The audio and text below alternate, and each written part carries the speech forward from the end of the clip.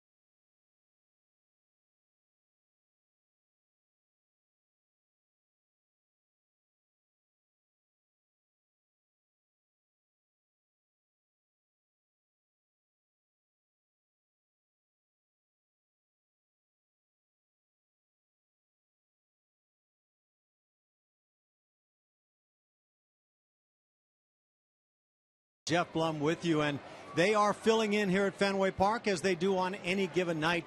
First of 3 between the Astros and the Boston Red Sox, and the Astros come in, Blummer, having swept the Kansas City Royals 3 straight games. Quite a series there. They did a really good job. They played against the defending American League Championship team and played quite well. Our pitching performance powered by Kubota now comes up as the Astros in that series against the Royals got some great starting pitching right on down the line. You can start with Keuchel. No, they did a great job. Keuchel in that series through complete game shutout against the Yankees, came back through 8 more shutout innings against the Kansas City Royals, making a bid for that all-star start. But Colin McHugh's starting to find that rhythm, getting the mechanics back, and you can see he's fired up about it. But this kid right here and a couple kids behind him, and Vince Velasquez also showing some great signs in that rotation. You've got 4 legit starters right now for the Houston Astros. Really, the only question mark for me is how long are they going to let Vince Velasquez and Lance McCullers go with those arms, having never pitched into September. It's that time of the year where you start seeing some new faces, new names. Dan Straley gets the call up from the minor leagues to pitch tonight's game. Yeah, and you're going to look at some video and see what he did against the Houston Astros a couple years ago. Comes in with a good fastball. That breaking ball is a pitch for him that he's able to put guys away. So it's key for him to get ahead with that fastball, work around the edges, and bury guys with that breaking ball down the zone.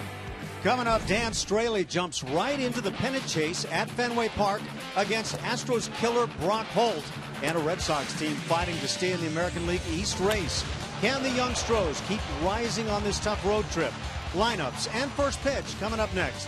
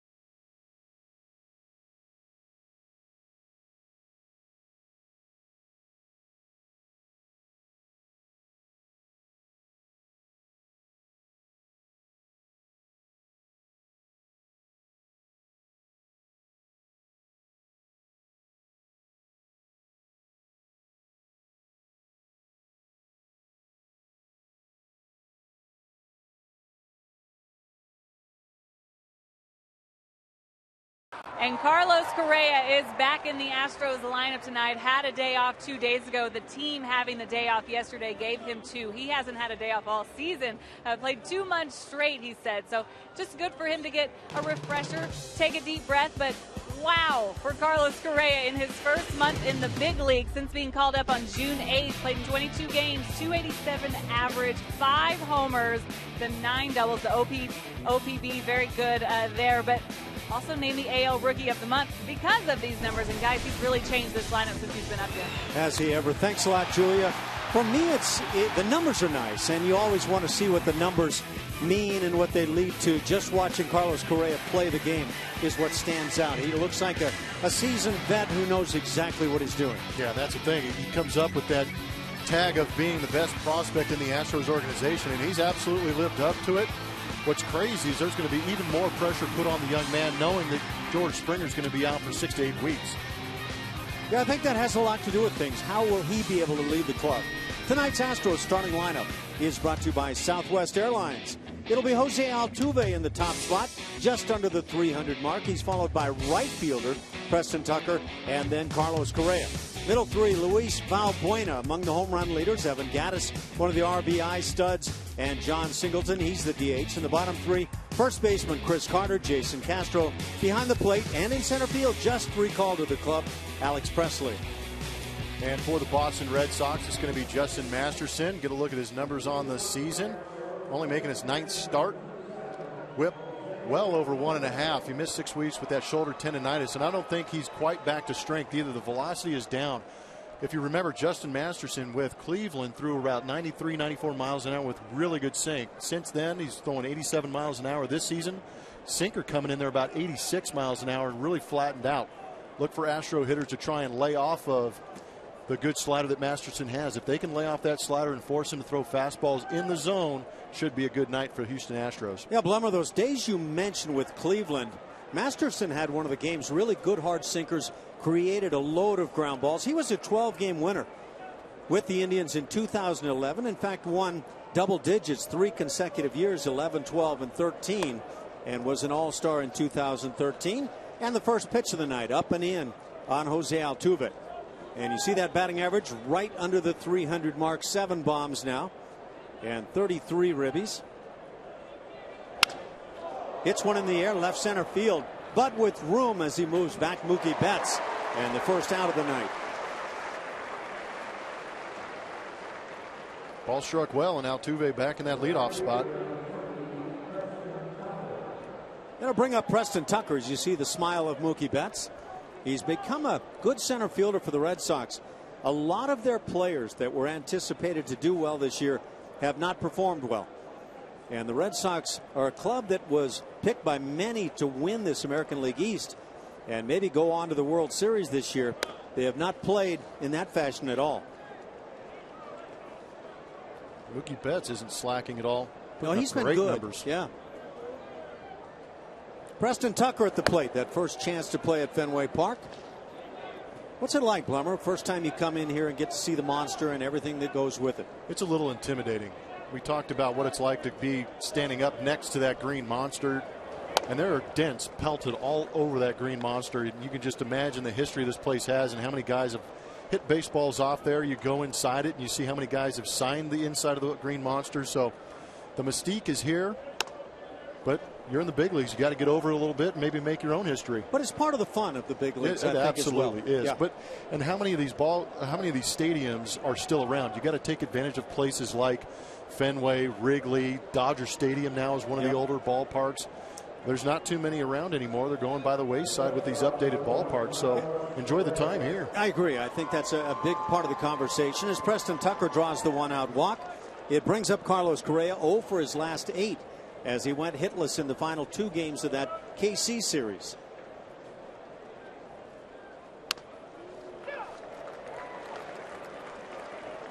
And Carlos, as he often does, willing to take a strike. Such a confident hitter and a guy who just looks like he can hit in any count. Slider finds the inside edge. 0-2 the count. Yeah, he's looked like that if he's facing a guy throwing 88 with just sinker slider, or he's facing a guy like Herrera for Kansas City who throws 98 miles an hour. He always seems calm and relaxed. That slider misses low. The Astros start the night 47-34. That's the best record in the American League.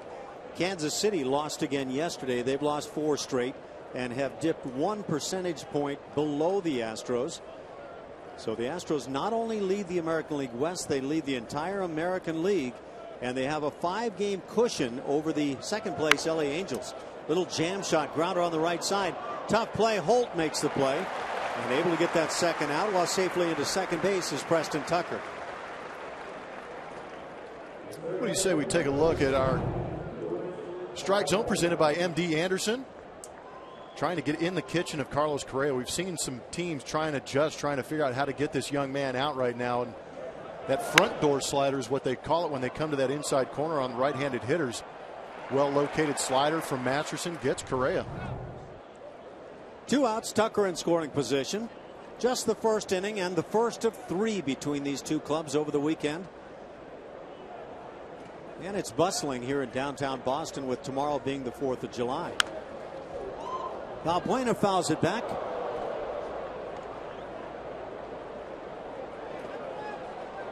For Luis, that batting average at 197, 19 home runs, among the leaders in home runs. You look home runs in the American League. Albert Pujols leads at 24. Mike Trout, J.D. Martinez at 21. Then it's Nelson Cruz at 20. And right there at 19 is Luis Valbuena. Little pickoff play as Tucker gets back in.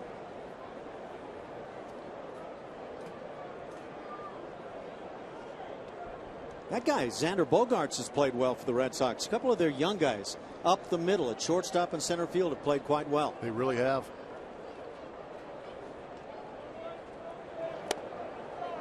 Fastball is just outside. 1 ball and 1 strike. So when you look at the Red Sox, part of it, and it's true with any ball club, injuries playing a big part of things. They are without the services of Dustin Pedroia, who has a hamstring injury, Shane Victorino, Daniel Nava, and on and on. Those are the big names missing in action right now. John Farrell is feeling the brunt of it too. A manager who saw his club drop to last place last year after winning the World Series the previous year. His first year as the manager of the Red Sox. Valbuena, it's just a piece. 2-2 the count. You know what'll be interesting is to see how these Astros hitters adjust to hitting here at Fenway Park, because I really don't think they have to adjust all that much, because the surroundings are very similar to Minute Maid, with that green monster being so close in left field, just like the Crawford boxes. So they can keep the same approach. And the reason I say that is because Valbuena has good opposite field pop. You know, I think you bring up a really good point, because I think this ballpark plays a lot like Minute Maid Park in Houston. Center fields are similar. 420 out there in that center field, kind of right center field gap. Bullpens come in a little bit. Then you got that pesky pole. That's a good place to shoot for right there. About, what, 200 feet away, it seems like? That's about it. Right down the line, very short. Ground ball right side, backhanded by Napoli. He'll get the out, feeding on to Masterson, and that'll do it. The Astros get a walk and leave a man scoreless after a half an inning of play.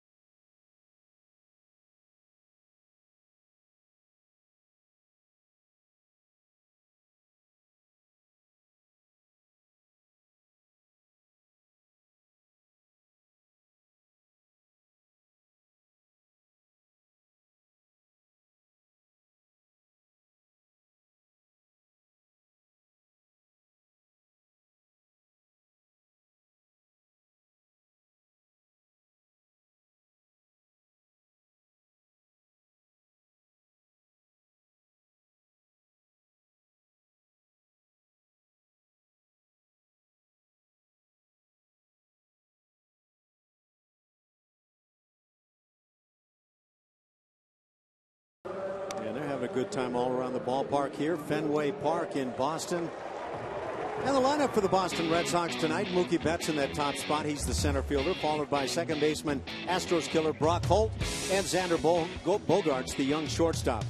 Middle of the order, David Ortiz. He's been struggling, especially against lefties. He's the DH. In left field, Hanley Ramirez and Pablo Sandoval at third base. And the bottom three: Mike Napoli at first, right fielder Alejandro De Aza, and Ryan Hannigan is the catcher. Get a look at the new Houston Astros pitcher, Dan Straley, making his first appearance for the Houston Astros at the major league level. Made 14 starts down in AAA. ERA at 4.06 actually is halfway decent. He's given up a lot of hits in not so many innings, but been able to work around those. Had a great year in 2013, 10-8. Fastball skied into right center field. Alex Presley, in his first game with the club this year, makes the catch, and out number 1 here in the bottom of the first inning.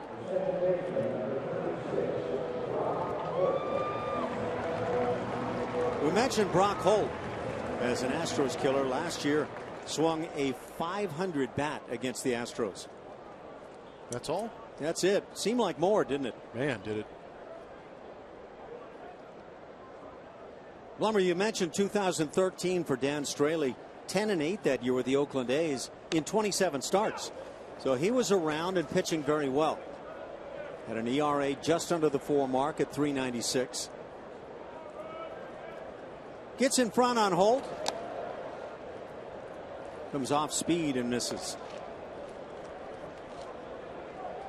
So we've mentioned the Astros in first place. The Boston Red Sox have not had that good fortune this year. They're 6 games back in the American League East, and they're in last place. Line drive to left field, and Brock Holt at it again. A 1-out single. Good grief, just walking.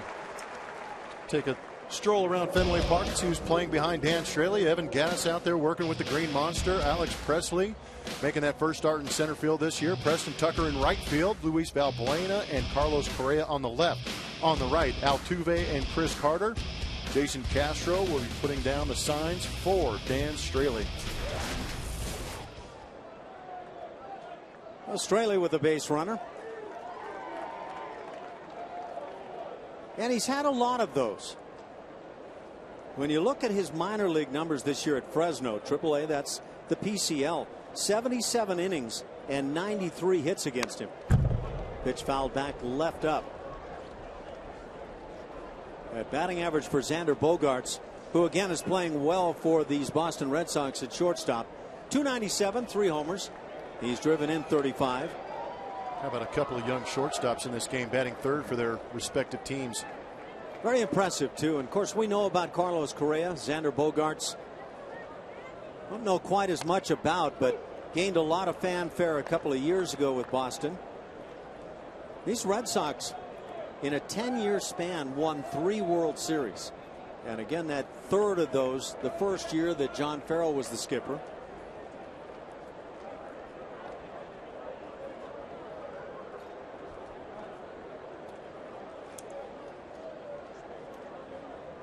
And Bogaerts is just 22 years of age. So he would figure to be one of the nucleus players now. Fouls it back.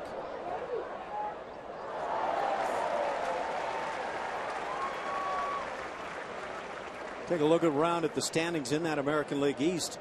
And you would think even the Boston Red Sox, along with all the clubs, have a shot at winning that division. No, I think everybody in this division is still in it.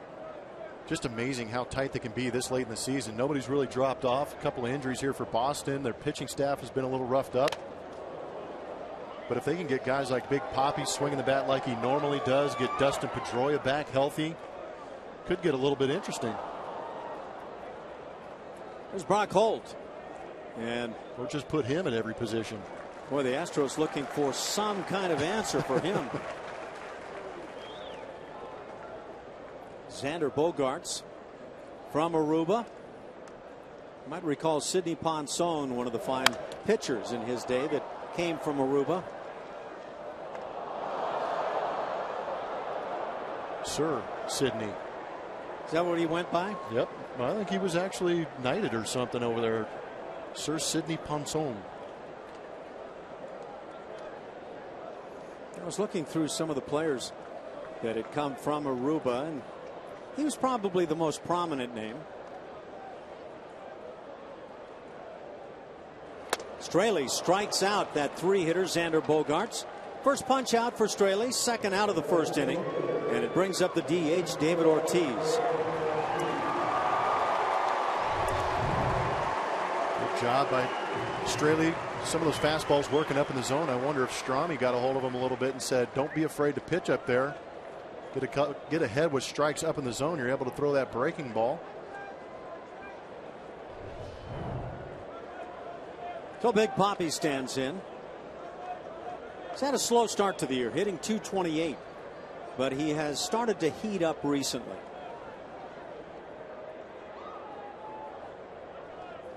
"14 home runs on the year, and had a couple of those long balls in the recent series in Toronto with the Blue Jays.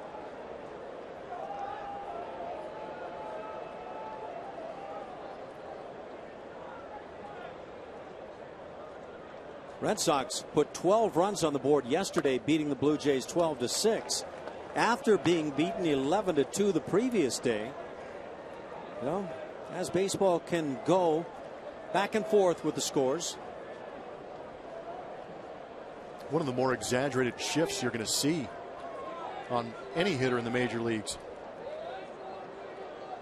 Second baseman Altuve way out in the outfield grass. Of course, Big Papi doesn't run well anymore, if he ever did, as the count at 3-0.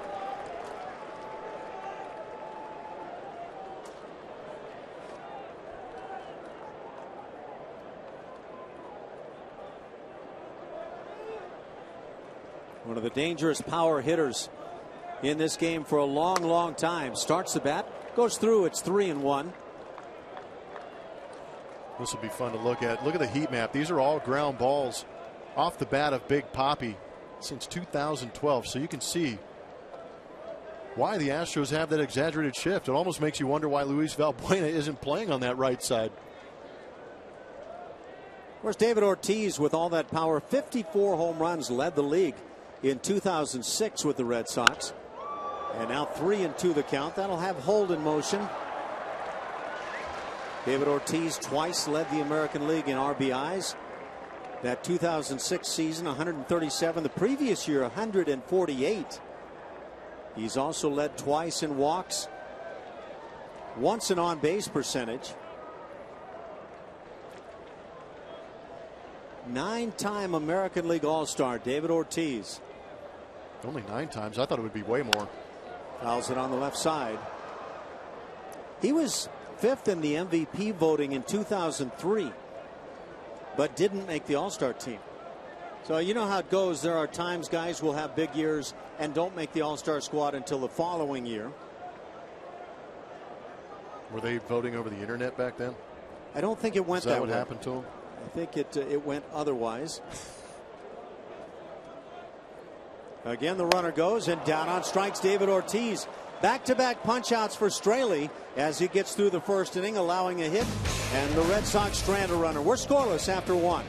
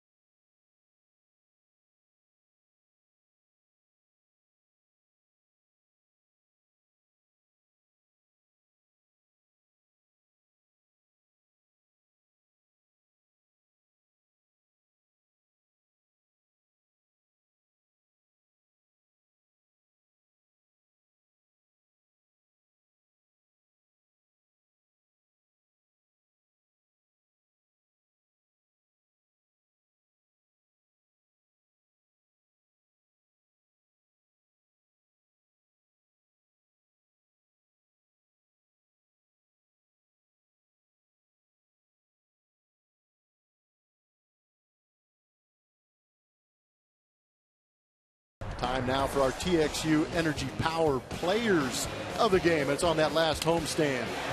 Chris Carter, 6 games, 3 bombs, only 5 RBIs. Picked up some of those home runs. They were solo shots, but still nice to see him squaring that ball up and shooting it out of the ballpark. And Evan Gattis hit his 4th triple on that homestand. It also drove in 6 runs. The man loves RBIs, and he goes out and gets them, attacking that strike zone with that powerful swing he's got.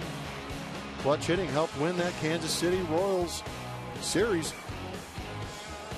It's good to see those middle of the order type guys starting to swing the bats well and drive in runs. Yeah, that was an intriguing series. Now, you worked that series with Brownie, but great pitching, starting pitching in at least a couple of the games.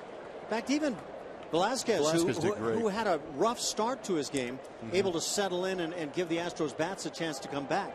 Well, he got into that mode of he gave up those runs early, and then but settled in and kept it close to allow his offense to get back in the game, which I think a lot of us were pretty happy to see.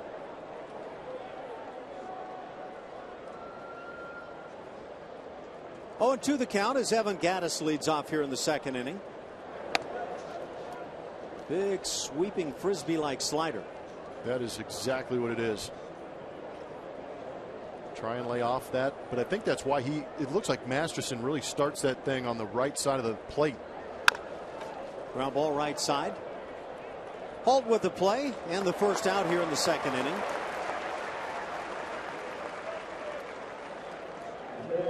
Did you ever face the slider of Kerry Wood in his heyday? Yeah, and I actually told a story the other day. He hit me with one I swung at. Don't laugh. It's not funny. It was yes, that's funny. No, that's good and funny. That slider to the left-hand hitter that just keeps coming at you. Oh yeah, I swung and missed. It was strike 3. It hit me in my back foot, and there were 2 guys on base. Jimmy Williams comes running out of the dugout to argue or try and find out, why runners aren't advancing, and I, as calm as I could, I said, Jimmy, just walk back to the dugout with me because that ball actually hit me in the foot. And he looked at me like he saw a unicorn. You're supposed to at least lie at the plate. No, I was like, let's just get off the field now, Jimmy. Take the, just pretend this never happened. Just be glad replays aren't involved. Exactly. John Singleton at the plate. He's the DH tonight, has an 0-2 count.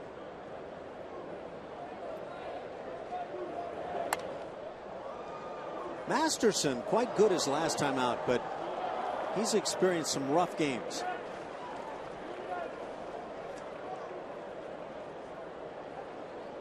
That last time, 5 innings allowing 1 run, it was unearned against Tampa Bay at Tampa Bay. And that's turned into a good pitcher's ballpark, by the way. Sure has. At one time, it seemed to be a bandbox. Ground ball up the middle, but the shortstop is there. Bogarts, who has just 5 errors on the year, makes the play. And that's the second out, despite what Mike Napoli might have thought. Did you see that? I saw the same thing. He was ready to go in and get his helmet and batting gloves on. 2 quick outs, and yet it wasn't quite quick enough for Mr. Napoli. Well, Chris Carter will stand in. Chris hitting 198. Been hovering around that 200 mark now for a while, but starting to hit the long ball. 15 of them for Chris. Well, hitting that long ball is one way to take everyone's eye off your batting average. It does that, yes. But if you're Chris Carter, hitting the long ball probably keeps you in the lineup for a prolonged time. Sure does. Taps it foul. 0-2 as Masterson has been getting in front on each of the hitters now. Carter has 4 lifetime home runs against the Red Sox. Slider is fouled back. Carter had a home run in yesterday's game, a couple of RBIs. Home run in game 1 of the 3 against the Royals. Actually, quite a few 2-strike hits from Houston Astro hitters in that series, too, which was good to see. Did you get the impression that the Royals have that same power set of arms out of the bullpen? They did, but the Astros offense didn't allow them to come in and face them in too many situations. Carter loops one into right center field, coming on and able to get there and make the play is De Aza, and that'll do it. A 1-2-3 second inning as Masterson mows through the Astros, scoreless after an inning and a half.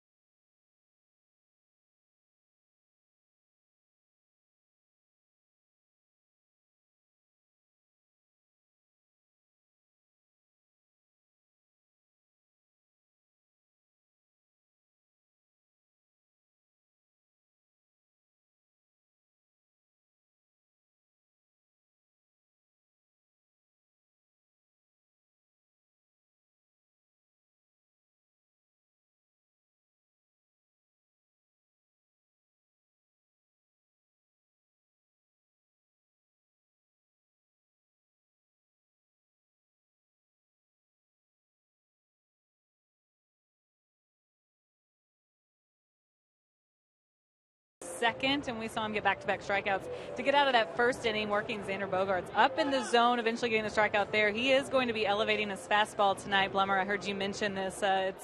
This team really likes the inside pitch, so we're going to have to watch to see how he goes at some of these hitters. I did talk to Brent Strom, the pitching coach for the Astros, said that he likes to use his changeup against right-handed hitters right now. So we might see that tonight, one of the few to go righty-righty with that changeup. But he's really trying to prove that he belongs in this rotation tonight, guys, not just up here for a couple days. First pitch, a fastball slammed to left center field, and that's enough to get out of here. And the Red Sox take a 1-0 lead in the second inning. Number 17 on the year for Hanley Ramirez.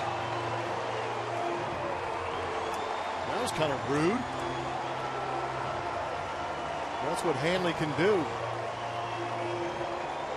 Straley threw 17 pitches in that first inning, and Hanley might have been studying a little bit and realizing that Straley was going to try and get ahead early in this count. Gets himself a fastball, that high leg kick, and launches right through that thing for a bomb to left center field. 40 RBIs on the year now for Ramirez, and you can see he got plenty of that one. That brings up Pablo Sandoval, another one of the off-season acquisitions by the Red Sox. And again, to this point, it just has not played out the way the Red Sox envisioned. Ball and a strike now on Sandoval. Switch hitter, batting left-handed, has just 7 home runs and hitting .269 on his year. Breaking ball grounded on the right side. Altuve goes down and makes the play, and that ball apparently kicked to the right of Altuve. That was odd.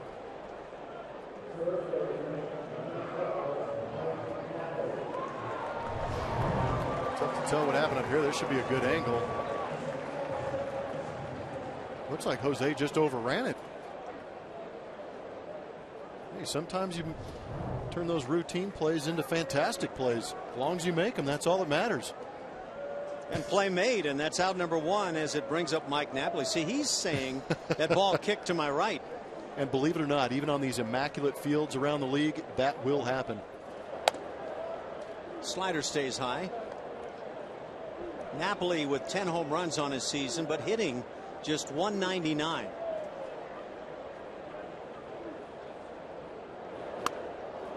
Out in front on the slider. Get the impression, though, that the Red Sox might quickly settle into that slider speed until Straley shows that he'll throw more fastballs, maybe even in on the hands. Yeah, we really haven't seen him trying to pitch in there. Much like Julia said, they like that fastball in for these right-handed hitters. They like to launch that thing over that monster. There's a good fastball at 91 in on the hands.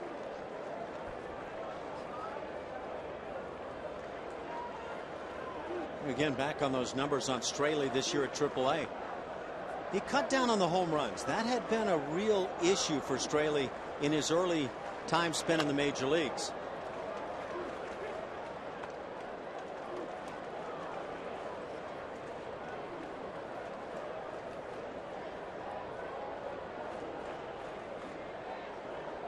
One out here in the bottom of the second inning. Red Sox lead on the home run by Hanley Ramirez. And there's your second out. Third strikeout for Dan Straley. It's that good slider. We know Napoli's having himself a rough year. We saw a couple of swings and misses, but the timing is off. The balance is off. You see that front side opening up, not hitting against the front leg. Hands just gliding through the zone instead of snapping the barrel through there. Left-hand hitting Alejandro De Aza stands in, hitting .266. Fastball stays away.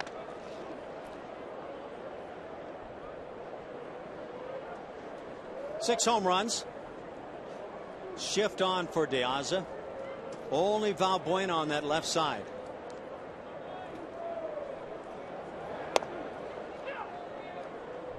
We're going to take a look at Supermo presented by Mattress Firm. See that slider that punched out Napoli? Good late break, because you could see how far out in front he was on that pitch. Just sometimes the eyes and the body are not in sync at all. De Aza now with a 1-2 count.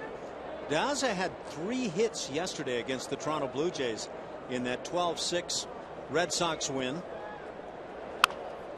Slider is yanked foul. And De Aza has hit in 8 straight.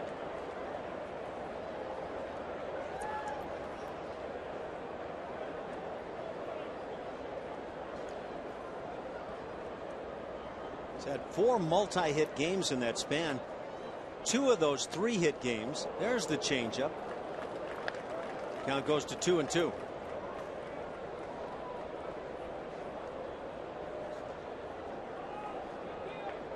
Did you find that some pitchers, if they had 3-4 pitches, would hold off on a couple of pitches the first time around that seeing the lineup? That was always one of the talks. Save something for that big out in maybe the 7th, 8th, 9th inning. Or maybe with runners in scoring position, break out like we just saw the changeup. You know, you wait till you got 2 strikes and the guy hasn't seen a changeup yet. Try and throw a good one to get him out. Pitch outside and the 2-out walk. The problem that I saw was that usually that pitch that would be withheld was the 3rd or 4th pitch of the pitchers, and therefore not one he wanted to use in a big situation. Well, I just didn't think it would be smart to try and throw that for the first time in a big situation. And therefore it became no advantage late in the game. Exactly. It always got talked about, but pitchers tend to utilize what they need, what they want earlier in the game, and then the only thing that's left is what they don't like to throw anyway. De Aza at first base, Hannigan at the plate. Ryan Hannigan, the catcher. As the pitch is lined into right field, that's a base hit. De Aza streaks for third base. Tucker gets it back into second. So the Red Sox have runners at first and third, 2 outs for the leadoff man, Mookie Betts. Aggressive on the fastball early. Pick a pitch before you get into the box. If you get it, put a good swing on it. It's not a bad approach if you get the pitch you're looking for.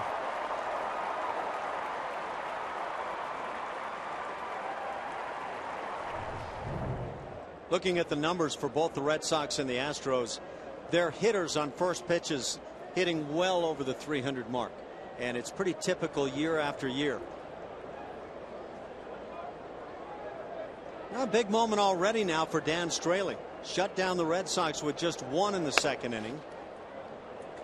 Betts flied to center field back in the 1st.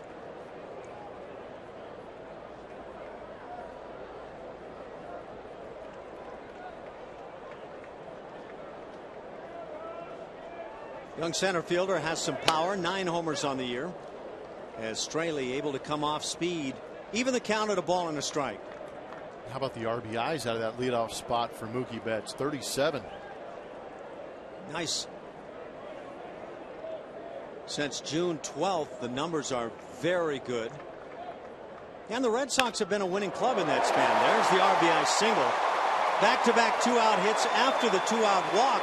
And the Red Sox double their lead, 2-0 now.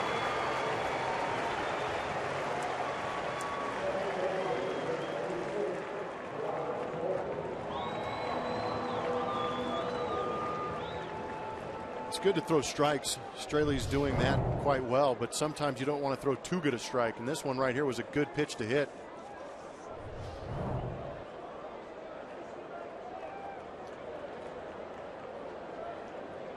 So Dan Straley finding the hits coming at the rate that he's seen in the past. And again this year at AAA, ground ball right side, easy for Altuve as he goes to a knee. And that'll do it. Brock Holt is retired. And the Red Sox pick up 2 in the 2nd inning, highlighted by that long home run from Hanley Ramirez.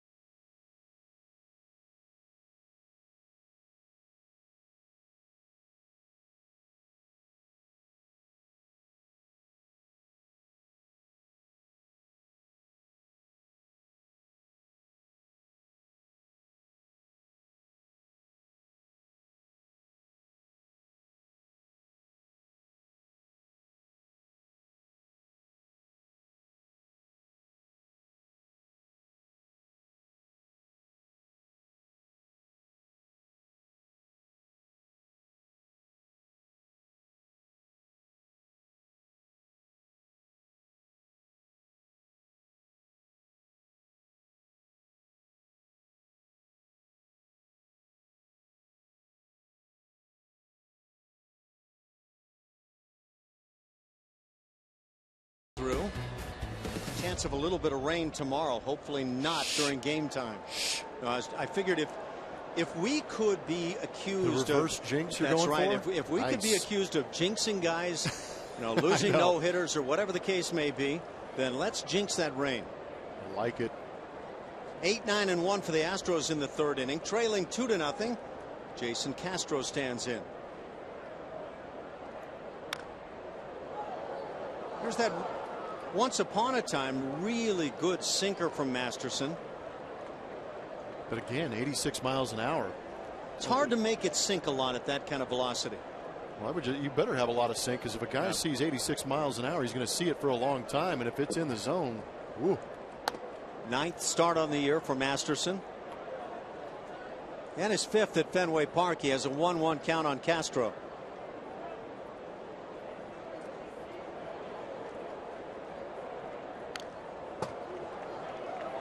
Red Sox have a home run already. Hanley Ramirez leading off the second inning. Slammed the first pitch he saw. The Red Sox tried to bring in some thunder this offseason. Hanley Ramirez and Pablo Sandoval. But for whatever reason, it just has not been a solid season to this point. Castro takes close away. 1-2 the count. Up to 91 on that fastball for Masterson.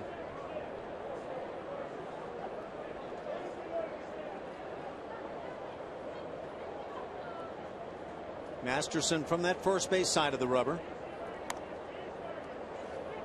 Might have been the changeup. It's filled now on Jason.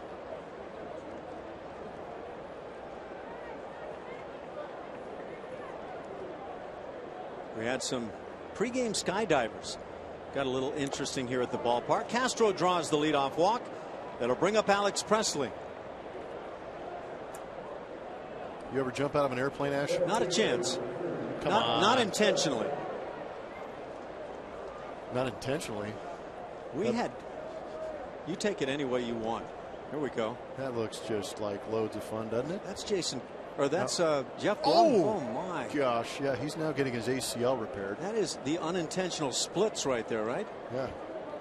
Jumped up pretty quick, but I guarantee you there's an ice bag somewhere on that body. Speed dial to the doctor, no doubt. Pitch away from Masterson. Alex Presley put up nice numbers at AAA. 308 the figure. A couple of home runs for Alex. Not a home run hitter.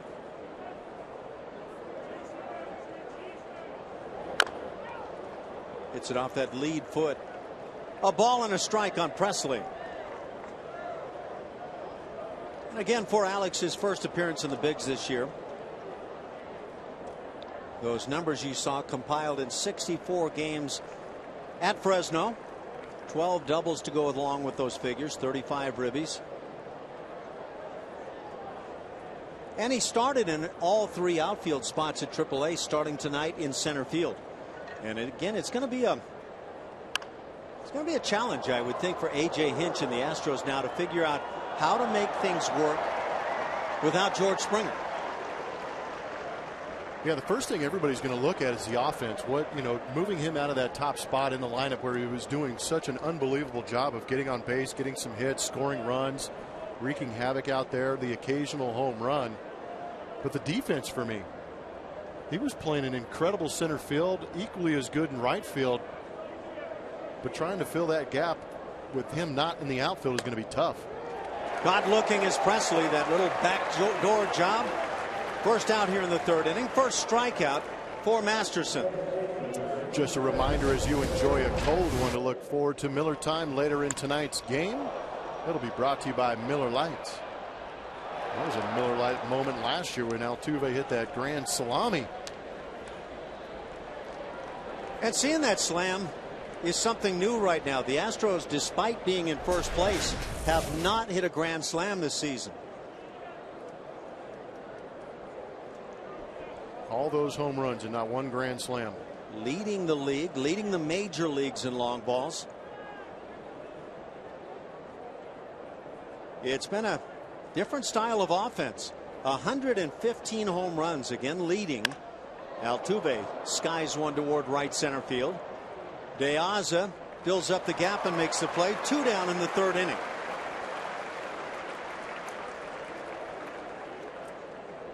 And it brings up Preston Tucker. Jason Castro reached on that leadoff walk.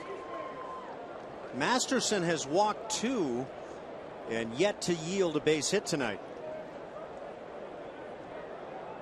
And again, part of that offense that the Astros have utilized this year. They're now 11th in the league in team batting average at .241. These guys are turning into a ball club. And yet the Astros 4th in the league in runs scored. With backdoor slider in for a strike.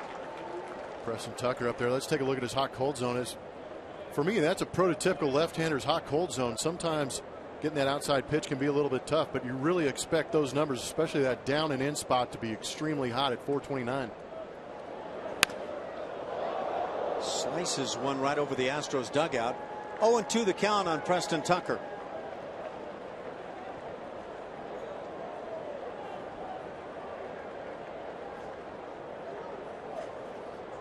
And Tucker figures to be a guy that's going to get more playing time now because of the absence of George Springer. And George, you would figure, is going to be out for 6 to 8 weeks anyway.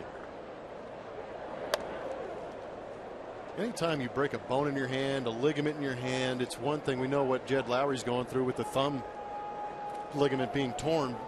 Any kind of repair. The good thing is that Springer didn't have to go in there for surgery, so hopefully it heals a little bit quicker. But anytime you're dealing with hands and being a hitter, it is extremely tough to get back in shape with that. Line shot into left field. So Preston Tucker improving on some of those hot and cold zone numbers as he takes a pitch away and drills it into left. 2-out single. First hit of the night for the Astros. They have runners at first and second with Carlos Correa coming to the plate. Yeah, and looking at some of the numbers, if this pitch is off the outside corner, he actually rakes those. But that was a great sinker from Masterson. Tucker making the adjustment, realizing he's being pitched down and away. Ripped that one the other way. That was a beautiful piece of hitting.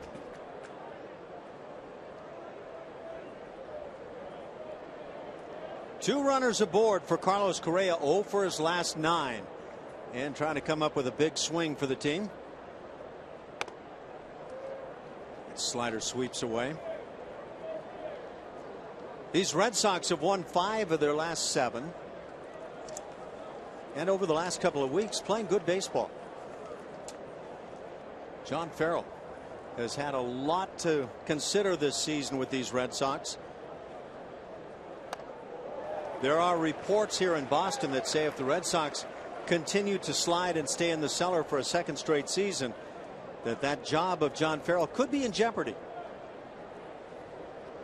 And of course that means the same for coaches, and always a tough consideration for all the guys.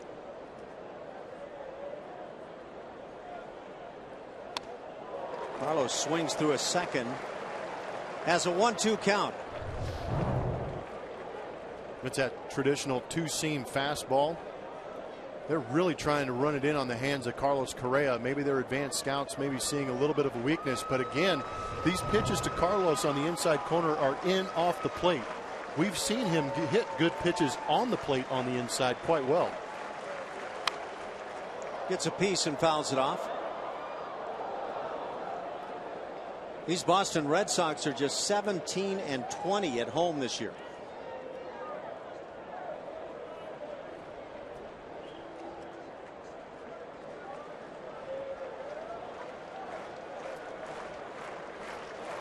One of those big early at bats for a guy. Carlos Correa asks for and receives timeout. He actually asked for that pretty early. If you were watching his face, you could see his mouth yapping a little bit, letting the umpire know he wanted timeout pretty quick. It was just a delayed reaction by the home plate umpire. That home plate umpire, Corey Blazer. Chris Guccione at first, Clint Fagan at second, and down at third is Laz Diaz. 1-2 on Correa.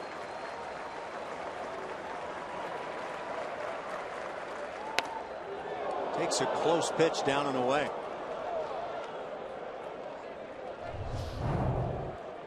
It's Hannigan set up down and in. Ooh. Tough one to take. Yeah. Good take. We've seen Correa handle that pitch.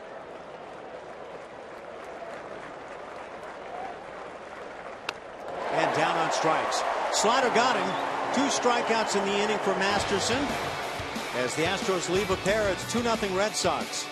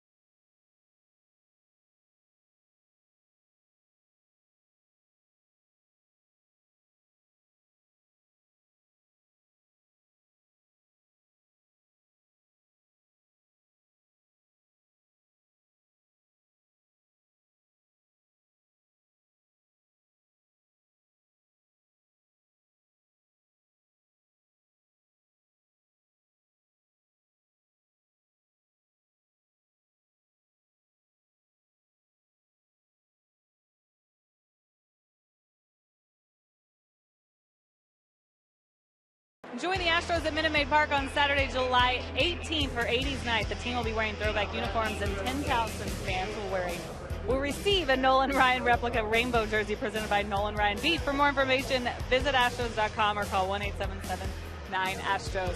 George Springer did make the trip. The guys talking about it earlier on the DL, though. Unfortunately, it's going to take a while for that fracture to heal, but his presence is still felt throughout the team as he joined this road trip.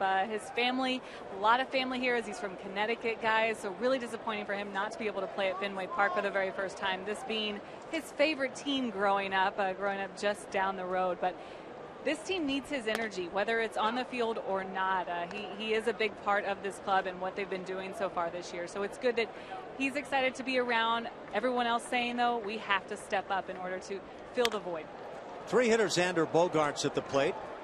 Hits one at shortstop as Correa gets him out number 1. Isn't that something that George Springer, a second straight year, comes into Boston on the DL and not a chance to play at home? Yeah, that is pretty bizarre how that works out. Baseball's a funny game, but you can see it hasn't changed his attitude one bit. Still in there, stirring it up, keeping the guys loose. You know, that's something else, too. When you're playing on a first-place ball club and you have a guy like George Springer in your lineup, and you've played on first-place teams, I don't know how many injuries you've had, but you, as a ball club, you see that one big guy go down in your rotation or in your lineup, and you notice, and you know that you have to put a little extra onus on what you're going out there and trying to do on a daily basis. Makes it tough. And you also start to notice that you don't put as many runs on the board when you're missing one of those big cogs offensively. David Ortiz now with a ball and a strike as he bats one out here in the 3rd inning. Red Sox on top 2-0. And George has all that energy, no matter where it is. I don't care if you're talking about in the dugout, in the clubhouse, on the plane, on the bus.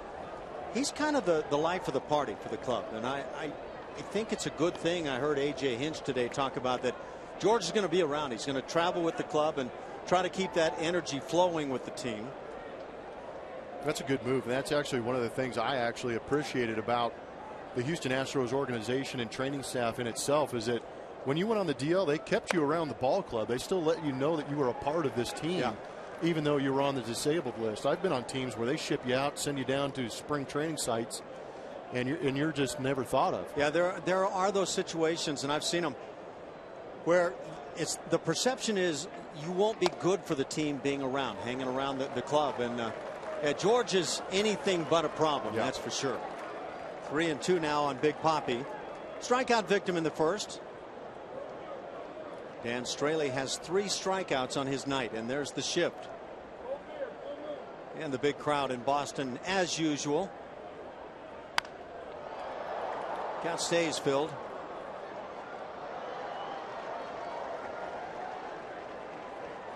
Red Sox are 4th in the American League in attendance. The Astros are 10th in that regard. And hoping the fans start to catch the fever and come on out to the ballpark. High fly ball down the right field side. Long run for Tucker. Altuve is there. And this one just out of reach.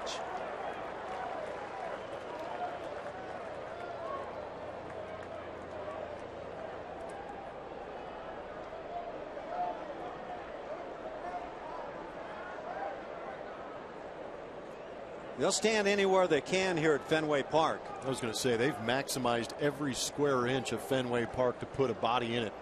You know, they don't have a lot of seats above the Green Monster, but what they do have, those are filled, and I mean filled from the start of batting practice as soon as the fans can get in the ballpark. Half swing, did he go through the appeal, and palms down coming back from Laz Diaz. It's a 1-out walk to Ortiz. He's aboard for Hanley Ramirez. George Springer, a big part of the defense on this club. I wonder if Tony Sipp is missing having George Springer out there, because we know he can go out and attack the baseball. He is absolutely fearless no matter what ballpark he's in, throwing his body into walls. Sometimes even the grill gets messed up, but continues to make plays. He is a human highlight reel out there in the outfield. He's as good as they come. And that first catch of that entire reel was the catch. Blummer referring to Tony Sipp early on in the season, the first week up in Arlington, when George took one back that was likely to be a game winner for the Texas Rangers. Instead, the Astros came back, won on a Hank Conger home run, and kind of one of those games you can point back to, maybe a turnaround point. But it was the defense of George Springer that enabled that possibility. Ramirez hit the home run in the second inning. Out in front on the slider. It's 0-2. Pretty filthy slider. Got a generous call in that inside corner on the first pitch fastball.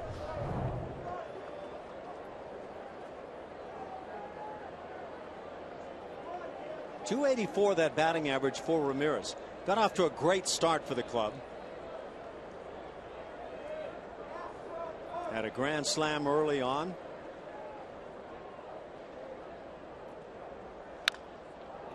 Gets a piece of that slider, stays alive at 0-2. That second strike slider had Ramirez out in front. Tight rotation.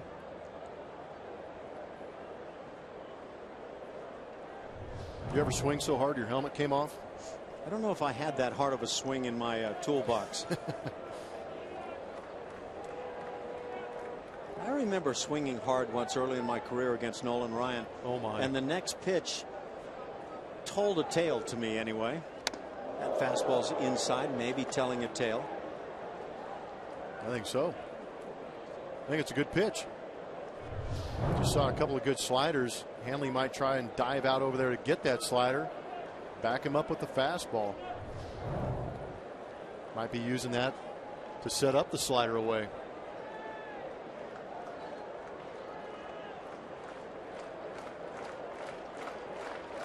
Just the third inning, 2-0 Red Sox.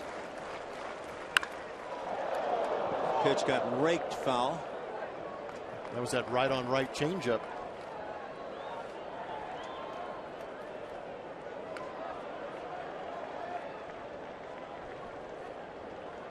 Sometimes foul ball strikes can be just as effective. Get quick on that changeup.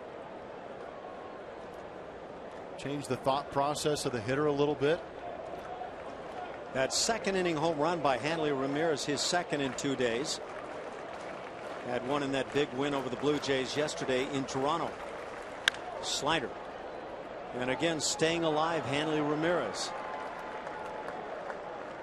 Staying alive is that guy. Good play. Good move, too.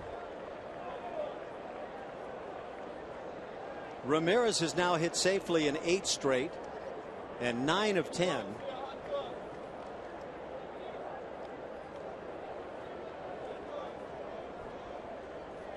May forget that Ramirez came up originally with the Boston Red Sox back in 2005. Then went on to Miami where he made his mark. Played with the Marlins through 2011. On to the Dodgers. And then part of that big remake for the Red Sox this past offseason.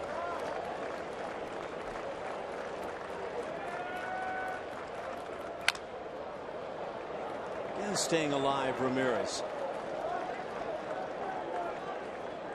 Check out some numbers on Straley.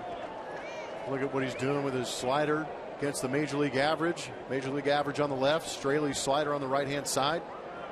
Average way down at 178. The whiff percentage up almost to 40%. Tells you it's got good depth on it.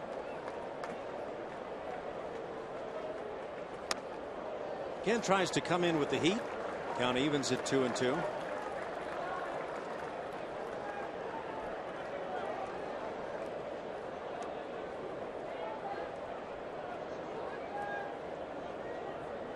A battling at bat here for Hanley Ramirez. He led the National League in runs scored in 2008 with the Marlins, and down on strikes. That slider nowhere close, and yet Straley able to pick up his 4th strikeout. Took him a while to set it up. Hanley was fighting off some tough pitches, and it really looks like Hanley guessed wrong on that one. Started that one low. Sometimes you see it come out of the hand that low. You guess fastball. 2 down now as Pablo Sandoval stands in. Sandoval grounded out to Altuve. That was the first out of the 2nd inning. Chops it foul just outside the bag at first.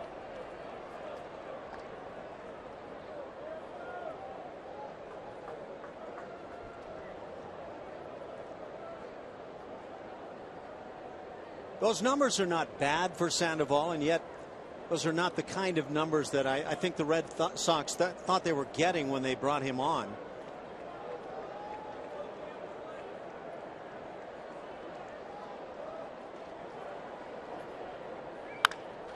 Ground ball right side, sharply hit, but Altuve's there.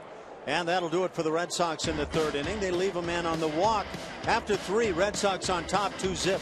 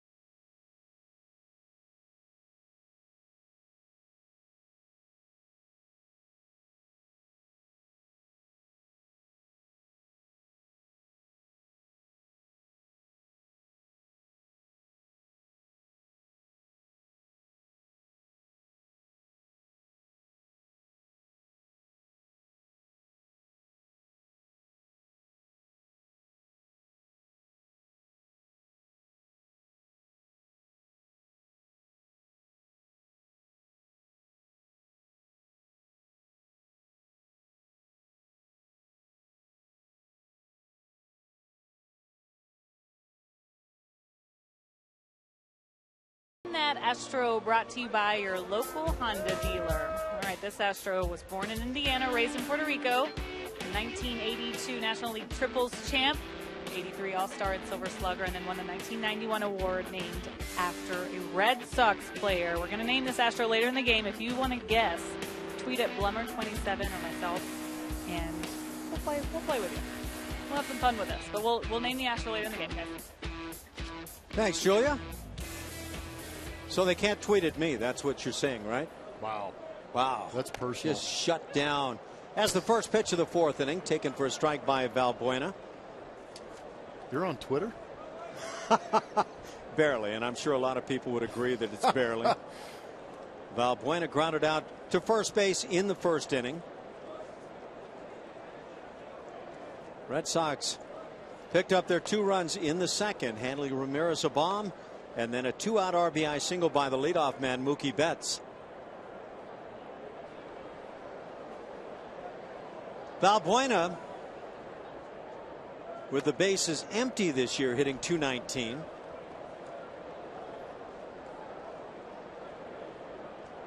But his value has come with the long ball. 19 home runs, 35 RBIs. He scored 41 runs. Slider finds the outside corner. It's 2-2.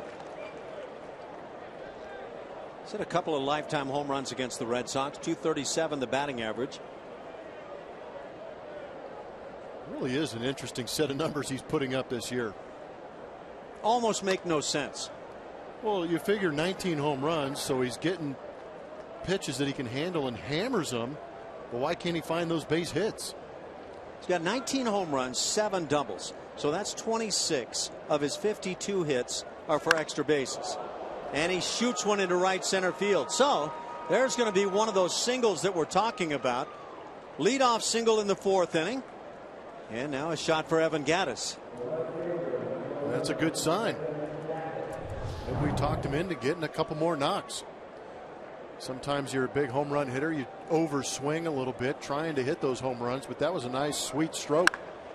Just lining a base hit back up the middle. So that would be the 27th extra base hit for single this year, to go with 26 extra base hits. I guess you take the ratio anytime. You just want more hits to be able to add to the batting average a bit. Evan Gattis grounded out to second in the second. And the more base hits are going to lead to, obviously the higher on base percentage, but you're going to score more runs and maybe get driving a couple more RBIs. There's a shot into right center field. Valbuena goes to third. Back-to-back hits by Valbuena and Gattis, and the Astros threatening here in the fourth inning. And I think we're getting a pretty good idea of what Gattis is trying to do over the course of the year, is really try and drive those fastballs up the middle the other way. If he gets a mistake, yes, he will turn on it, and yes, he will drive it out of the park, but he is putting all of his emphasis on going back up the middle and to that right center field gap. You notice that bat path by Evan Gattis, almost down through the baseball, yes, just back spinning it. First and third, nobody out for John Singleton. Infield plays for the double play, and they may get one. Ground ball to second, and they will not get it. John Singleton able to leg it out. It'll be a fielder's choice, producing a run, so an RBI for Singleton. It's now a 2-1 Red Sox lead, and 1 out with Carter coming to the plate.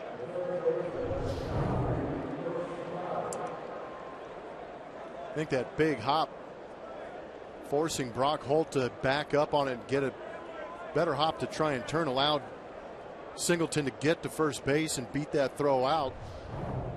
Good hustle. Also gets him an RBI.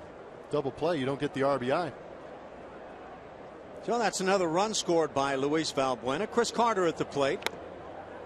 Gets that down and in fastball and swings through it.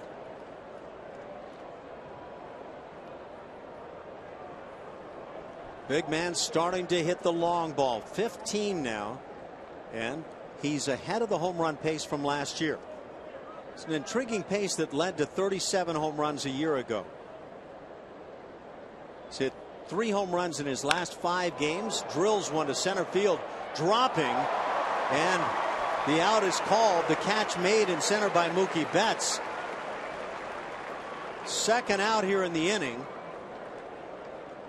And that ball was raked to center. And if you're looking for little signs. That's a little sign that Chris Carter might be turning things around. Swung over the top of a fastball in, but that one he laced to center.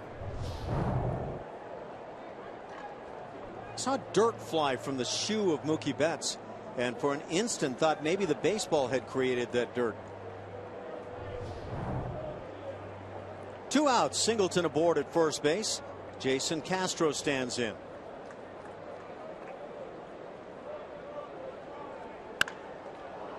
He hammers one to left field toward the monster, and that is off the green monster. Digging for third, Singleton. He's been waved home as the throw goes to second, and the throw to the plate is not in time. That might have caught a piece of Singleton, and the Astros have caught him at 2. It's an RBI double for Jason Castro to tie it. That's a great swing from Jason Castro. We know he likes to drive that ball the other way. This ballpark built for him a little bit. If you want to think about him driving it off that monster like he just did, got a good fastball away on that running sinker. Hanley bobbled it a little bit, but watch where the throw comes into. It comes in towards second base. And I think that's what helped John Singleton get into home and score that run. Because you can see Gary Pettis, who's out of the frame right there, was adamant about waving him around. Did that throw catch a piece of Singleton? I'm not sure, but I would have liked to have seen him slide on that play. Alex Presley now at the plate. Grounds one up the middle. That's a base hit. Here comes Castro to the plate. The throw from Betts cut off, and the Astros take a 3-2 lead. And all 3 runs coming here in the 4th inning. Astros lead Major League Baseball in home runs, but right now resorting to small ball a little bit. 2 out RBIs or crushers. The Astros being a little bit more aggressive in these ABs too, getting some base hits early in counts when they get the fastball they want. Alan Zinter, their assistant hitting coach, talking earlier before the game, said he wants these guys to be aggressive in the zone. Don't be hesitant. If you see a pitch that you're looking for, go get it and put a good swing on it. And the Astros are doing that right now. Alex Presley just called up to the club and comes through in a big way. He's 1 for 2 on the night. That RBI single. The ribbies in the inning, Singleton, Castro, and Presley. And that ability of John Singleton to leg out the would-be double play, proving big in the frame. That, by the way, RBI number 1 for Singleton.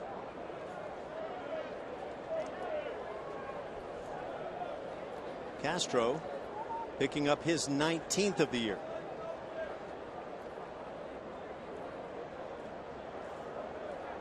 Two 2-out runs, as Blummer's talking about. Jose Altuve has hit in 10 straight. He's 0 for 2 on his night.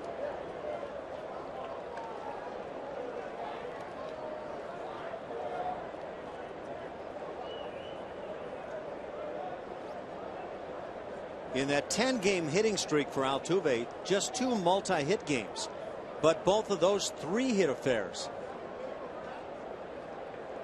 Altuve fouls it back, has a 1-1 count.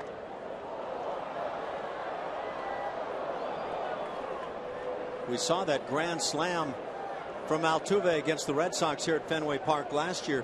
That his only home run career against the Red Sox. Not a bad time to add to that total. That would be pretty cool. Alex Presley is capable of stealing a bag.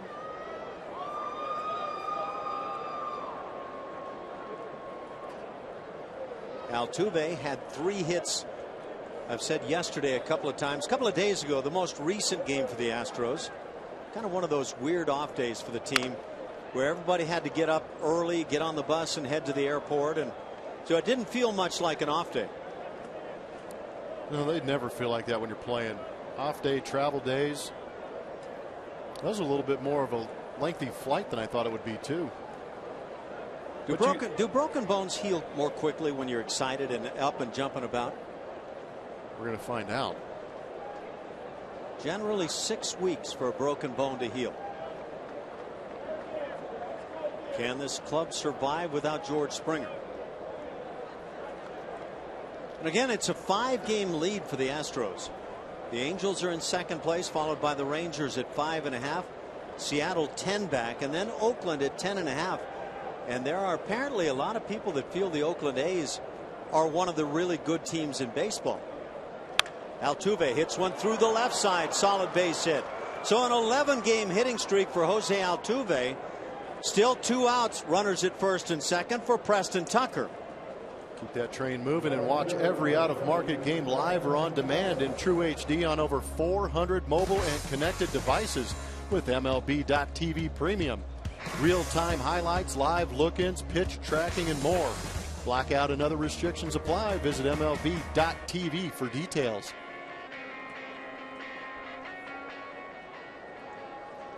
We've got Astros fans on hand. That is some kind of special. Breaking ball, pop foul. Preston Tucker on the night has walked and singled. And that single was a thing of beauty as he took a pitch down and away and drilled it into left field.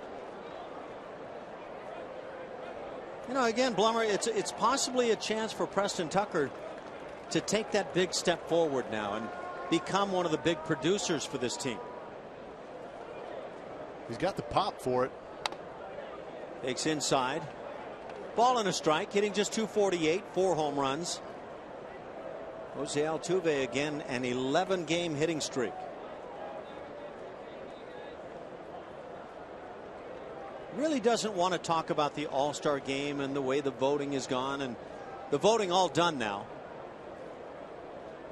But you can tell it really means a lot to him to be able to make that All-Star squad. 1-2 on Tucker.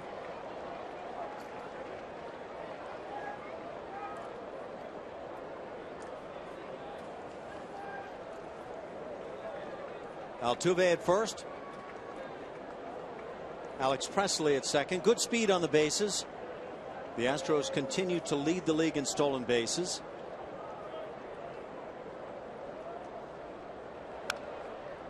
Good swing by Tucker as he fouls it back. Real good swing.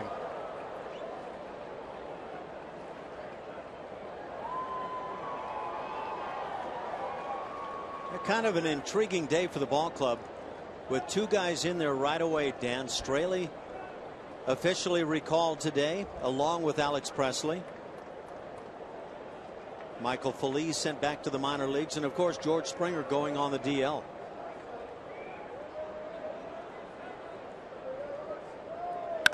Pitch is hit in the air on deep left field. Back at the wall. This one is off the wall. 1 run scores. Here comes Altuve, and he will score. A 2-run double by Preston Tucker, and the Astros lead it 5-2. There's a good sign. Preston Tucker driving the ball the other way.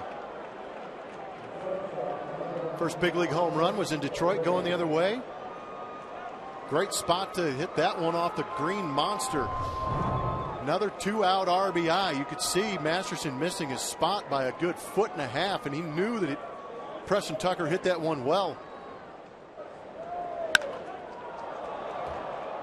Not well enough to get out, but to provide one of those dents out in left field that Jeff was talking about. Did you see Gary Pettis? Altuve on first base with 2 outs was off on the contact, but Gary Pettis, with as well as Hanley Ramirez, played that ball off the wall. For the first time in a long time, actually had the stop sign up. Altuve ran right through it and scored. Stop sign ignored. 9th hitter of the inning now is Carlos Correa. 0 for 2 with a strikeout, 0 for his last 10, and trying to rekindle things. Gets jammed. Ground ball to short. That's bobbled and dropped as Bogart's unable to make the play, and everybody's safe. Into third is Tucker, and we'll see how this is ruled. Being a former infielder, I know that when guys go after it in an attempt with their bare hand, it's usually ruled a hit. For me, this is a ball that should have been at least dealt with the glove. Well, I think if it, and again, ball's hit pretty firm for it to be a bare hand play for me. It's going to do it for Masterson as the skip, John Farrell, comes out to the mound. So Masterson done as he works 2 outs into the 4th inning. It's 5-2 Houston.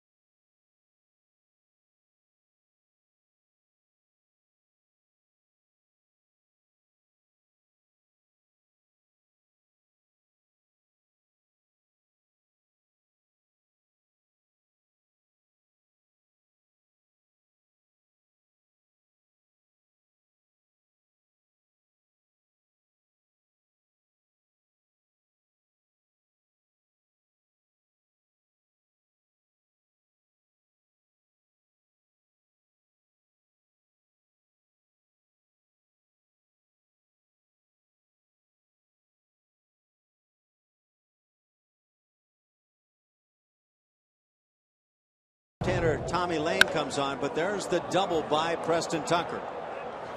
Springer out of the lineup. They got to rely on everybody in this lineup, and this time it was Preston Tucker. But keep an eye on the third base coach, Gary Pettis. He's a pretty aggressive at waving guys home, but first time in a long time we've seen those hands sticking straight up right there, trying to stop Altuve. And I think Altuve was past the point of no return, headed home, and it worked out. Yeah, he gave me the stop sign, but I wasn't stopping.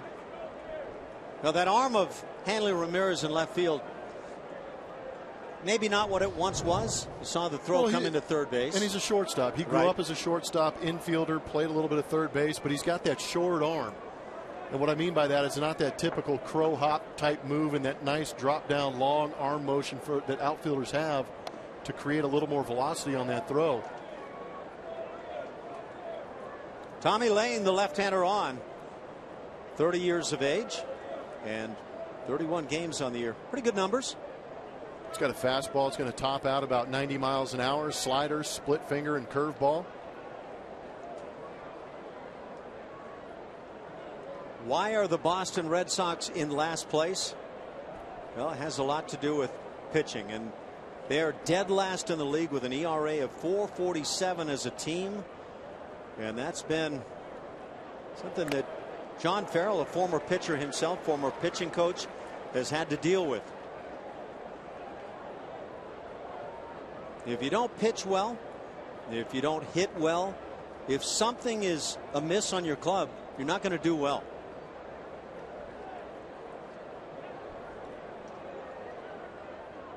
Saw that last Astro with 2 hits in an inning, Jose Altuve.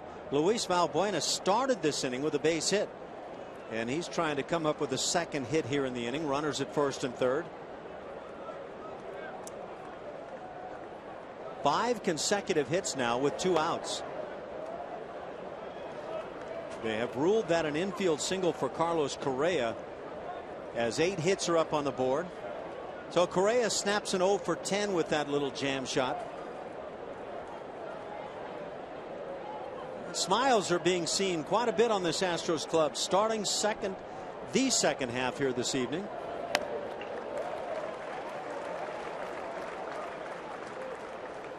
'81 games in the book, 47 and 34. You knew it going in, though, right? I called it. I don't have it on tape or anywhere that you could. Oh, I thought we were going to be able to turn to the tape and find that. No, I'd have to tape that later. Later, I see. Yeah. 2-2 the count. Lane steps off. So the Red Sox dead last as a group with that pitching ERA. It's the starting staff that has been the main culprit. They are far in the rears. 4.81 the ERA for the starting staff. Evan Gattis has been a part of things. He had a base hit on the heels of the Valbuena hit to start the inning.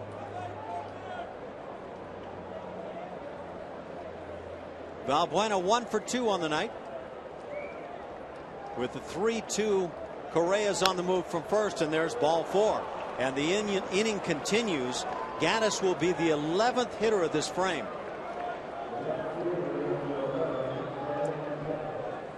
So the Astros, after 81 games, halfway point, their best records as a club through franchise history. That is pretty cool to look at. How about 50 and 31 back in 1979? They did not win the division that year.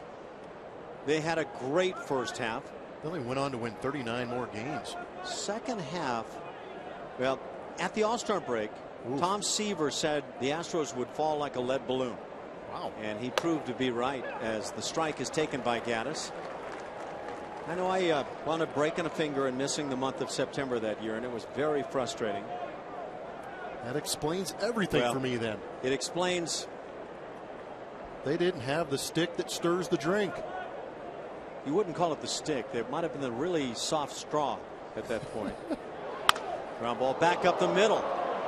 There to make the play hold, and he gets the force at second base, and that does it. 11 come to the plate. The Astros put 5 on the board. Through 3.5, lead it 5-2.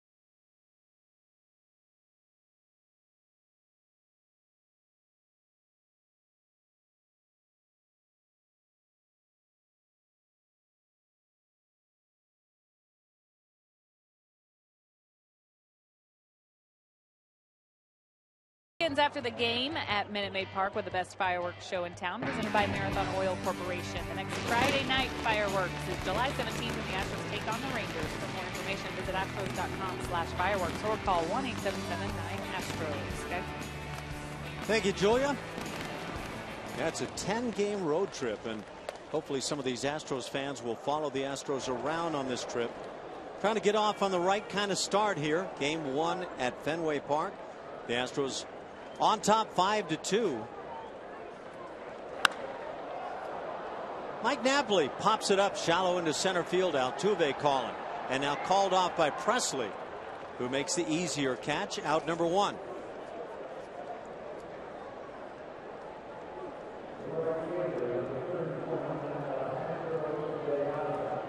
Just starting to get dark here in Boston. 1 out for right fielder Alejandro De Aza.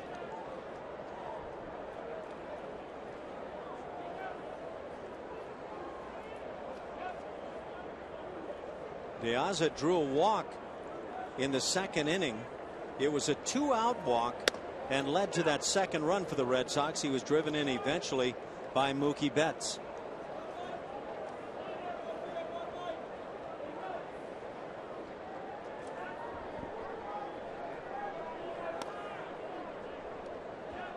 Dan Straley in his first start of the year now in the big leagues, and trying to take advantage of some offense by the Astros.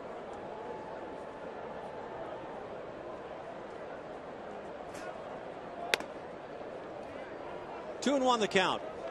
Shift on defensively.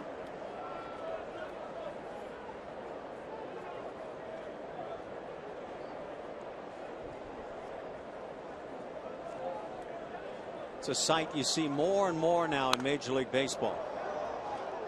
In fact, it's a rarity with a left-hand hitter at the plate that you don't see the shift on. Luis Valbuena on the left side, moving back now into the shortstop position.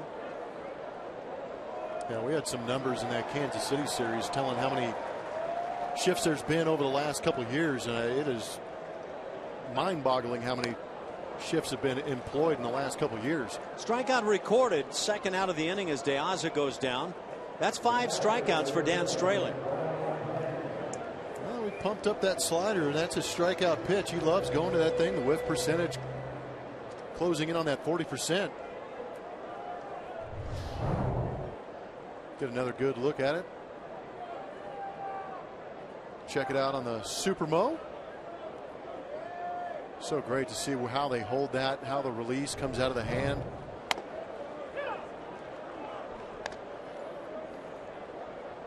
Looks like he has a couple different kinds of sliders too. One that kind of sweeps, and then when he gets to that 2-strike count, creates a little bit more depth on it to get that downward action.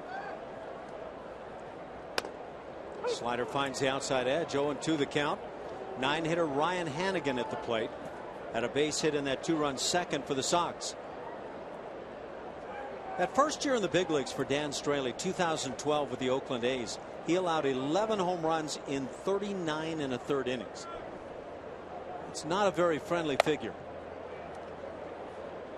In fact, it was 2.5 dingers every 9 innings.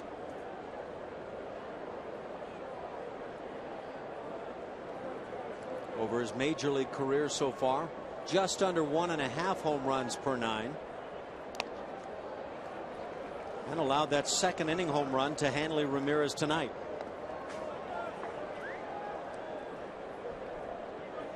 Two and two the count.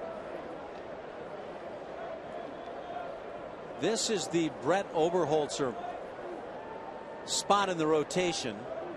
And of course, Obi's been sent back to AAA.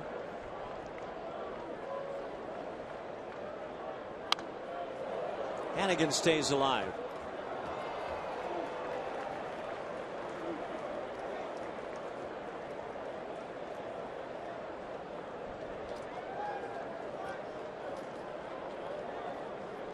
We're in the 4th inning. 5 runs, 8 hits for Houston. 2 runs on 4 hits by the Boston Red Sox.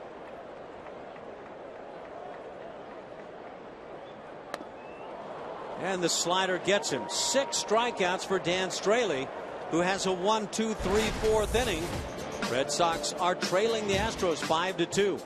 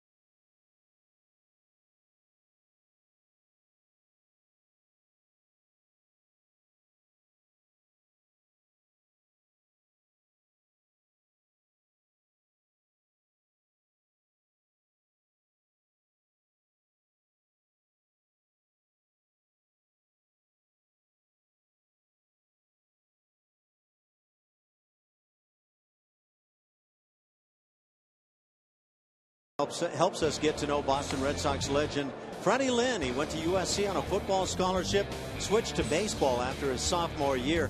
He was the first player to win the Rookie of the Year, MVP, and Gold Glove in the same season. That was 1975. Hit 28 home runs at Fenway in '79, most by a left-hand hitter. Freddie Lynn, along with Jim Rice, made up quite a youthful outfield for the Red Sox. I'd say pretty good choice moving from football to baseball too. Remember the catch he made as an Angel? Yes. Up against the wall, and I think it was Brian Downing, the middle linebacker, coming together with him. Well, this is one of the more legendary catches in Angels history. Fifth inning, and John Singleton leads it off. Singleton had a key at bat in the fourth inning. He was able to leg out a would-be double play ground ball, and that provided one more out for the Astros, and they took full advantage. Scored 3 runs with 2 outs.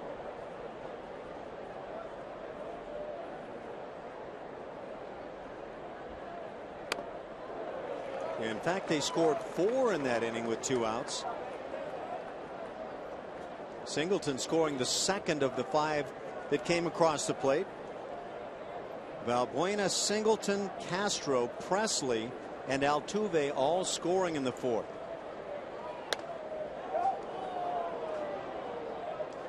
Two and 2 the count. Left-hander Tommy Lane on.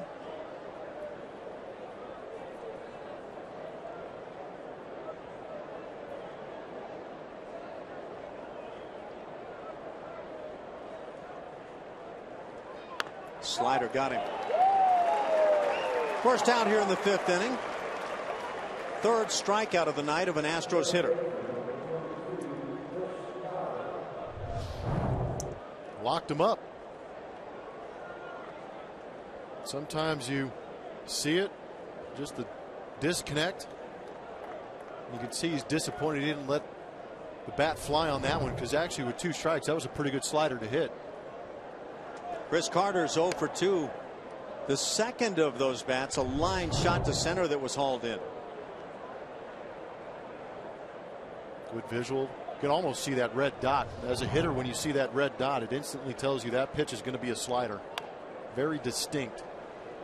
For the fans asking why red? Well, it's the seams that come together and start spinning, those red seams. Did you ever find as a hitter you could actually see the dot? Yes. Yeah? Frequently. That's pretty good. Hitting it was another thing. Line shot hit to shortstop. Able to make the play is Bogart, second out of the inning. Carter's hit it sharply twice tonight. He's having some good at bats, and when I say good at bats for Chris Carter, that means he's getting the barrel to the ball and hitting it hard.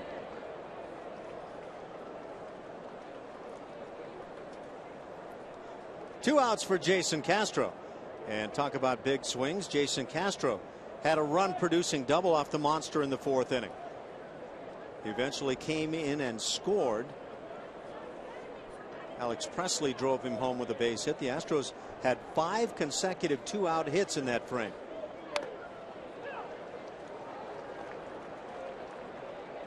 Tommy Lane originally came to the big leagues with the San Diego Padres in 2012.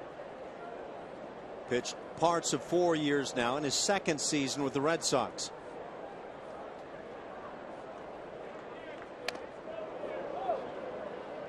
That drop down lanky delivery you would figure would be really tough on the left-hand hitters. Kind of feels like that pitch is going right at that right hip. But as a left-handed hitter, you got to force yourself to keep that thing closed, because you know eventually that pitch is going to end up out over the plate. Leaves the fastball in. It's 1 and 2 on Jason.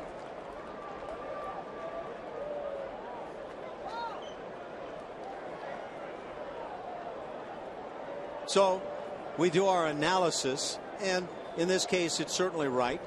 174 the batting average for the left-hand hitters against this lefty. Jason Castro has walked and doubled, so 1 for 1 on the night. Slider finds the inside corner. Castro doesn't like it, but that'll do it. A couple of strikeouts in the inning A 1-2-3 frame. We go to the bottom of the 5th inning. 5-2. Astros on top.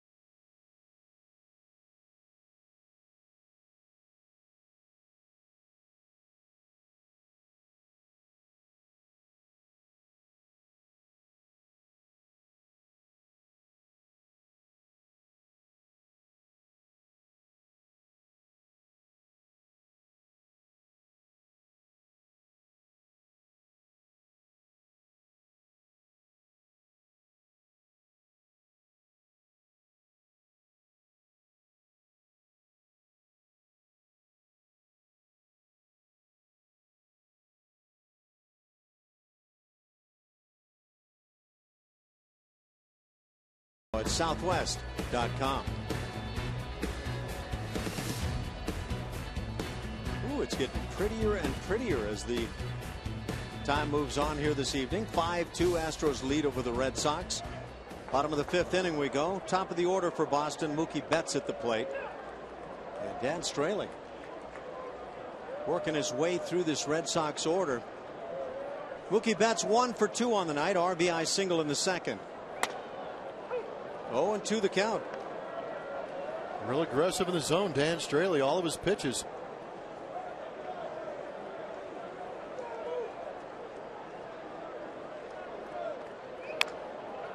Slider induces the little chopper at the plate.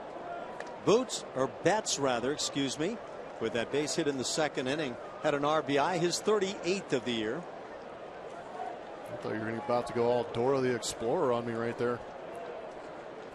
Had a teammate, Glenn Davis, was Boots. Because? I don't know. I have no idea. Half swing going through. Did he? Yes. First base umpire takes the call and rings him up. First out of the 5th inning.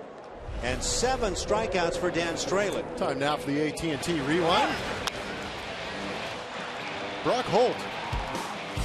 This highlight reel could go on for a while. Look at those numbers on the bottom. 16 for 32.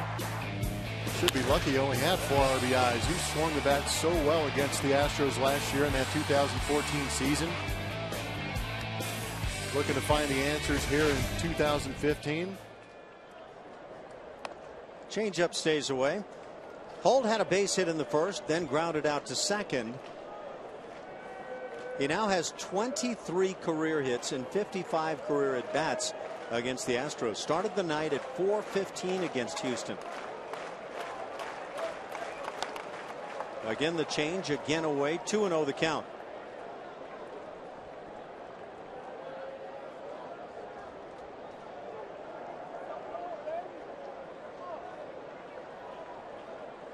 Holt really filling the role of a utility player at the start of the season.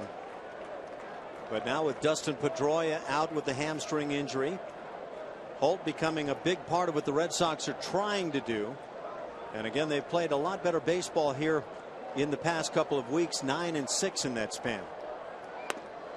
4-pitch walk. It comes with 1 out. Hold aboard for Xander Bogaerts.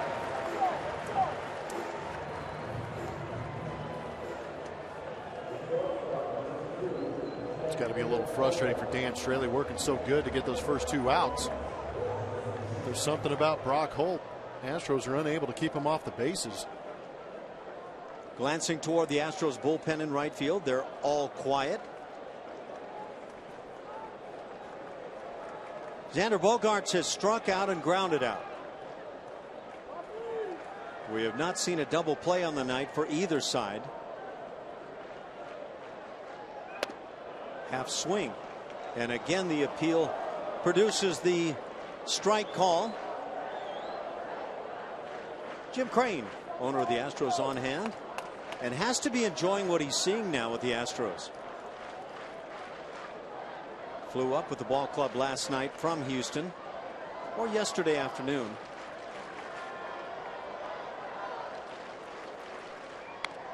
Right off the end of the bat. 0-2 the count.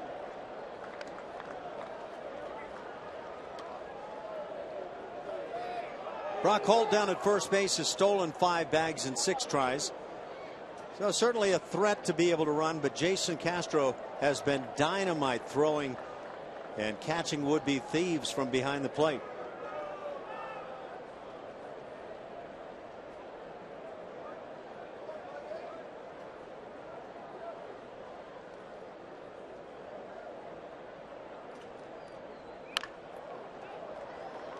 Slider stays in and it's grounded foul. And we failed to mention Brock Holt went to college at Rice. So that's why he's ripping the Astros. Seemed like those local guys, Chris Young for the New York Yankees, had a good series. For whatever reason, they are comfortable playing against maybe a hometown team they grew up watching. Chris Young has had a great lifetime against the Astros. Yeah.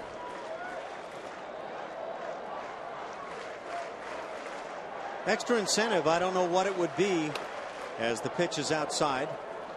1-2 the count.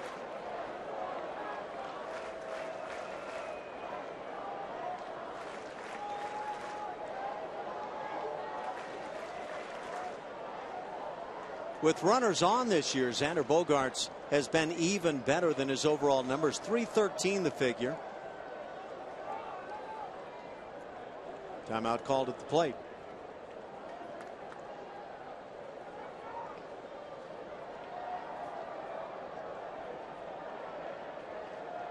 One out walk to Holt has him aboard. Hit in the air down the right field side and slicing back to the seats. Stays at 1-2.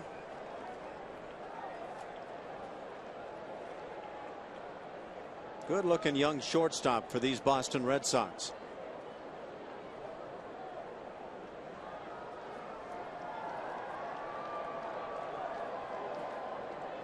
It's a great looking ballpark, and batting averages typically through the years are a bit higher here than what you find throughout the league.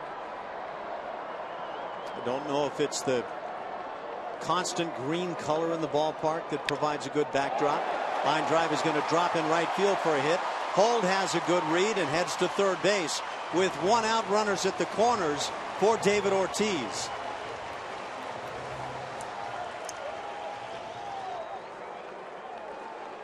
Pretty good AB by Xander Bogaerts. See him expand the zone a little bit going down to get this one, but able to put the barrel on it. You can see how far he let that ball travel too. That was a good signing that would get an idea of how long he saw that pitch. Easy read, but a good one by Brock Holt. And the Red Sox threaten now here in the 5th inning. Down 3. Shift on for David Ortiz. Ortiz has struck out and walked, and here comes Brent Strom. And that's going to provide some time for the Astros' Tony Sipp to get loose in the pen down the right field side. There's the T-Sipp.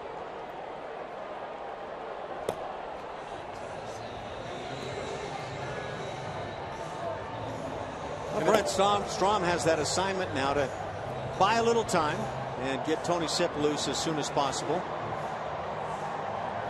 By a little time. Give a little encouragement to Dan Straley also, helping him understand the situation, what he expects from him. I would imagine Tony Sipp is getting loose for Pablo Sandoval, who is 2 hitters away. Because right now David Ortiz is Dan Straley's job. And if they get to Hanley Ramirez, it'll be his job to get him also. But a ground ball right here would be huge. In fact, in sending Brent Strom to the mound and leaving Straley to face the left-hand hitting David Ortiz, Straley has to finish this at bat. Line shot center field. That's a run-producing base hit. Bogarts will streak to third. And once again, first and third, a run in. It's 5-3, the Astros lead, and still just one out.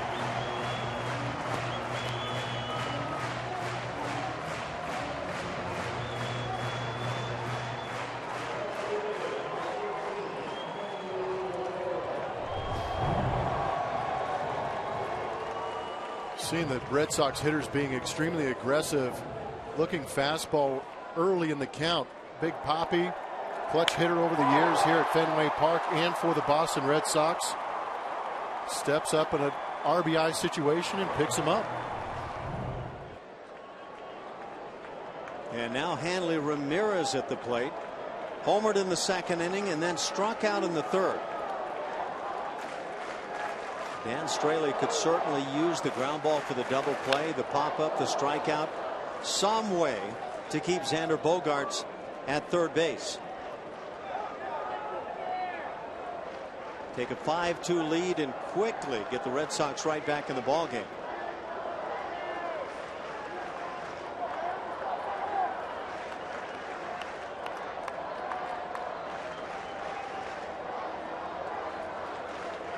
"17 big home runs for Hanley.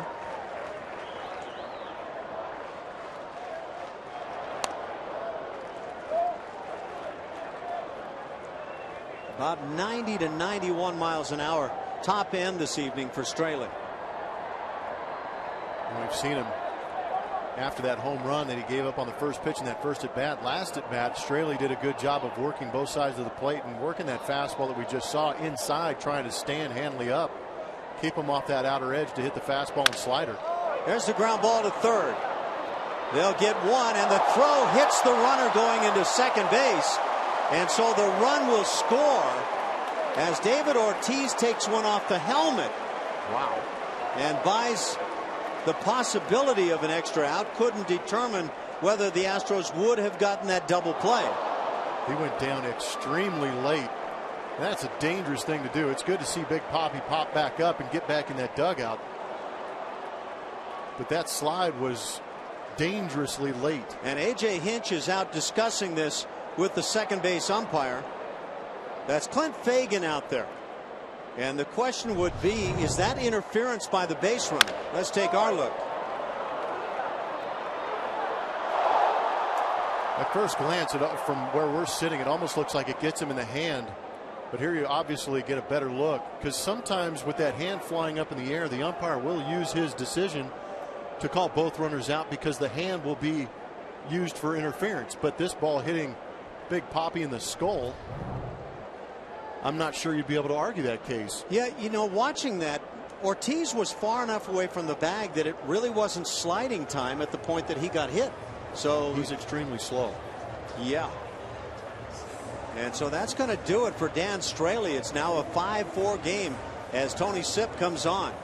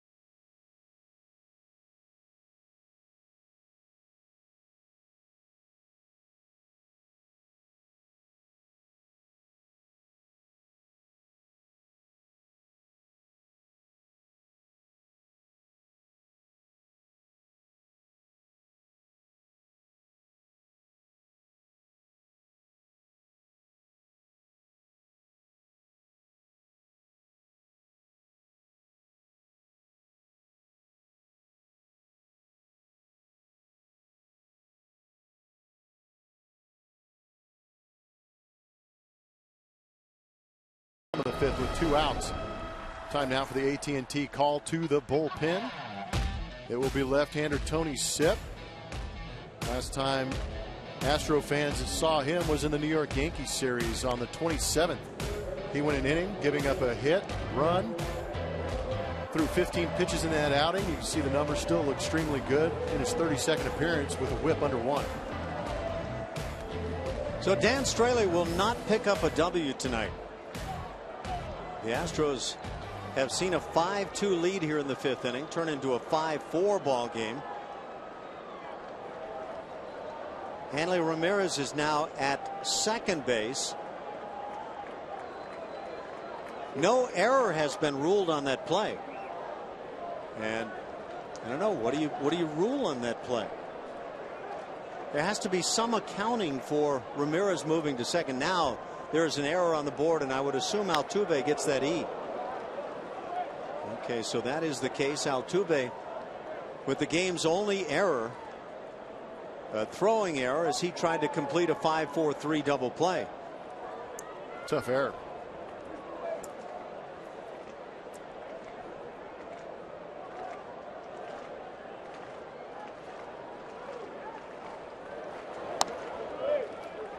Ball and a strike on Sandoval. Anything odd to you about this at bat? Yes.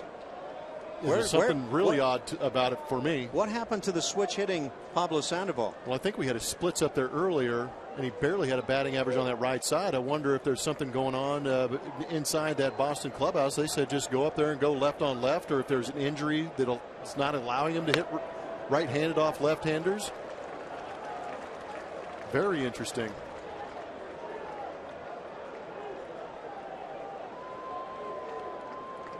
First base open, 2-1 the count, but this is the guy that Tony Sipp needs to get.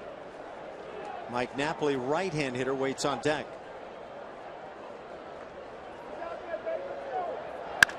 Ground ball right side. That's going to be a base hit, and it's going to tie the game at 5. RBI single Sandoval, and Mike Napoli will come to the plate in a brand new game now in the 5th inning. And all the runs charged to Dan Straley.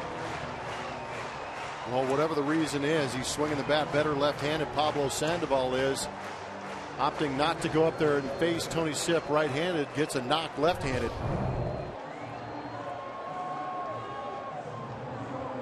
Pretty good job staying on that slider. Yeah. For the moment, that run is unearned. That could change. Still 2 outs. Napoli at the plate, 0 for 2.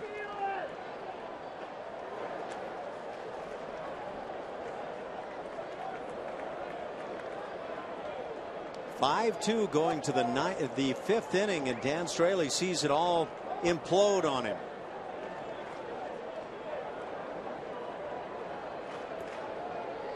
.198 that batting average for Napoli.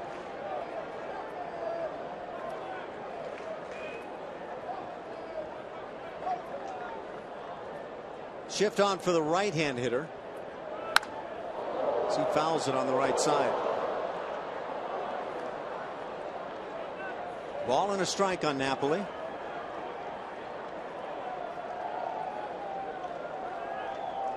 Yeah, that's very interesting on Sandoval.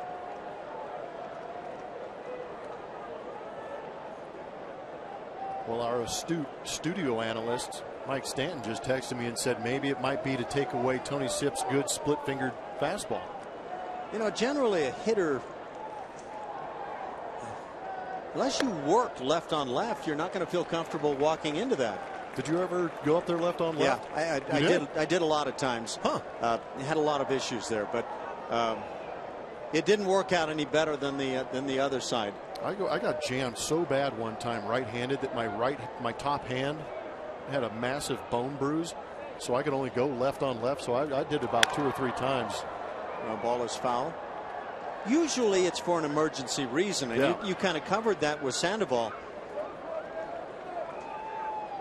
Here are the lifetime numbers on Sandoval. Against right-hand pitching, he's a .304 hitter, so he's been really good. Against left, he's .261. It's not like he's been terrible. We're told that Pablo Sandoval stopped hitting right-handed altogether back in late May, early June. Don't have a reason for that. I did not know that. Apparently A.J. Hinch was very well informed on the matter, bringing Tony Siff on. Well, we saw the splits and the numbers. Chili Davis, the hitting coach for the Boston Red Sox, but we saw the splits this year, right-handed to left-handed, and there were terrible numbers for Pablo Sandoval right-handed. So I assumed that they were going to bring in the left-handed pitcher to put him on that right-hand side. Chili Davis, switch hitter, long-time switch hitter, great switch hitter, hit bombs from both sides.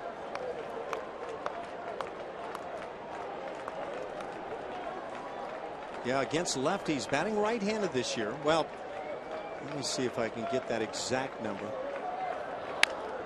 Ground ball hit foul by Napoli as he tries to buy a little time for us. As a right-handed batter against lefties this year, and you had it, although without the precise number, 0.47 the batting average. I knew it was barely a number.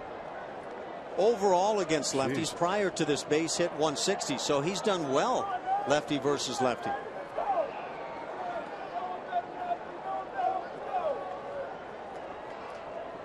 2-2 on Napoli. Down on strike, second time tonight for Napoli, and that'll do it as Sipp gets the out after the base hit that ties it. 3 for the Red Sox. They've tied it at 5.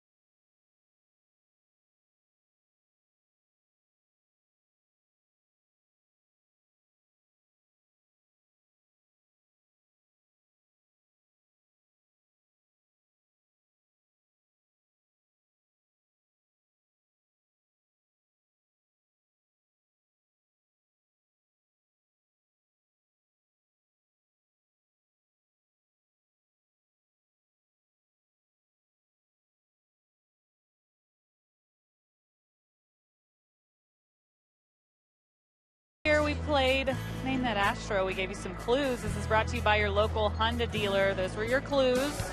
Born in Indiana, raised in Puerto Rico. All right. Guys up there, have you been paying attention? Yes. Do you have a guess? I do. I do. I'm going to go Dickie Thon. Let's see if you're right. Attaboy, Ash. Yeah. Excellent work up there. Dickie Thon. There we go. What a great looking shortstop. And, of course, everybody knows about being hit by that pitch and how that might have changed the career of Dickie Thon. Still turned out to be a whale of a player, but I think he was destined for greatness. And that's how things can change with one pitch in a ball game. George Springer breaks a bone a couple of days ago, and now the Astros are minus his services. Alex Presley has stepped in and is 1 for 2 on the night, an RBI single in the 5-run fourth.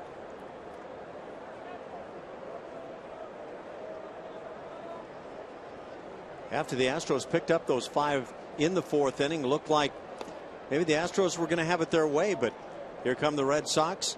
Red Sox with 2 in the 2nd, 3 in the 5th inning. One of the runs unearned tonight against Straley, but he winds up giving up 5, 4 earned. By the way, back on Pablo Sandoval just briefly, as the strike is called. 2-1 now on Alex Presley. As Sandoval has given up batting right-handed against lefties, he's put up some numbers prior to that base hit.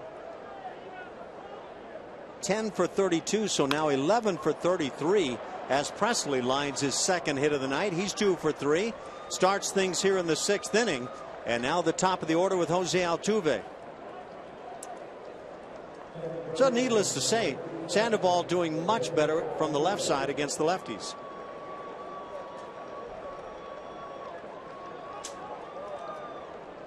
Altuve 1 for 3, 11-game hitting streak now. Singled and scored run number 5 in the 4th inning.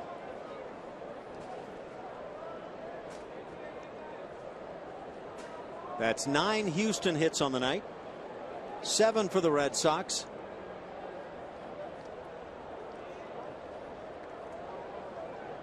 And Alex Presley runs well.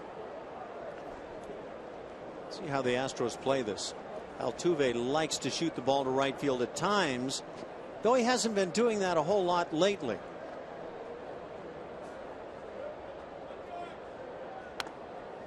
Jose takes a strike.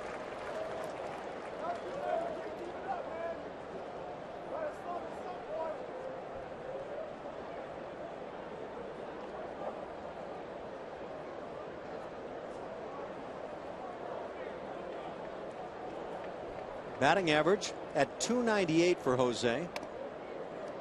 Very close. It's a ball and a strike.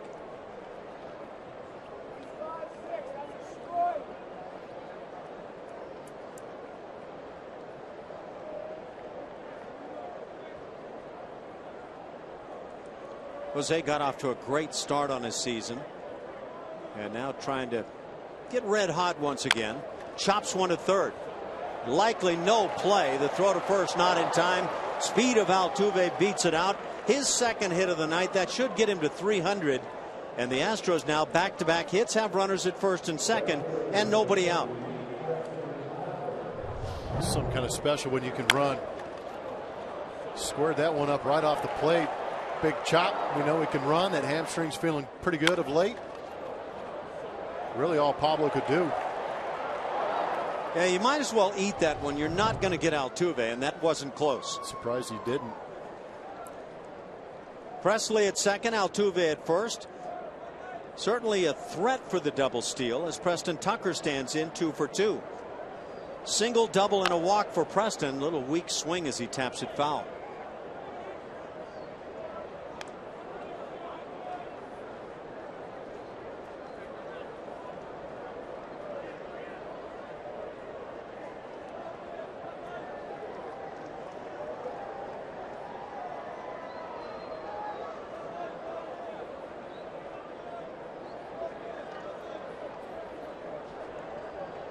Oh, and 1 on Preston. Tucker has that batting average at .254 with the 2 hits tonight. Spin, but nobody defensively at the bag at second. And Altuve at the moment hitting .301. The Red Sox get a right-hander loose in their pen.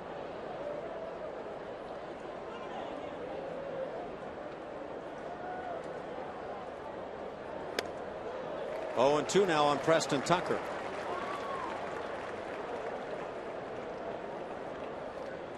That right-hander was Matt Barnes.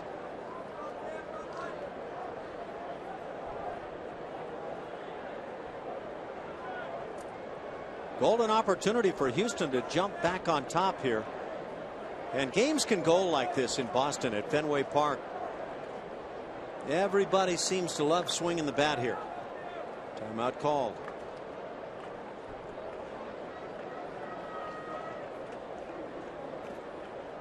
That infield single by Altuve giving the Astros now 10 hits on the night.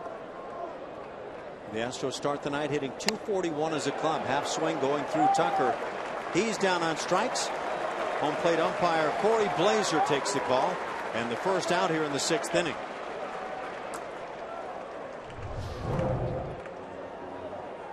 Nasty slider. Decide for yourself. I think that was a pretty easy call.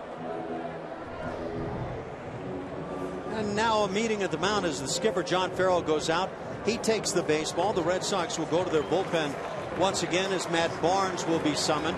Third pitcher of the night. He'll come on with a pair of runners aboard in a 5-5 game.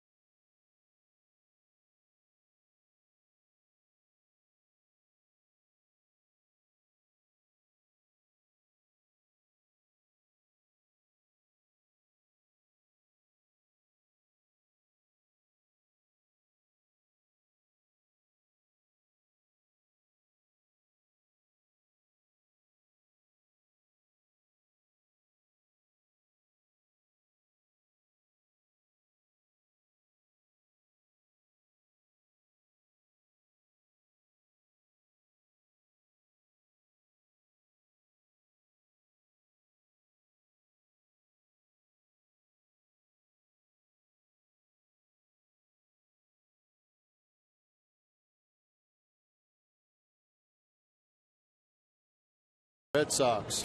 Treat your employees, host clients, or bring out your church or youth sports team to Minute Maid Park for a great experience with Astros group tickets. Call 1-877-9-ASTROS or visit astros.com/groups to enjoy special pricing and great benefits by reserving your group today. Late into the night here in Boston. Well, not that late. As right-hander Matt Barnes comes on, 6'4", has pitched in 12 games, 2-2 with a .458.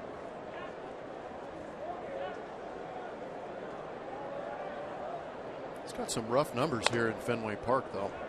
He's only had 6 games, 4 innings pitched, but he's given up 6 earned runs in those 4 innings here at Fenway. Check out what the right-hand hitters have done. .365 against Barnes. Ooh.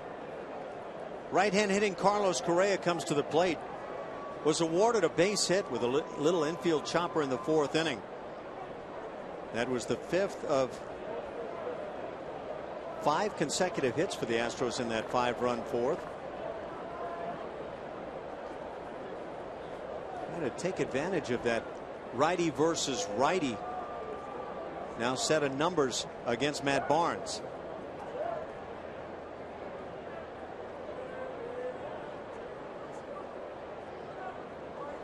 Just the 2nd year in the big leagues for Barnes, both with the Red Sox. Pitched in only 5 games last year.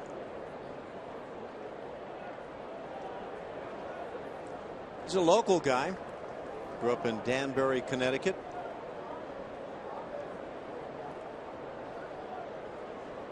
And went to the University of Connecticut. Went there with George Springer, by the way.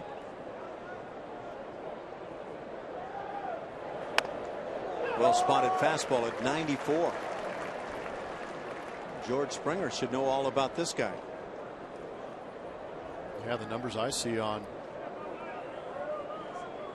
Barnes right now is 95 miles an hour averaging on the season with that fastball. Curveball, changeup to go with it.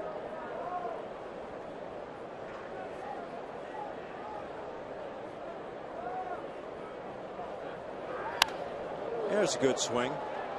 Carlos got tied up a couple of times tonight. And again, coming off that 0-for-8 final couple of games against the Royals. Just didn't quite look like everything was squared up for him. He's human. And we're starting to learn that anyway. But it's up to the kid to make the adjustments, which I'm sure he will. He's got the ability, obviously. But each team's going to pitch him a little bit differently, trying to find that weakness and attack it.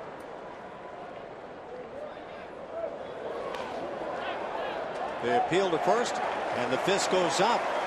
And so it's a strikeout of Correa, 2nd time for him tonight. And 2 down now. Runner still at first and second for Luis Valbuena. You be the judge at home. That's borderline for me, right at the front of the plate. I felt like he kept that barrel behind the hands. And it is borderline.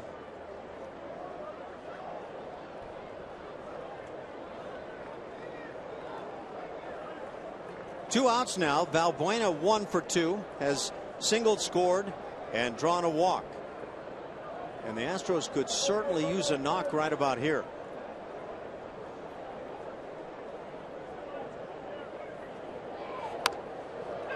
Good breaking ball to start him. 0-1 the count.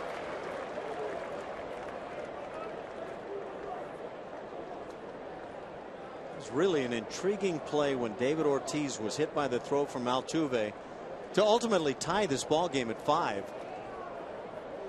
All kinds of things could have happened on that play. Ortiz had a chance to be hit right in the face. I'm really glad that didn't happen. Yeah.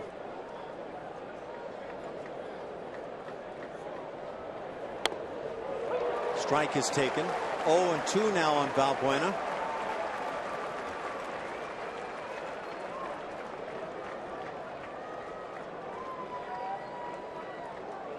Wonder if Valbuena was sitting on that top number. The fastball percentage 72% of the time from Barnes, but back-to-back sliders to get ahead in this count.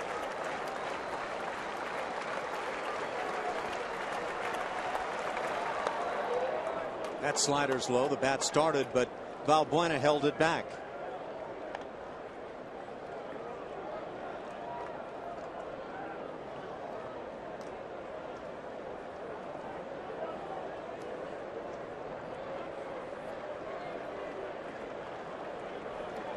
Appears to be a packed house in Boston.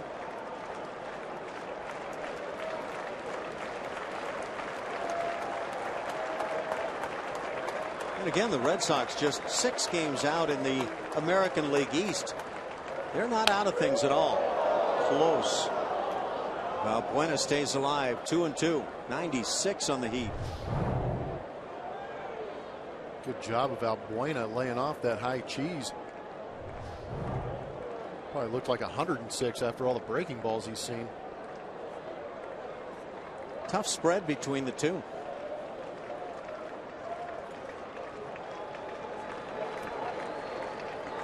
Matt Barnes, 3rd pitcher of the night for the Red Sox.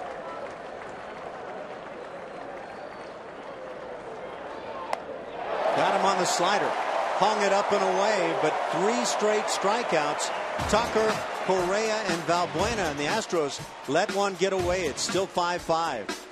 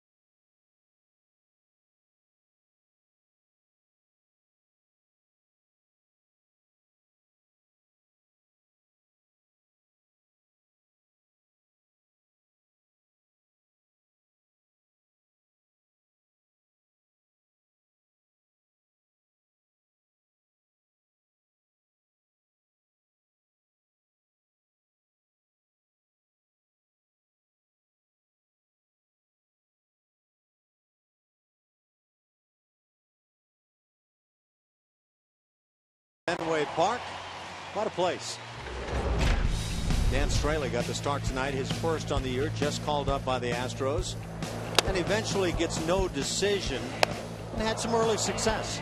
Did have some early success. That slider was working real well for him. We saw that some of that Strom influence, able to work that fastball in the upper part of the zone, setting up some of those off-speed pitches, and wasn't afraid to throw that changeup right on right.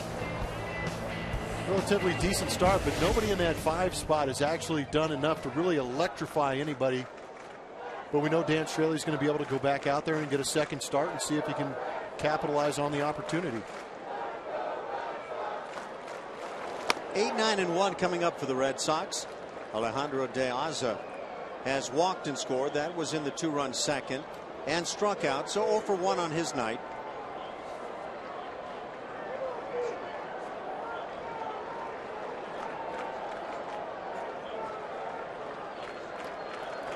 Showing bunt and fouling it off. De Aza. 0-2 the count.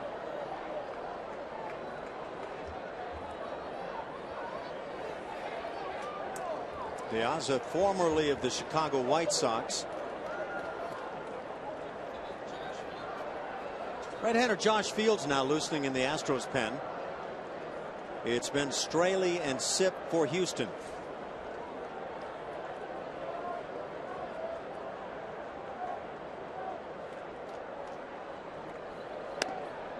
Slider just away. Officially for Dan Straley, 4 2/3, 6 hits, 5 runs, 4 earned, 3 walks, 7 strikeouts, and a home run allowed. Took him 92 pitches to get 2 outs into the 5th inning.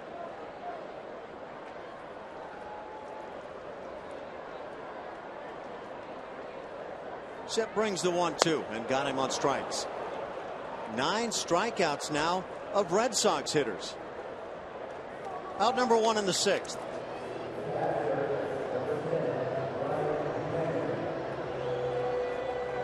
Nine-hitter Ryan Hannigan comes to the plate, 1 for 2.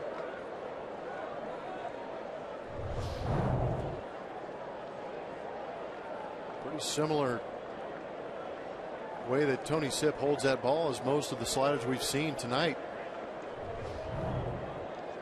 It's amazing how many guys can hold it the same way, just change that arm angle a little bit, take a little bit off those pitches, and how drastic a difference in movement you can see. The larger that circle on the backside, on the pitcher's side, the tighter the little button on the front. There you go.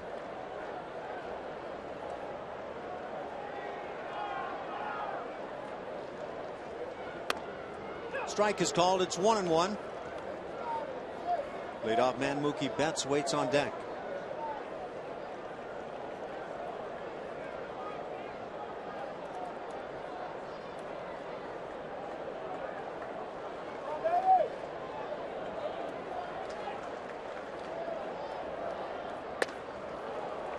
Bat starts. Hannigan holds it back. Infield fairly straight up on the right-hand hitter. Red Sox struck first, 2 in the 2nd inning. Hanley Ramirez highlighted that pair with a solo home run. The Astros put 5 on the board in the 4th inning, and the Red Sox catch him with 3 in the 5th.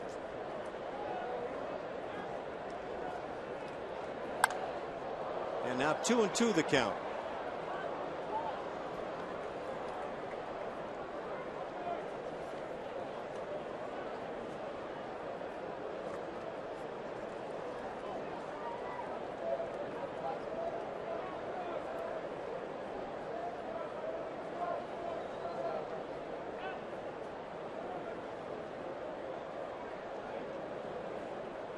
Two more to come here in the series tomorrow night, or make that tomorrow afternoon. It's Colin McHugh against Clay Buchholz, battle of right-handers.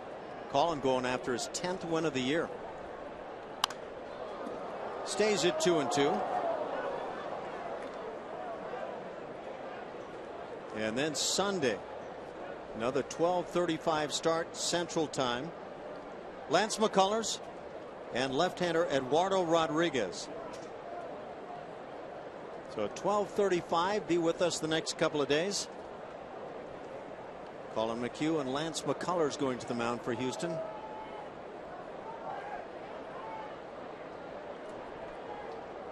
The Astros trying to pick up a win tonight to make it 5 in a row.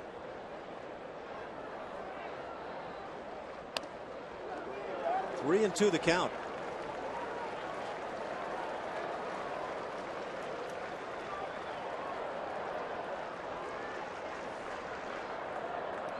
Red Sox coming off a month of June that saw them hit .277 as a club.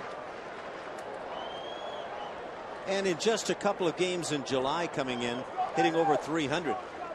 So their offensive side of things getting much better. Fly ball right center field. Alex Presley with the play. 2 down in the 6th. We were talking about it, so why don't we take a look at what's happening in the month of July on our progressive upcoming schedule. July 4th weekend here in Boston. Saturday day game, Sunday day game before taking off and heading into Ohio to play against the Cleveland Indians for 4 games in that midweek 4-game series. Be a night getaway game on Thursday, heading down into Tampa Bay for a 3-game set at Tropicana Field, and that will be the end of that first half. Leading into All-Star break, we'll have a 4 days off for the Houston Astros. I'm sure a workout will be mixed in there before getting started again. Be nice to see them go into that All-Star break in first place. Start that second half off with a pennant chase. Leadoff man Mookie Betts at the plate. 1 for 3, RBI single in the 2nd. We just saw Ryan Hannigan fly out, the catcher for the Red Sox tonight. Red Sox, like the Astros, have had a couple of spots in the order that have been rough for them. The catcher spot has provided just a .207 batting average as the changeup floats in. First base, Just 195 is all they've gotten from the Red Sox first baseman this year. Mike Napoli, the key contributor there.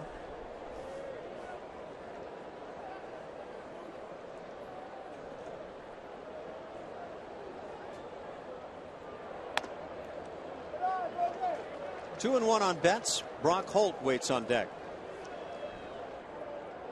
And there's Dustin Pedroia. Again, a right hamstring strain, and Dustin missing time. That's probably like George Springer trying to sit and watch his team play. Yeah, that energy that Pedroia brings and that attitude is greatly missed. Strike called. Maybe getting the benefit of the call. Guy's been quite a player. It's a laser show. That's what he described his own hitting act as one year. Self-proclaimed. Bold statement, but he backed it up with an MVP trophy. So that's become one of the nicknames for Dustin Pedroia, laser show. Hot shot through the left side, base hit. Second hit for Mookie Betts. He's 2 for 4. And with 2 outs, Brock Holt comes to the plate.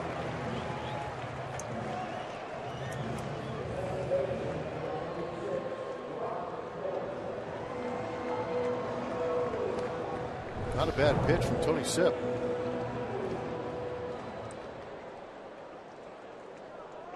Down in the zone. Might have been that split finger. Just keeping those hands back nicely was Mookie. Yeah, it's fun to get base hits. Man, you ain't lying. Brock Holt has 1 of those hits. 8 on the night for the Red Sox. The Astros have 10. Holt is 1 for 2 as he takes a strike. He's also drawn a walk, scored a run. There's that almost that Vulcan changeup coming out of it. You see it tumbling a little bit. Good piece of hitting.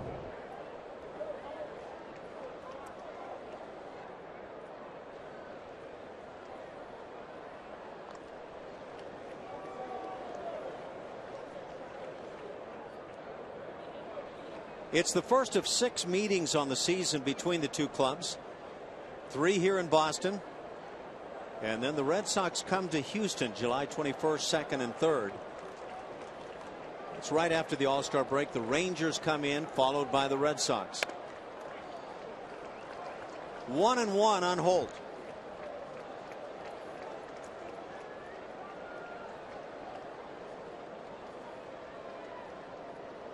This guy just loves seeing Astros pitching.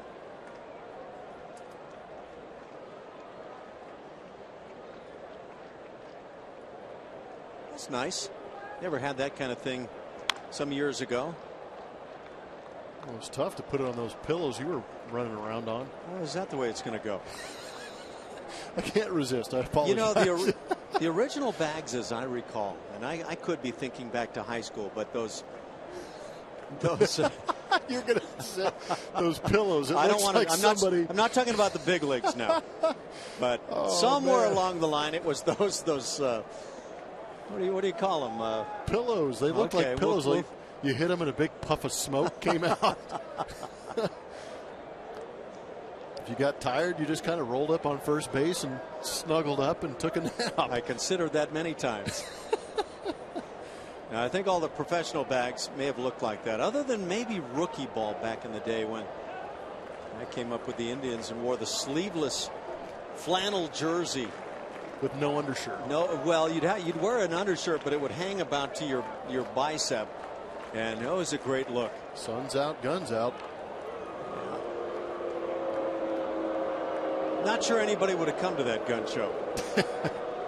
1-2 the count on Holt. Are you kidding me, Ash? They were paying good money to see that.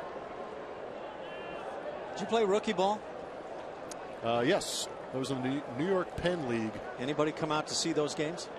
Actually, we drew pretty good up there in Burlington, Vermont. Another throw to first base.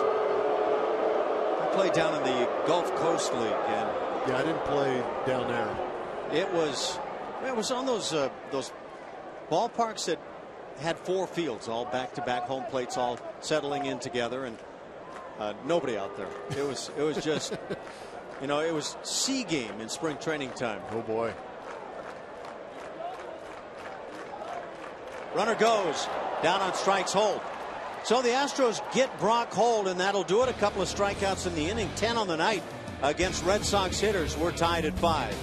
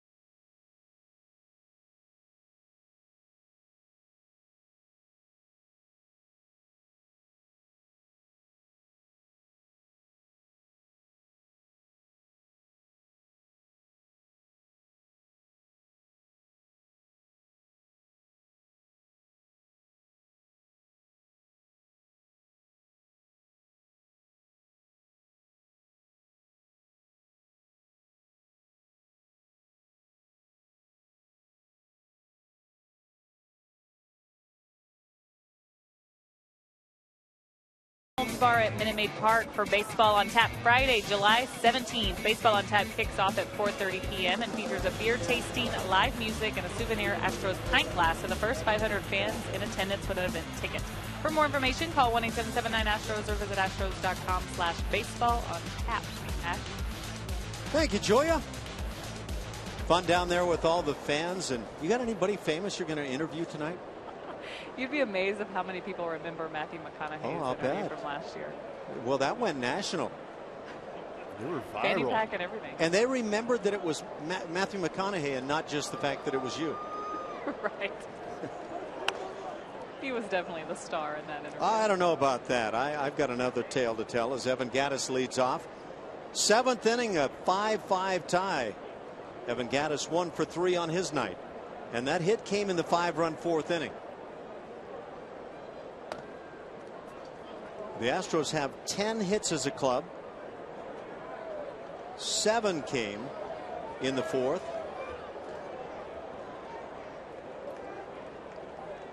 Got back-to-back leadoff hits by Presley and Altuve in the 6th inning. But then Tucker, Correa, and Valbuena all struck out. Ball is hit in the gap in right center field, and this is going to gap all the way to the wall. Into second base and stopping there, Gattis, his 2nd hit of the night, a leadoff double, and now the Astros in a great spot to be able to score here in the 7th. Good grief! I thought Gattis was going to go for that 5th triple on the season. Doing a great job of getting a fastball up out over the plate and driving it the other way. Well, at about 15-20 feet to the left to get out there in that triangle, he might have gotten that 5th triple. He's been swinging the bat real well. That's his 13th double to go with 4 triples and 13 long balls.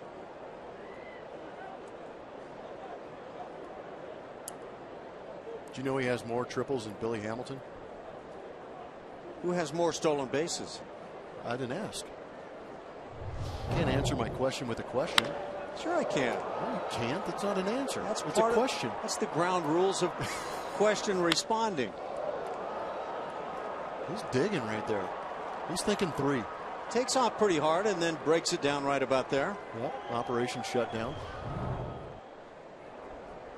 John Singleton at the plate. 0 for 3, but has driven in a run. Pops it up on the left side. It's the shortstop Bogarts calling on the outfield grass and makes the catch in front of Hanley Ramirez. looked like Hanley Ramirez was trying to knock the ball out of the hand of Bogaerts. Could help a shortstop out and call it off. Goes a long way for Bogaerts to go back and make a play. I bet you Hanley didn't mind a left fielder calling that one when he was playing shortstop. That is true. John thinks he missed that pitch. Hanging slider. So Singleton 0 for 4 on his night. But he played a big part of things in the 4th inning. Chris Carter is 0 for 3. Has hit 2 balls squarely.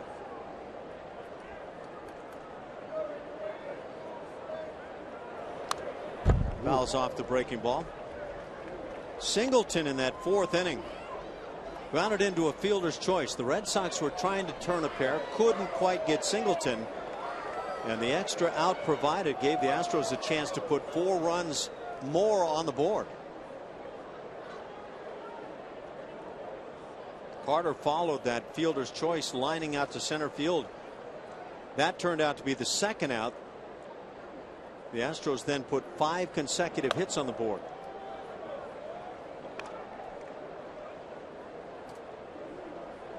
Some pretty good velocity out of that arm from Matt Barnes, but a couple of these sliders that we've seen, got away with one with Singleton. Chris Carter just missed one, but if he allows one of those to leak back out over the middle of the plate, stay there, Carter might jump on it. 4 lifetime home runs against the Red Sox for Carter. That high heat at 96, tough to get to. Tough to get to for anybody, but Chris Carter's really had a tough time with the fastball all season long. Might be why he saw that slider early in the count to kind of slow him down a little bit and then speed him up with the fastball.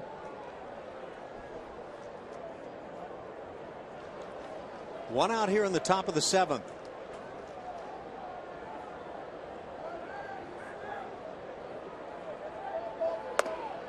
Oh, we talked about some numbers there where the right-hand hitters have given Matt Barnes a very tough time. Doesn't look like the case right here. Unless you want to look at that Evan Gattis at bat over and over. It'd be a good one to watch over and over. Textbook swing.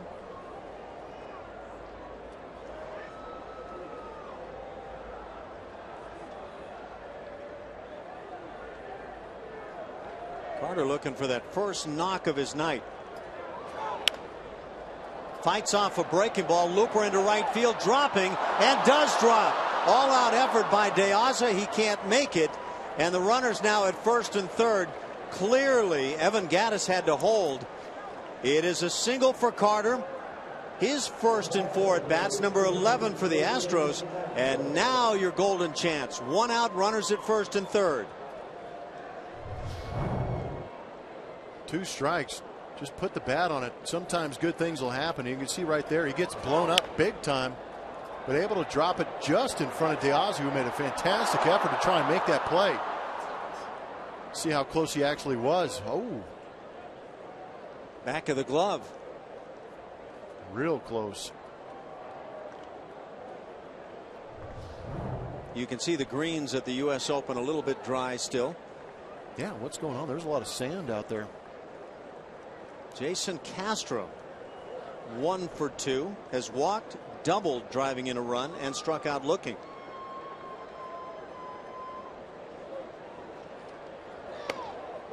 Castro takes low. That double came in the 4th inning off the green monster. It's kind of what you'd like to see Castro do right now. Find something to drive to left field.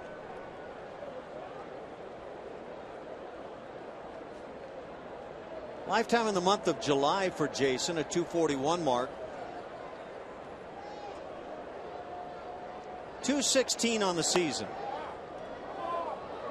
And a 2-0 count. He's got himself in a good situation. Laying off those breaking balls from Barnes. Now he's got himself in a fastball count. You know that Barnes throws extremely hard, around 95 miles an hour. Just get it ready, get that foot down, and make sure the hands are back, ready to fire. You know, I think of this ballpark as being perfect for Castro, which is a funny thought. And it is a perfect ballpark, but so is Minute Maid Park. 3-0 the count. Another slider. But in the case of Fenway Park, combined with Minute Maid Park. Against the Red Sox, Castro comes into play tonight hitting .381 on his career. John Farrell has had to deal with this all season long. 12 Houston hits. Red Sox pitching has given up a load of those and a load of runs. Worst ERA in the league. I wonder if the green light was on right there for Jason Castro. Alex Presley waits on deck. We've seen him swing it in 3-0 counts before. That was a good pitch to drive the other way.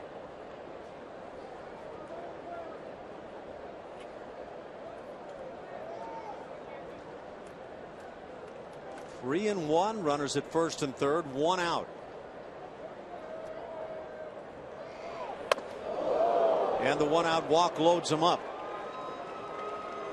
So I guess the question comes down to would you rather see the walk to load him or see Castro swing on the 3-0 and maybe drive one? Pick your poison right now. Presley coming up, but you look at the bullpen issues for John Farrell and his bullpen ranking towards the bottom in the American League in most categories. 9 hits per 9 innings. That's the pitching coach, Carl Willis. Yeah, it's a tough decision when you want to be able to try to lock things down, but where do you turn a lot of the time? It's a constant search. It's a left-hand hitter at the plate. You've got a guy throwing hard right-handed on the hill. Once that pitching coach comes out to the mound, there is no way now to turn things around. Barnes will have to face Alex Presley. Unless the change is made right here. As soon as Willis walks away, that's it. Bases juiced. Presley at the plate, 2 for 3. Has scored a run and driven one home.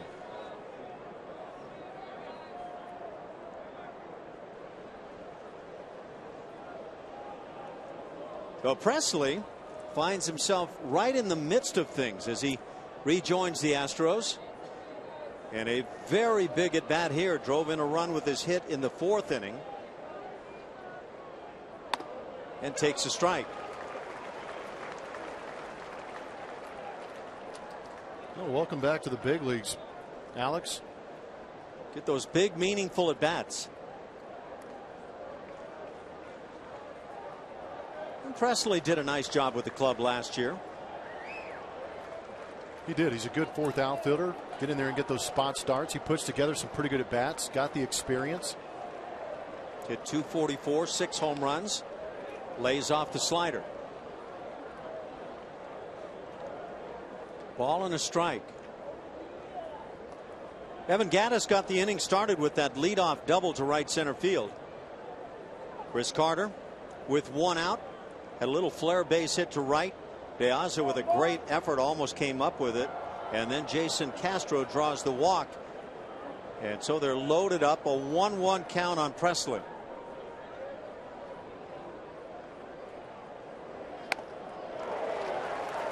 Good looking slider at 84. It's the best looking slider we've seen from Matt Barnes so far. Good time to throw it too with the bases juiced. One out.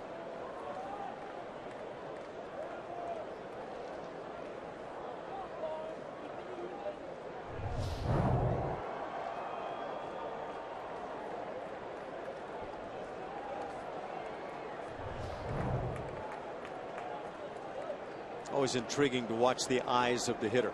Yeah. Presley kept his head down, but the eyes left the area. Big 1-2 pitch. Chop foul. Presley stays on the slider this time. It's actually a decent one to hit with 2 strikes. That one appeared to be up a bit, mid-thigh, right in the heart of the plate. And kind of coming back towards that left-handed hitter. Matt Barnes has had his struggles, but trying to get out of this jam here in the 7th inning. Alex Presley has other plans.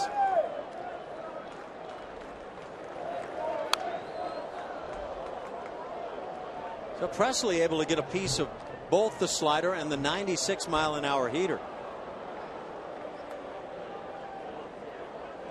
I think when you're facing a guy like Matt Barnes, who has a good fastball and is showing some decent control with it in a 2-strike count, sit on that 95 on that outer third, try and fend it off or go the other way with it. And if he does happen to throw that breaking ball in the strike zone, your hands are back ready to take a good pass at it. And again, that slider, this one, the tough one down. That was a good job of fouling it off.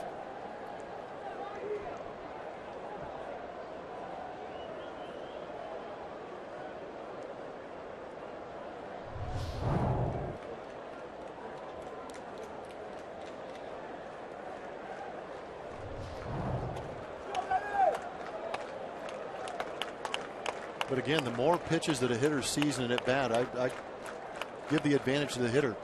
Really only 2 pitches from Matt Barnes that we've seen, fastball, slider.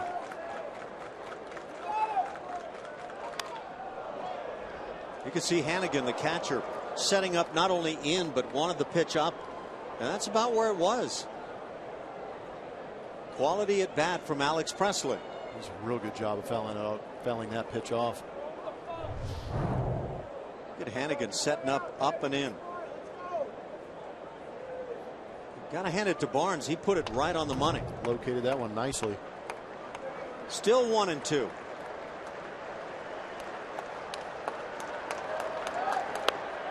But the slider puts him away. And now 2 outs. Jose Altuve has it laid in his lap. This is interesting, isn't it, Ash? Where was Altuve's last grand slam? You know what? If I'm not mistaken, could have been right here, huh? How many grand slams do the Astros have on the season? That would be Zippo. See, I'm answering your questions, by the way. And have you noticed that? You're answering them correctly, too. Thank you. Pretty impressive stuff. Thank you so much. Good time to break the seal on that. Get that grand slam out of the way. So bases loaded.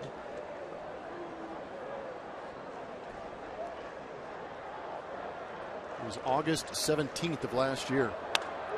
Now Altuve takes a strike. That fastball pumped through.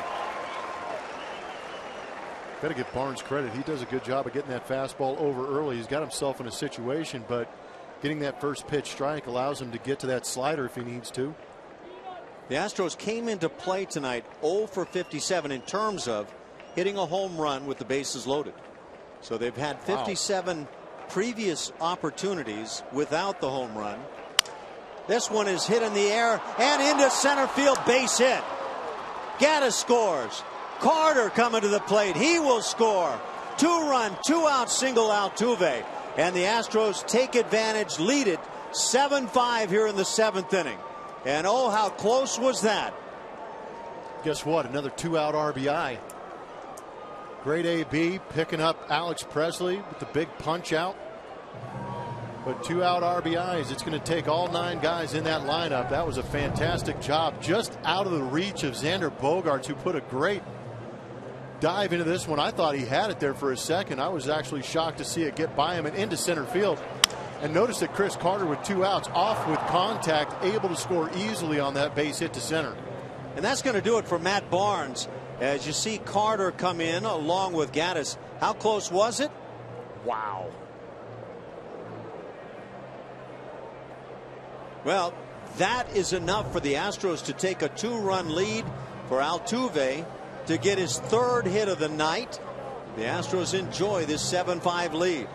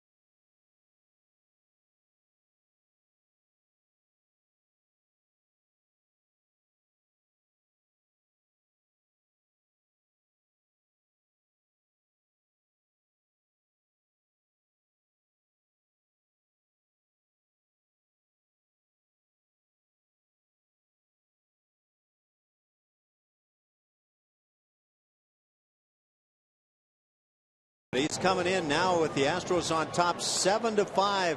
What a big hit that was for Altuve. Sure was. You look at Craig Breslow's numbers on the season. ERA at 4. Lefties swinging the bat pretty well off him. He got roughed up there in Toronto yesterday. He went an inning, gave up 3 hits, 2 earned runs, and I believe they were both on home runs.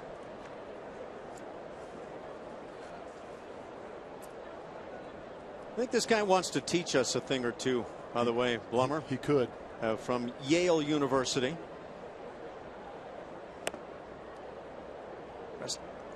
Preston Tucker has 2 hits on his night. He's 2 for 3 with a walk.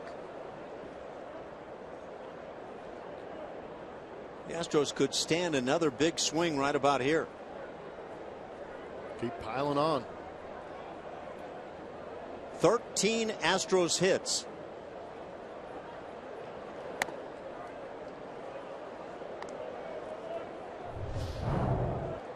Talk about game of inches, game of centimeters. This ball in on the label of Altuve. The bat breaks. You see some of the splinters flying, but just enough to get past that outreached arm of Bogaerts. Hey, it's been one of those innings. How about the little flare by Carter that was almost caught in right field? Yep.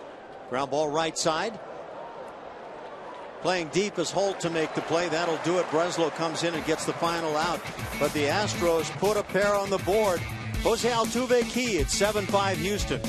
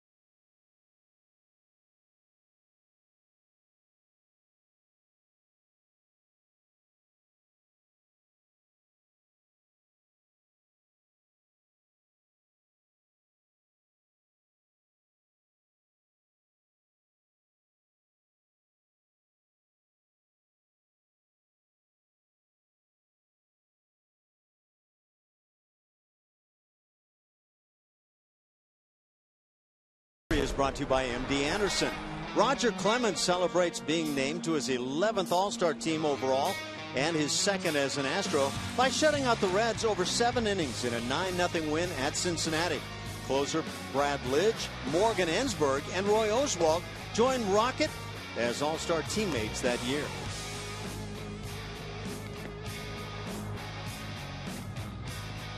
Boy, was he good in an Astros uniform. Extremely good. And now Josh Fields comes on, pitcher number 3 for the Astros. He'll work in the bottom of the 7th inning. Tough part of the order, 3, 4, 5 for the Red Sox. Had a rough time out there last time we saw him against the Kansas City Royals. Went 2/3 of an inning, giving up 2 hits, 1 earned run.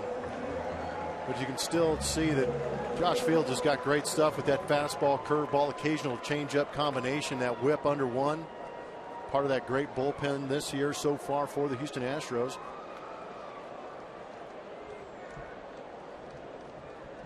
Xander Bogaerts, that 3-hitter to start it. 1 for 3 on his night. Had a single and scored in the 3-run 5th inning for Boston. And Fields finds the strike zone, 0-1. Well, I don't know. Is a great season for a ball club or a bad season maybe summed up when you look back at plays that are really close, as the Astros took advantage in the 7th inning. A couple of hits. One hits the back of the glove of the right fielder, De Aza, and the other just out of the reach of Bogaerts as the ground ball comes back up the middle. Unable to make the play is Fields, and that's a leadoff single. Hit number 2 for Bogaerts. By the way, defensively, the Astros now have Domingo Santana in left field, so Evan Gattis is done with his night.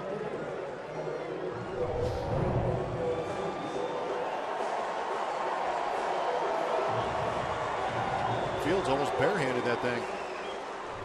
But getting back to your question, I think that in order to have some of these good seasons, as you look at Domingo out there in left field, is I think the baseball gods have to shine down on you a little bit if you're going to have some success here in the big leagues. It's one thing to go out there and play extremely well, but if you get some key base hits like the one you just saw from Altuve,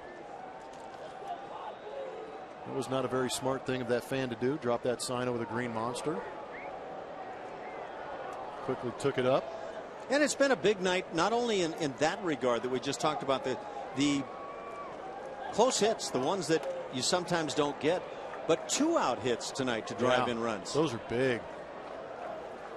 I think that'd be classified under some clutch hitting. You love it when guys get 2-out RBIs, but in the same token, if you're the team that's given up those 2-out RBIs, it's so frustrating. David Ortiz had an RBI single in the 5th inning. Has also walked. He's 1 for 2.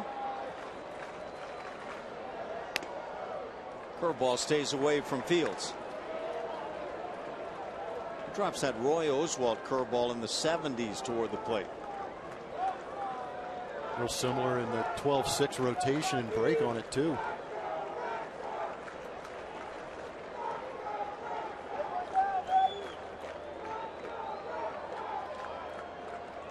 There's the curve again. It's 74 and a 1-1 count. First of 3 in Boston, first of 10 on this road trip. 4 coming up in Cleveland and then on to Tampa Bay for 3. Left-hander Joe Thatcher gets it loose in the Astros pen.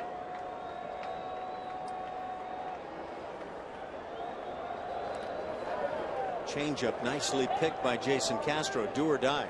Wow, that was pretty good. Look what I found.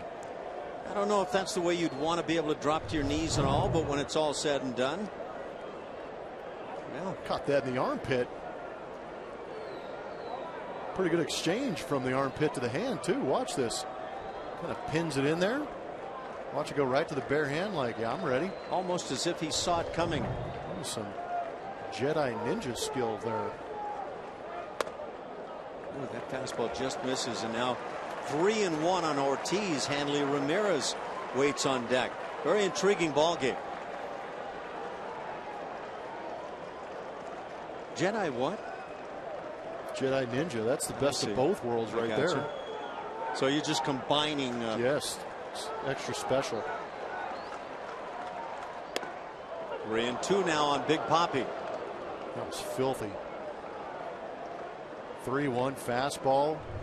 Papi ready for the fastball. Check out the location on this. That is absolutely perfect. Ideal, and no complaint there from Big Papi.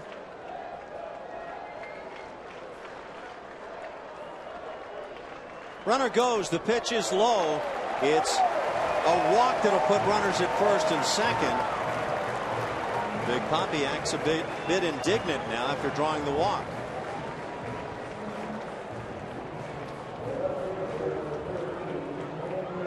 It's kind of crazy to see Josh Fields on a 3-1 count paint the lower outside corner and then come back and spike that fastball the way he did on that pitch.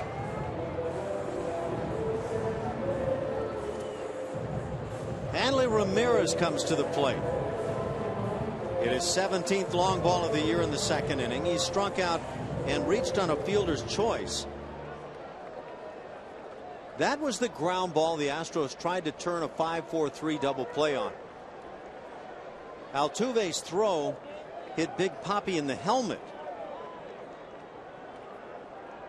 And we don't know if a double play would have been turned otherwise, but a run scored on that play. Altuve charged with an error, and the Red Sox tied the game at 5 at that point.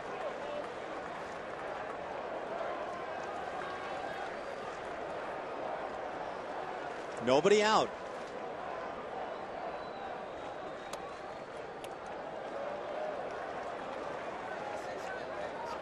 Will Harris now gets up along with lefty Joe Thatcher.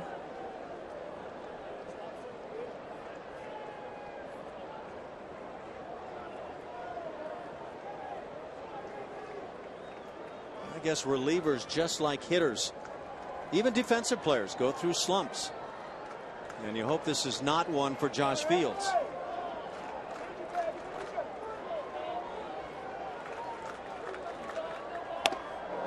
That high cheese thrown by. Take a look back in the 5th inning as Altuve's throw did hit the helmet of Big Papi. It's such a good thing he put his head down. That's something you don't see every day. Usually you see those hands. You see how Papi's hand went up in the air. Usually the hand is the one getting hit by the baseball. Ortiz showed no indication that it rung his bell at all. Nope. Off speed in the dirt. Great job by Castro. Yeah, he popped up and went back to the dugout as if nothing ever happened. And I'm sure he knew what a big play it was at the time. Big play or not, though, if you get rung, pretty hard to fake that one. Ball skipped off his helmet and went into the stands.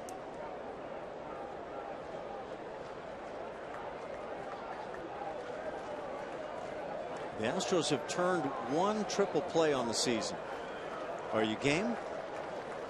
Be a darn good time for it. 2-1. Ooh. That's a pretty good swing. It's now 2-2.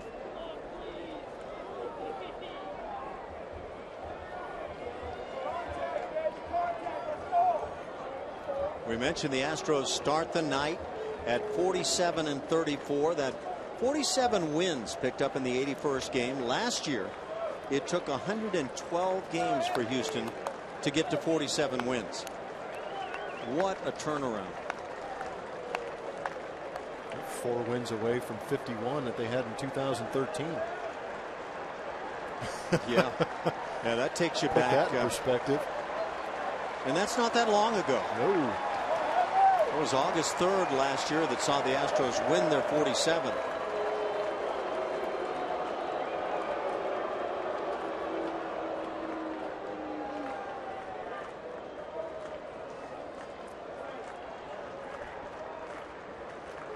Houston going 5-2 on the recent homestand, and that was really a big homestand with the Yankees and Royals coming in. Yeah, it was some kind of special. They played great in front of the hometown fans, putting on a show. But it just doesn't end there. You keep on going, and now the 10-game road trip.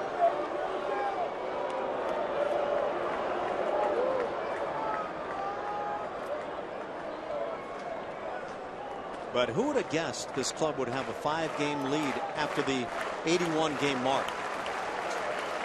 As much as I like their ball club, I didn't anticipate it. Just inside. That'll fill it 3-2. Ramirez stays alive. Good pitch. Just barely inside. And a good call by Corey Blazer. On the 3-2 to David Ortiz, Bogarts was in motion. See how the Red Sox play this. Ortiz, that trail runner, you would figure certainly would not be on the move. Inside. Now it's 3-2. Pardon me. No, apparently not. Okay, so I had it right. Hanley Ramirez had it wrong. He draws the walk. Back-to-back free passes, Ortiz and Ramirez. And the bases are loaded with nobody out. Pablo Sandoval coming to the plate.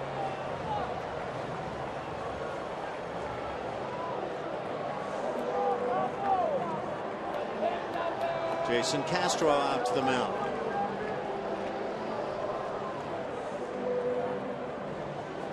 You still good with that triple play possibility? A.J. Hinch coming out. He wants the left-hander Joe Thatcher. As Pablo Sandoval batting left-handed all the time now, coming to the plate. So despite Sandoval's success against lefties, A.J. Hinch wants that tough slinging lefty Joe Thatcher, trying to maintain this 7-5 lead.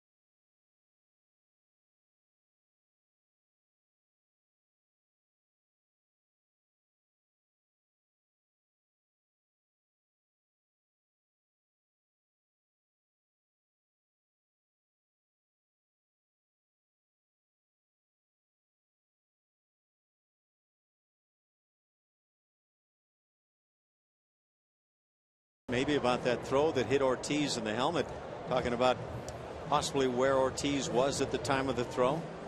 A lot going on as Joe Thatcher now comes on, fourth pitcher of the night for Houston. Hanley Ramirez had no idea it was ball four. What's going on? He's just so locked in on hitting right now. He didn't keep track of balls and strikes. Had me trying to figure out what was going on.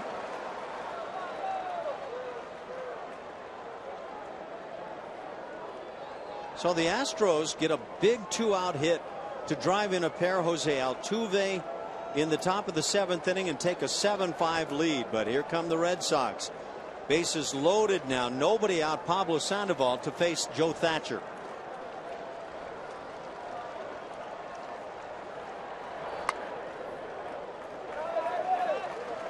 Sandoval 1 for 3. Got a base hit against the lefty Tony Sipp.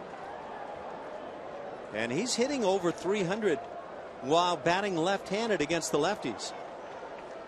We're talking about his number as a switch hitter batting right-handed was below 050 against lefties. And now it's a 2-0 count.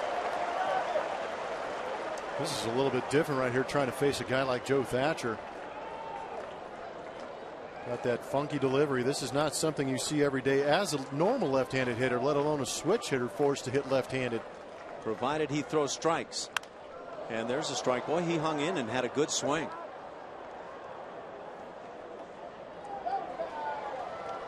How good a swing do you have to beat a .049 batting average? Pretty amazing that a guy that's been a switch hitter throughout incredible. his entire career could turn around, bat lefty against the lefties and hit over 300 in his first month or so doing it. Lines one to left field. This is going to drop for a hit. That'll play to run and make it 7-6. Big Papi stops at third. Base is still loaded. Nobody out. And Mike Napoli comes to the plate. And that's going to bring A.J. Wright back out. He wants the right-hander.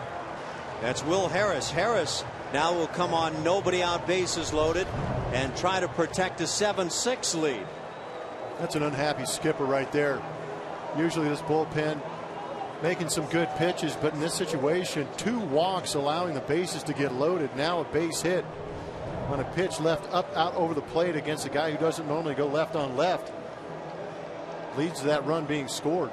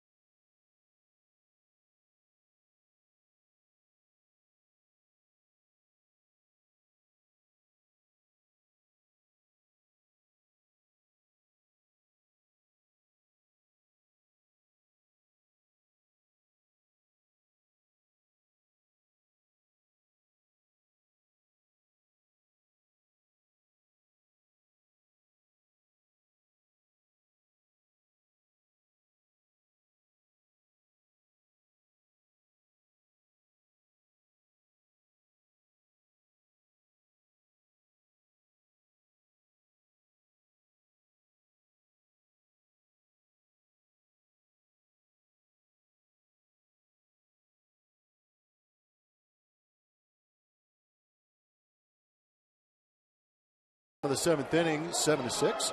Create memories, have fun, and enjoy a premium experience with an Astros luxury suite at Minute Maid Park. Call the Astros premium ticket line at 1-877-9-ASTROS and reserve your luxury suite today. Will Harris, big assignment now, bases loaded, nobody out. Mike Napoli at the plate, 0 for 3 with a couple of punch-outs, and how the Astros could use one right here. Of course, I'm going to bring up that triple play again. Ortiz the lead runner, Ramirez at second, Sandoval at first. Red Sox now have double-digit hits. They have 10 on the night. High strike. It's 1-1.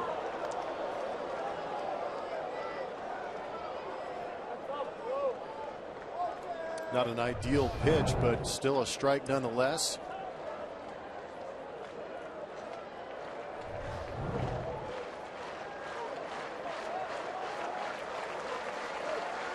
Seventh inning.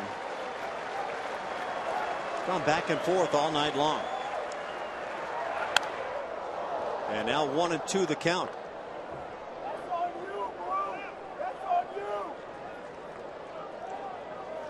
Left-hand hitting Alejandro De Aza waiting on deck. The Astros pen is quiet, so it's all up to Will Harris here in the 7th.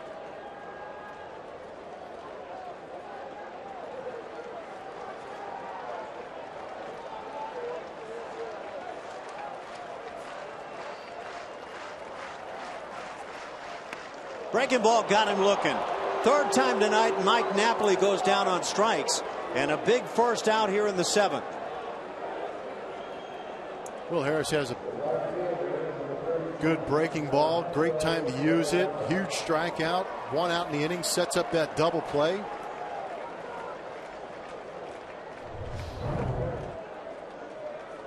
See him elevating fastballs in the zone early on, then goes to that hammer and puts him away. Boy, Mike Napoli knew it immediately. You can see the fingers a little more on top of the baseball when you throw that over the top breaking ball as opposed to the slider where they're off to the side.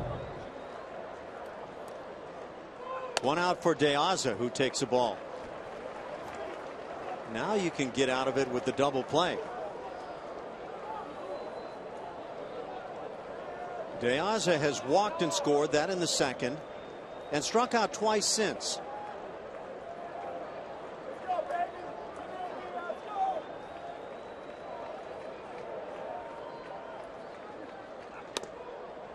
Just away with the heat. Corey Blazer has been very consistent behind the plate. For the Astros on the mound, it's been Dan Straley, Tony Sipp, Josh Fields, Joe Thatcher, and Will Harris. Fields unable to get an out here in the 7th. Same story for Thatcher. He faced just one hitter, though.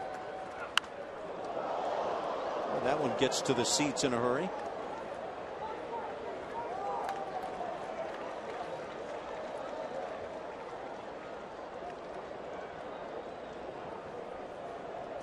Dan Straley called up from the minor leagues for today's start and pitched pretty well until he got into the 5th inning.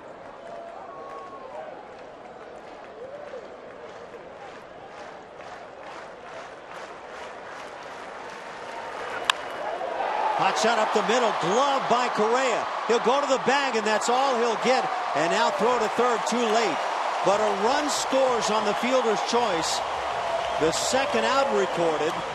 The Red Sox have tied the Astros at 7 on an RBI fielder's choice grounded into by Alejandro De Aza.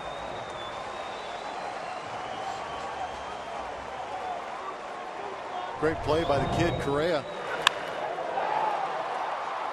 Doing a great job making sure he secured that ball before he popped up and tried to get that out at second base. Nowhere else to go. 2 runs in for the Red Sox. Runners at first and third, and now the 9 spot. And that shift gets you the ground ball caught, but it also creates scenarios where it's very tough to get double plays.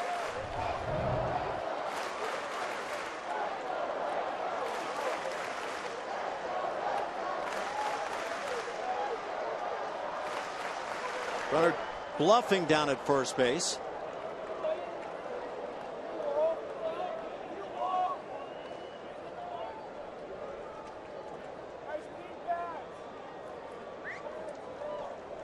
De Aza gets the RBI, his 24th, as the Red Sox tie it at 7.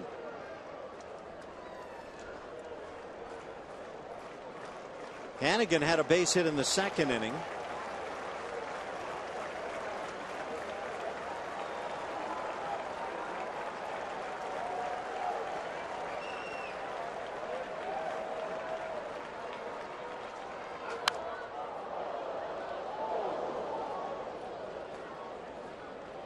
One and one the count. How about this for the first of 3?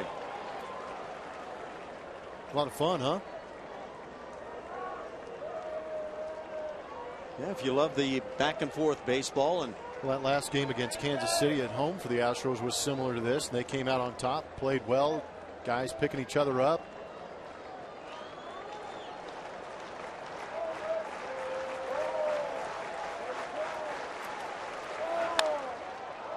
One and two on Hannigan.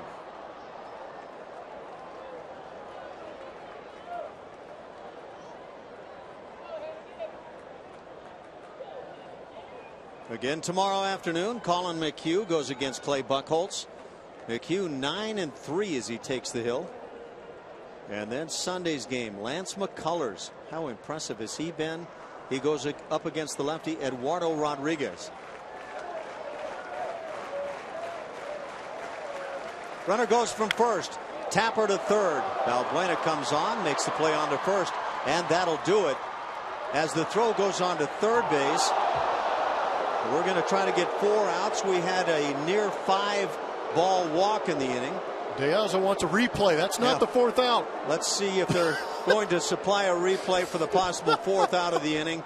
I don't think it's going to happen. That's going to do it. The Red Sox do, though, grab a pair and tie the Astros at 7 after 7.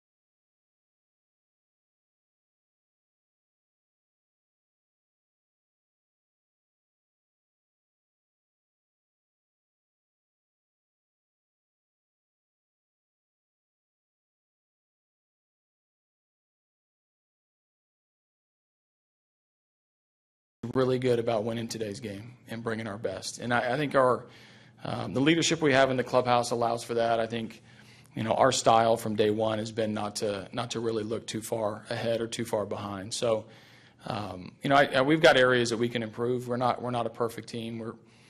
We've got areas that we're going to address as we go. But the upbeat attitude, the approach, the way we play, the style, the looseness that we have is going to continue because of the foundation that we've set so far. So we don't need to match anything. We don't need to try to do anything than be our best, and our best will be good enough. That was Astros skipper A.J. Hinch with the Geico quote of the day. You heard him say from day one, and that's how it's been. That's what he's preached to this team, and the players have bought in from the beginning. It's something they believe in. They were never looking ahead, even from that great start in April, guys. And Alex Presley. Carlos Correa drives one deep left center at the monster. See ya! And the Astros immediately retake the lead 8-7 as Carlos Correa goes deep, his 6th of the year and 16th RBI. And this kid can play this game. How do you like them apples? Carlos Correa, rookie, playing in a storied ballpark like this, now can say he's bombed one over that green monster and left. First Houston home run of the night. So the major league leaders in home runs pick up a huge one in the 8th inning.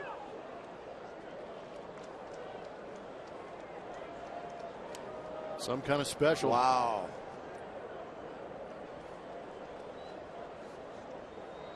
Six home runs already for Carlos Correa. See you, Jeff Blum. As the ground ball goes to shortstop. Retired is Valbuena, and out number 1. He doesn't get cheated on these things either. He hits them. They've been going a long way. Ambush that first pitch fastball right down the middle. That's what you're supposed to do. Prodigious shot into left field.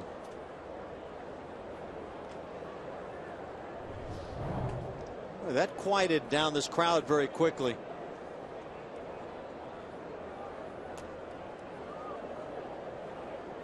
You know, there might have been a tendency to think that maybe broadcasters, everybody involved, were going a little overboard with Carlos Correa. I'm not sure you can. Not the way he's going.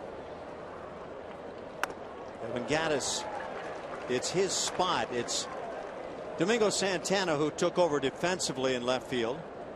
So for Santana, his first plate appearance of the night has a 1-1 count.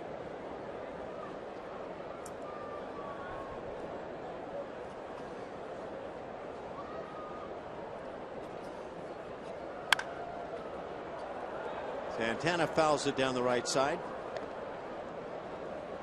Wow. It's exciting.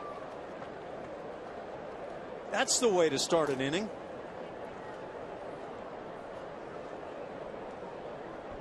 The Nexium board will never be the same here in Boston.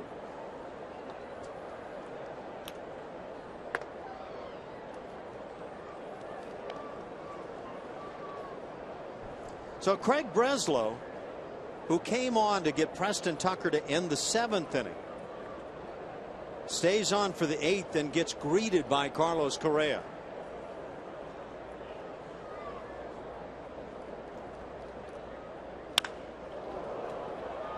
Sharply hit on the ground right side. Second out of the inning. And we turn back to Julia. Thank you, Ash. Sorry about that earlier. I was literally speechless watching Correa's home run ball there. But I was talking about the team and how good they felt, just about their approach on how they play this game every single day, coming in and not thinking about anything other than the game that they need to win at hand. And Alex Presley joined the team today and said, what an honor to join a team that's playing the way that they are. They definitely keep track of what's going on in AAA, but he was so excited about joining a team, the way they're playing and the approach they're taking every day. Fly ball center field. And that'll do it as Singleton flies out. But the Astros get a very big swing to start the inning. Carlos Correa, his 6th of the year.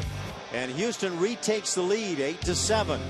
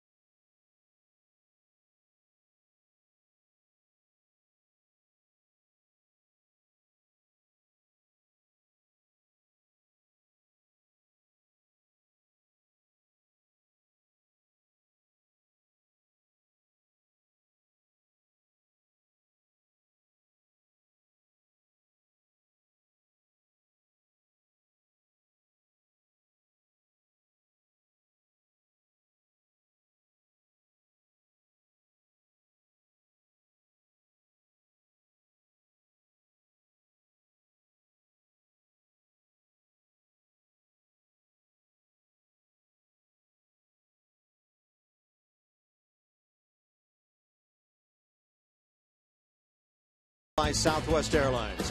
Book your low fare right now at southwest.com. And by Geico, 15 minutes could save you 15% or more on car insurance.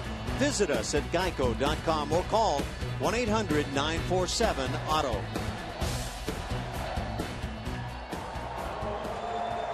Little Sweet Caroline just finishing here. The 8th inning tradition at Fenway Park. Astros on top 8-7. Carlos Correa providing the first long ball of the night for the Houston Astros. And now right-hander Pat Neshek comes on, pitcher number 6 for the Astros. 35th appearance and a solid piece of that back end of the not rotation, but the bullpen for the Houston Astros, setting up Luke Gregerson.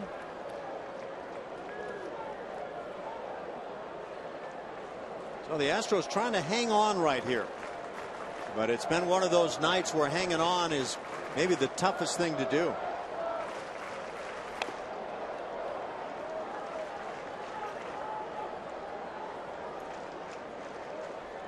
Ball and a strike. Top of the order, Mookie Betts leading off, followed by Brock Holt and Xander Bogaerts.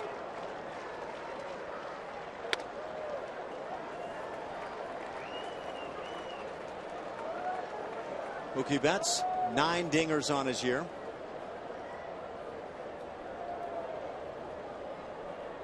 This game was started by Dan Straley of the Astros, Justin Masterson of the Red Sox, but that's been long ago. And now a 3-1 count to start the inning.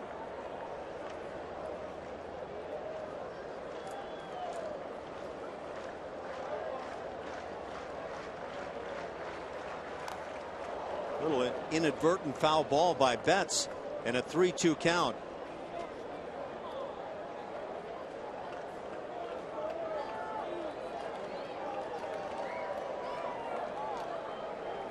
Neshek has walked just 4 on his season.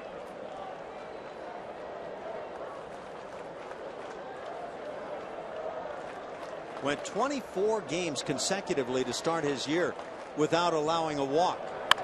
Now the breaking ball grounded up the middle. Correa on the move and drops it. And we'll see how this is ruled, but Correa appeared to get maybe a cleat caught behind the bag. He had to range far to his left to make this play on Mookie Betts' ground ball, but I think it may have jumped up and he caught it, but he caught it in the heel of his glove. And as an infielder, you have a certain spot inside your glove where you know you reach in where that ball is going to be. This ball was not in that spot. And also, it doesn't help knowing that Mookie Betts can fly. Watch where the ball hits in his glove. Up towards the heel of the glove, doesn't go in the right spot as he tries to make the transfer, and that's what leads to the drop. They have ruled it an E6. And though it's a play you'd like to make if you're Carlos Correa, tough play nonetheless, as showing bunt is Brock Holt as he takes a ball.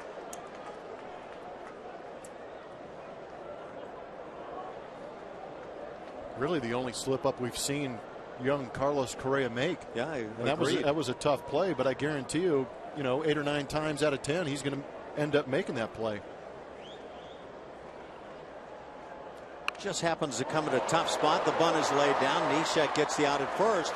So the sacrifice moves Betts into second. 1 out for Xander Bogaerts.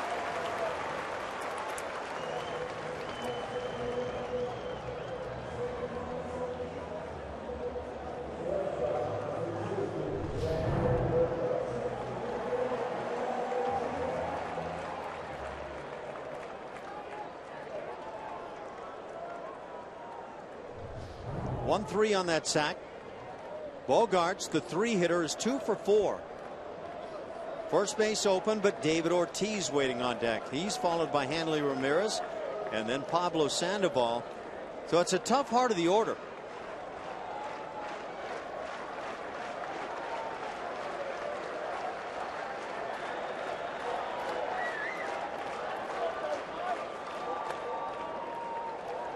That sacrifice bunt, the 16th of the year, laid down by the Red Sox.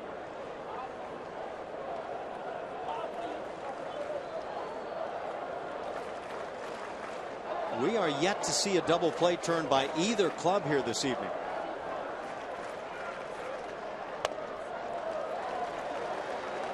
2-0 the count.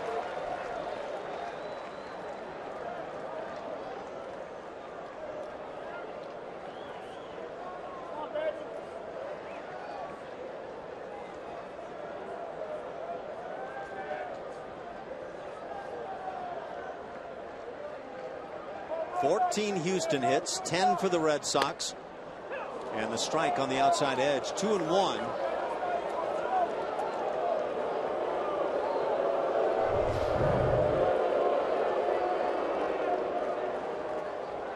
How about that? Thank you very much. We'll take it.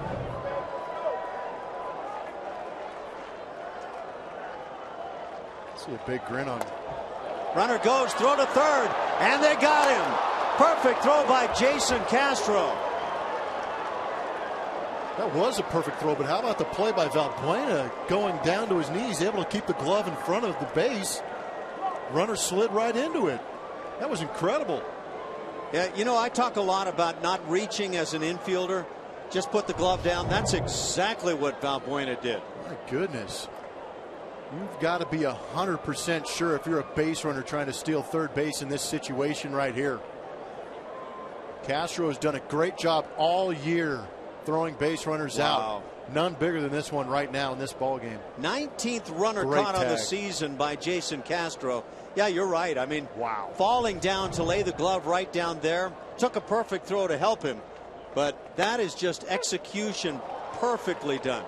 That was great.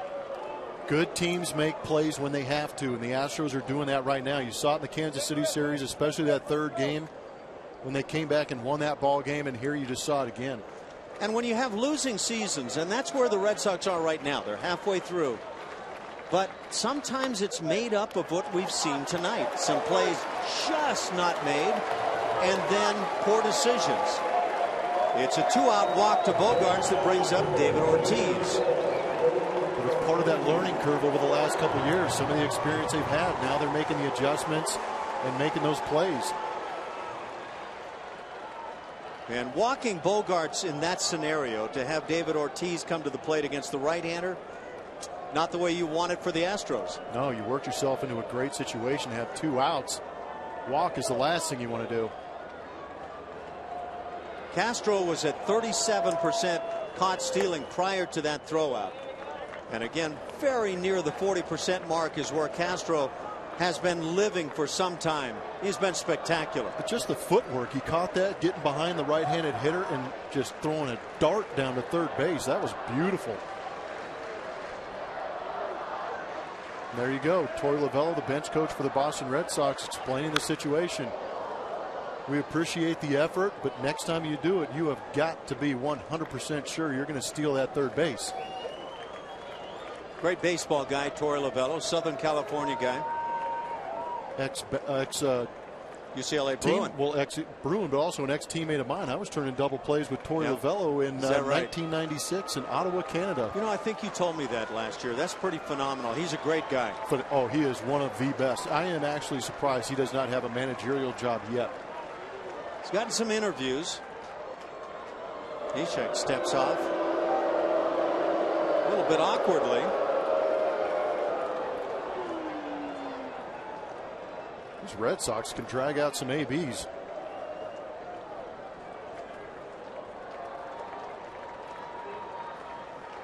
It's only 10:46. Oh, so you're saying there's plenty of game left? Seems to me you were telling me that there might be even more a little earlier on the evening, huh? There was some concern there. Seemed like there might have been a little glee, but I love this place. It is the home, or one of the homes, of very long baseball. Line shot left field, back to the wall. And now the Astros are going to have to get this back in. That bounce is not going to help. Bogaerts comes in to score, and the Red Sox have caught the Stros at 8. RBI double David Ortiz, and a 2-out walk, the culprit here in the inning. That's exactly right. That walk looming large right now. Neshek knows it. Big Poppy knows it. He has been clutch for an extremely long time. And how about that? 560th career double ties Jeff Kent and Eddie Murray for 24th all time, and also drives in the run to tie this ball game up. So a big one for David Ortiz in a number of ways. Pat Neshek, who started his year not walking anybody, issues a 2-out walk to bring Ortiz to the plate, and that results in a huge mistake. And now Hanley Ramirez stands in. Do you recall that home run he hit back in the second inning? I do. His 17th on the year. That was the first run of this game. 16 have scored.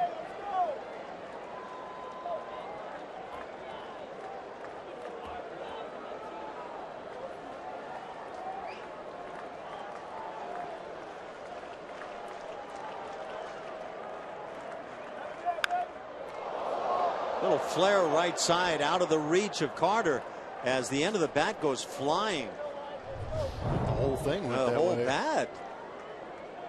It's not a bad pitch, but Big Papi here at this ballpark here in Fenway has gotten real used to driving balls off that green monster. Goes with that fastball away. And how about where it hits on that scoreboard out there? Pops straight up instead of directly back to the fielder. Gave him no chance to get that ball back in and cut down that runner. Yeah, I think the straight kick back might have provided a chance to hold the runner. Roberto Hernandez, right-hander, now getting loose in the Astros pen. Boston Red Sox are 4 for 9 with runners in scoring position in this game. Hit in the air down the right field side. Tucker toward the foul pole to make the catch. And that'll do it for the Red Sox in the 8th inning, but they score a key run to tie this game at 8.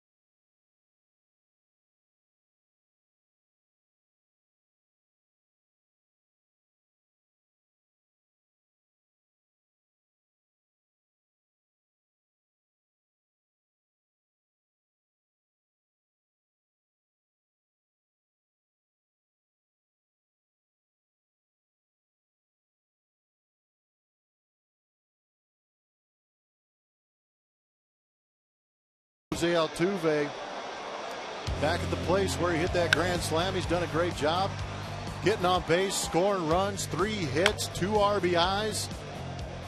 Gotten him a variety of ways too. Line drive, colossal chopper off a home plate, just out of the reach of Xander Bogaerts for that 2 RBIs I just mentioned.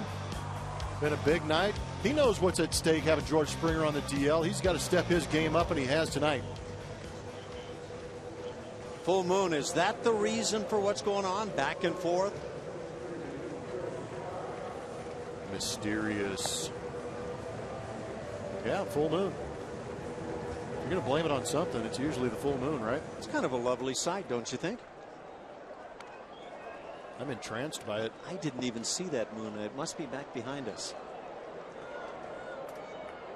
7, 8, 9 coming up for the Astros here in the 9th inning. They'll do it against the closer, Koji Uehara.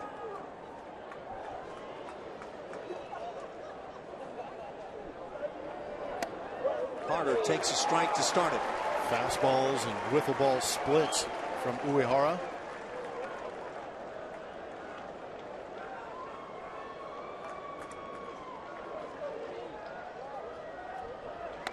Was unaware that they allowed the wiffle ball, but I know on the slider it's allowed. It's a nasty pitch. If you got it, use it. How about the Red Sox? I said that we're 4 for 9 with runners in scoring position, so they've had plenty of opportunities. How about the Astros? Pitch was called a strike, now 1-2. The Astros are 5 for 15. They've had 15 opportunities with runners in scoring position. They have 14 hits. Carter stings it but pulls it foul. Nice play, Lola. Saving people, handing out souvenirs. What she does. Whatever Lola wants, huh?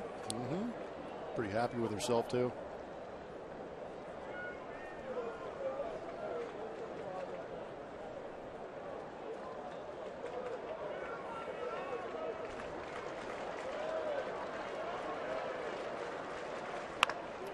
Up the middle, shift on. That leaves Holt there to make the play. 1 up, 1 down in the 9th inning.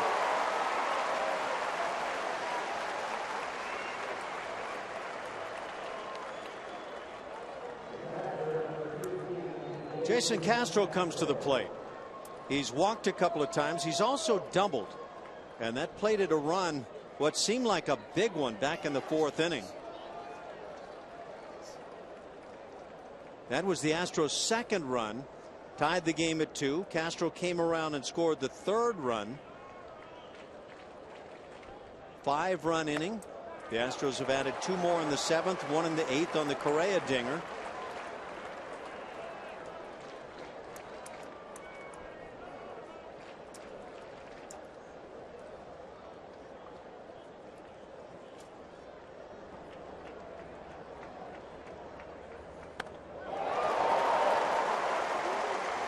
Castro way out in front. Is that the wiffle ball?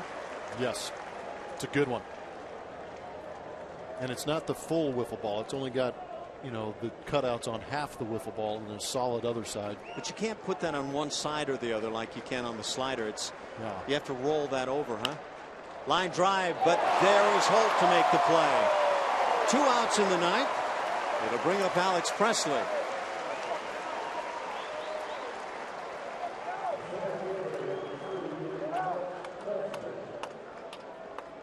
When you're not sailing along with the batting average that you would like, that line drive for an out can be so frustrating.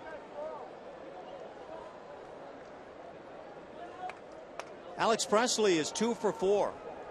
Has singled twice, driven in a run, scored a run. He's also struck out twice. One of those looked like it could be enormous in the 7th inning.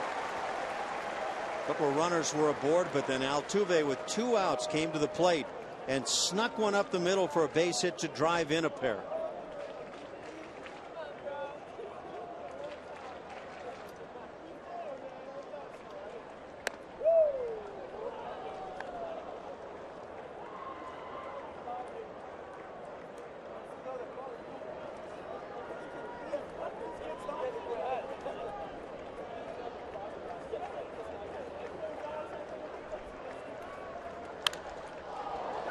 Hit in the air, shallow right center field. Betts makes the play, and that does it at 1-2-3 9th inning. As Uehara comes on and has a perfect 9th. All tied at 8.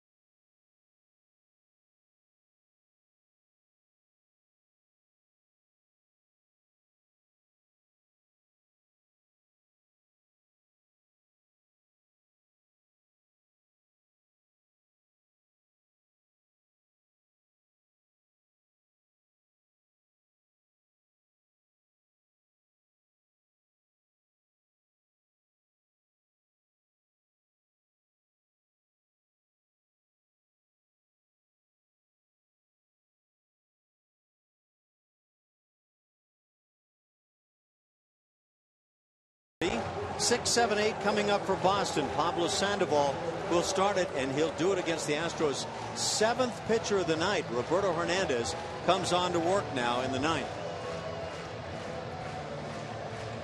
17th appearance. 11 of those have been starts. Last pitched on the 27th when he went 3 2/3 innings against the New York Yankees. Didn't give up an earned run, struck out a couple through 51 pitches in that appearance. He's actually been pitching quite well out of the bullpen. This might be an extensive outing he's hoping for. Yeah. That's what A.J. Hinch would prefer over a very brief one. Yep. Because now Hernandez is on as the 7th pitcher of the evening until the Astros hopefully can take a lead. I was going to say, you want Roberto Hernandez to come out of this game with a W. Pablo Sandoval, 2 for 4 on the night. Both of those hits coming against lefties, batting left-handed, and in each case driving in a run.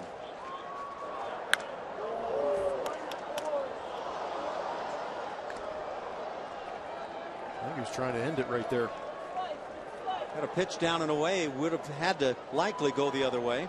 So if the Astros are going to pick this first game here in the 3-game series, Hernandez will have to pitch well. It's a ball and a strike. So you had Dan Straley stepping into that 5th spot in the rotation to try and fill that void, and now it's up to the guy who used to be in that 5th spot in the rotation trying to win this ball game. 1-2 the count. The Astros have the best home record in the American League at 28-16, 12 games over 500. They are 1 game over 500 on the road, 19-18. So this 10-game road trip could say a lot about how things go for Houston. No doubt, especially going into that All-Star break with the 4 days off. Tell me this, can the Astros with a 5-game lead in the American League West play 500 in the second half and win the division? That I am not sure about. Ground ball up the middle. Altuve to his right quickly and makes the play. Out number 1. I think they could easily play 500 ball. Just the other teams you're worried about. Stay tuned after the game for Bart Ennis, Mike Stanton, interviews from the clubhouse, and much more on the Astros post-game show. That'll be presented to you by Houston Methodist. This guy's back in the studio grinding away.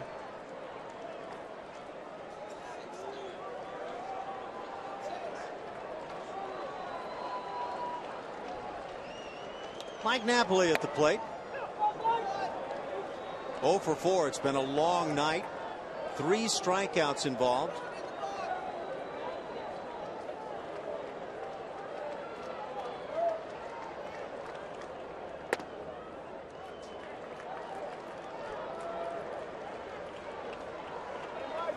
Napoli's strikeout in the 7th inning was a key first out. Red Sox put 2 runs on the board in that frame to tie the game at 7.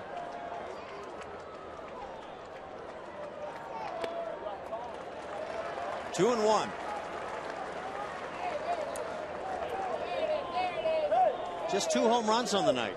Hanley Ramirez in the 2nd, a solo job. Carlos Correa, what looked like a big one in the 8th inning. It was solo.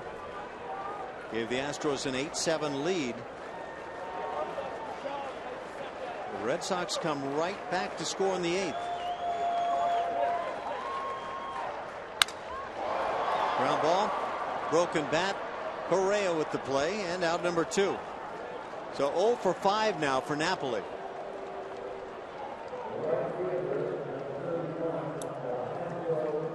Alejandro De Aza stands in. 0 for 3 with a walk. He scored a run, driven in a run.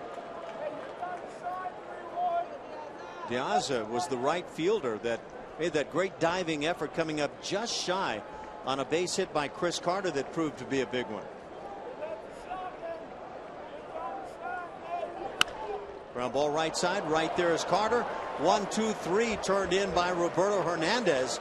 And we go extra innings, all tied at 8.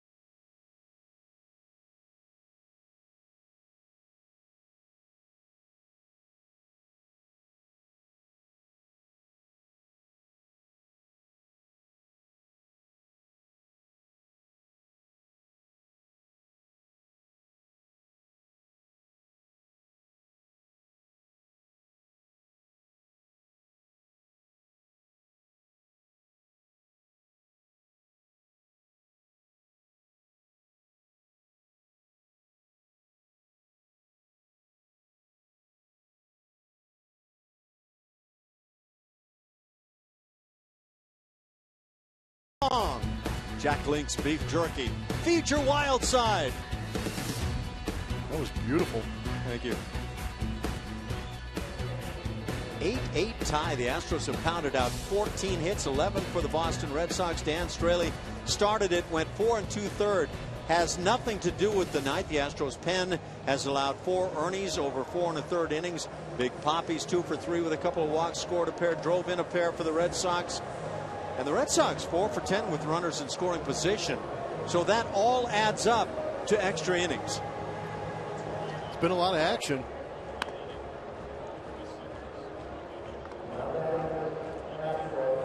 So who you got on the mound now for the Red Sox, Blummer? It's not my job. It's Noe Ramirez. Noe Ramirez.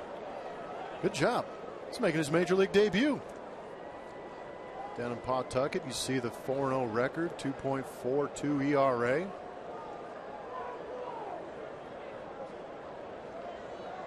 We're going to get a chance to see what he has in his repertoire, just like everybody at home.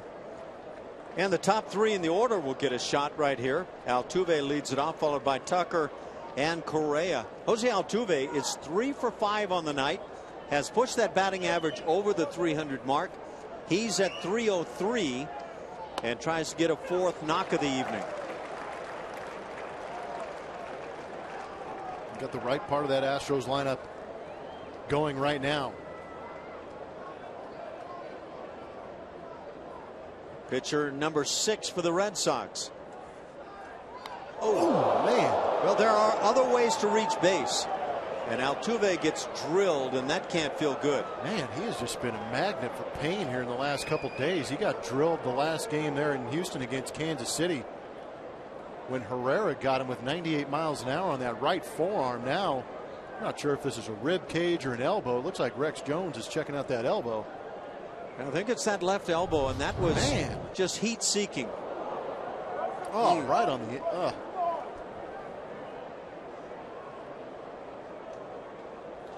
That 3/4 arm delivery with that two-seamer running in, but that squared him up. So the Astros have lost George Springer. And there's no telling how long George is going to be out. Just can't afford to lose this guy right now. No, if anything, it's going to be a temporary issue, but that thing is going to swell up nicely here in the next couple hours. The tough thing is you have a day game tomorrow, and you hope that he heals up overnight pretty fast, but that's going to hurt. Shouldn't slow him down. That's the one good thing, and we'll hope everything is fine with Altuve. He starts the 10th inning, hit by the pitch.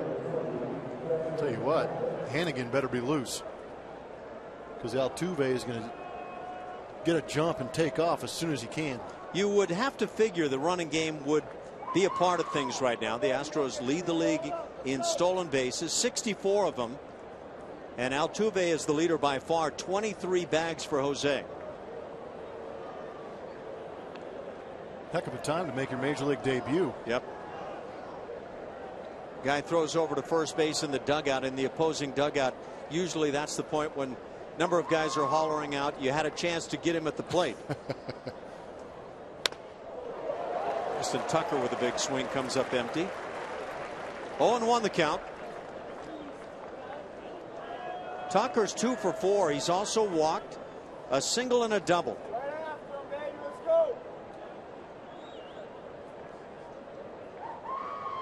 He's already learned, as Preston Tucker, that it's fun to hit balls off the green monster. Had a double that drove in a pair back in the 4th inning.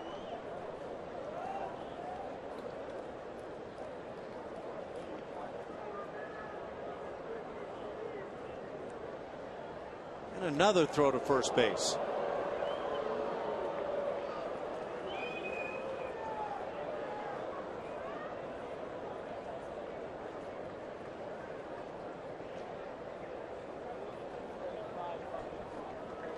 But Noe Ramirez will always remember that Jose Altuve was the first guy he ever faced in the big leagues. And maybe Altuve will remember that Noe Ramirez was the guy that drilled him in that lead elbow. He might tell you he no like no way. No way for no way. Jeez. Can the Astros find a way to manufacture a run here? Picking up that first game of any series, always big. Line shot gets by Napoli and down the right field line. Altuve digging for third will stop as he gets the stop sign from Gary Pettis. And I don't know what happened here, but that ball was hit sharply. Did that go through his legs? I believe so. My first reaction, I apologize. That's what I thought I saw, and I couldn't believe it. When you're playing first base and you're holding a runner on, obviously you're 90 feet away from home plate. And if a guy squares a ball up right at you, you're going to have to react pretty quickly to try and knock it down. They've put up on the board in left field a base hit for Preston Tucker. Let's see what this ball does. That went right through the wickets. Well, you know, sharply hit or not, I'm not sure a major league fielder can let that happen. They did give it a hit. It's up on the board right now. Whoa. So runners at first and second, nobody out. And I would say it's been a tough night for Mike Napoli. Well, there you go. E3 has been put up. So they've changed it. I think they must have gotten a look at that replay. Yeah, that's what I think you're exactly right. They didn't have a chance to. Their initial reaction was it had to be a hit. Line drive down the left field side. Hit or not on the previous one. This base hit will put the Astros in front as Altuve scores run number 9. And Carlos Correa, his third hit of the night, his second RBI, and the Astros take the lead once again on a Correa drive. This young man is wise beyond his years. He is picking up some serious slack right now. George Springer going on the DL. Been a back and forth ball game. Finds himself in that 3-hole now. And continues to come up with big hits and big situations. Amazing stuff.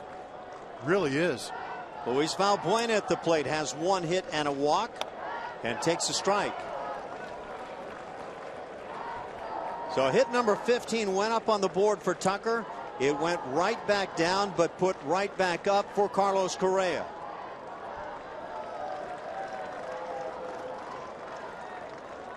And the inning starts with that hit by pitch.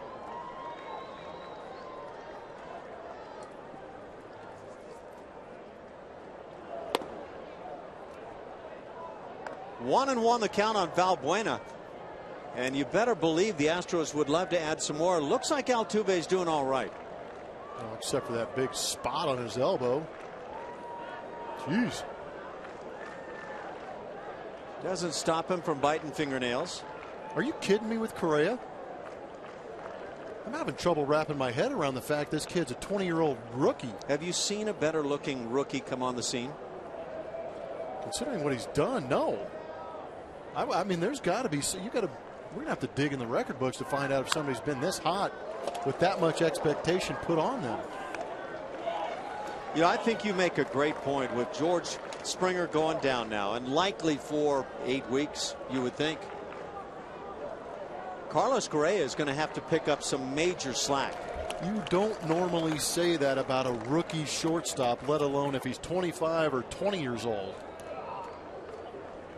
And by the way, Carlos Correa named the Rookie of the Month for the month of June.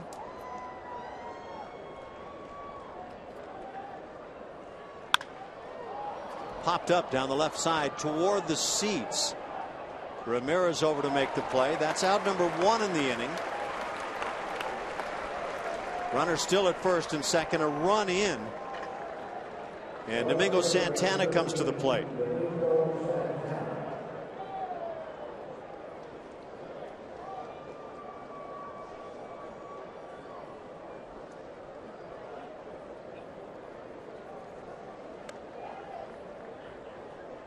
And I don't think the Astros, I don't care what kind of veteran might be on the club, and it's a young club. I don't think they'll have any problem rallying behind Carlos Correa at any point. Well, it's obvious he's not fearful of being that guy. That's an amazing thing.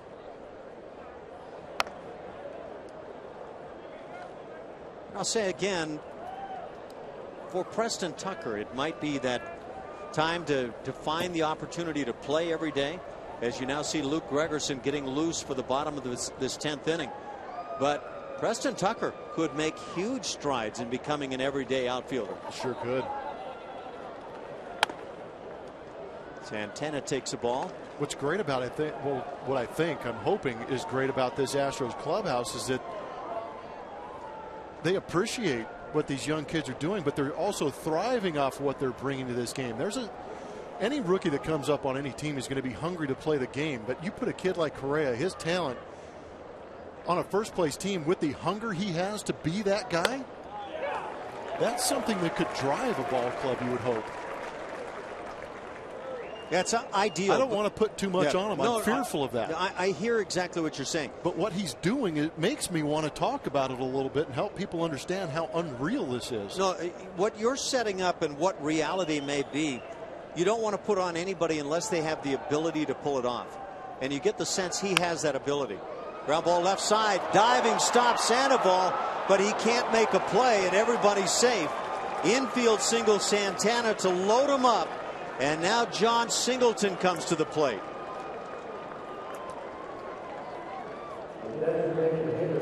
No out was recorded on this play, but that was a great play by the big panda down there, laying out to keep that ball in the infield and not allowing another run to cross home plate.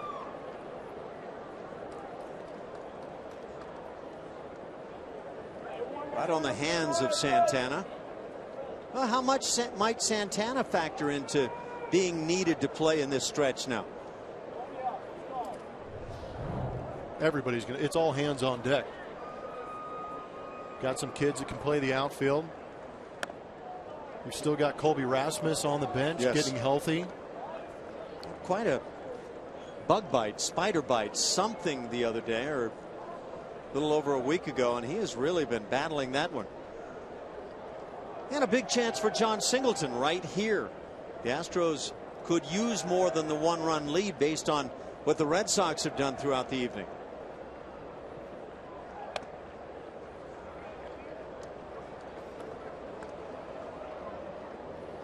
Xander Bogaerts, the shortstop, comes to the mound.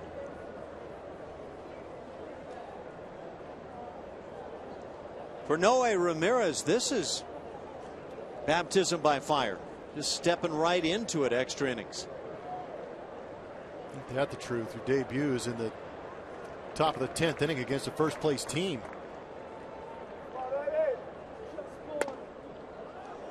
Close, but a 3-0 count and nowhere to put him. Let it fly. You give the green light? Man, well, Singleton barely buttons up the front part of his jersey on this swing. I guarantee a couple more buttons may pop on that thing.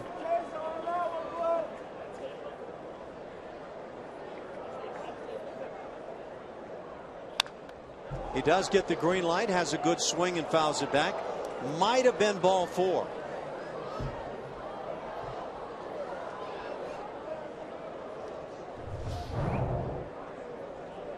But then again, borderline up and out. But again, Singleton likes to get extended. He has the pop going the other way, and this is a great place to swing at that pitch. I'd expect the same pitch out there on that outside third. Oh. High heater at 89, fouled back. Well, you just got 2 in a row. Fouled him straight back. If he gives you a third one, you better barrel this one up.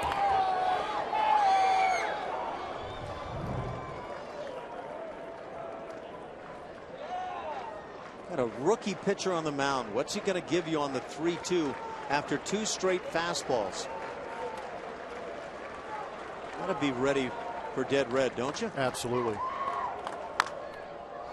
Pop foul back to the seats. 3 consecutive fastballs after 3-0.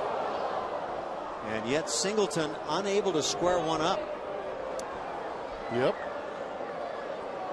That is a little interesting.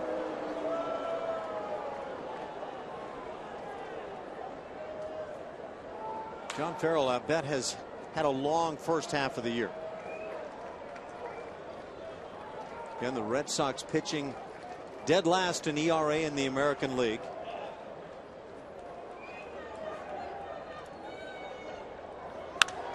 Drilled into right field. That's a base hit. 1 run scores. Here comes Correa. He will score. A 2-run single by John Singleton. And the Astros extend the lead now.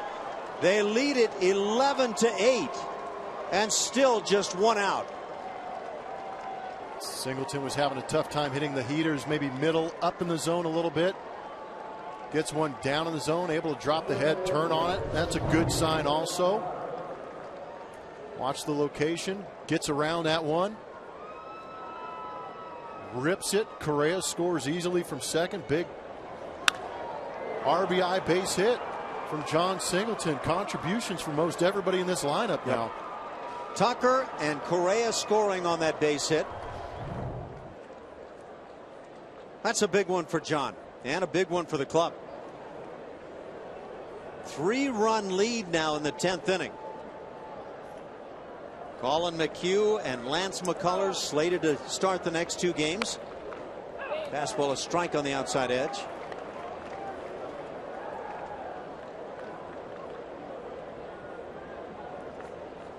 Three hits, a hit batter, and an E3 on a line shot hit by Preston Tucker here in this 10th. Valbuena flied out for the only out.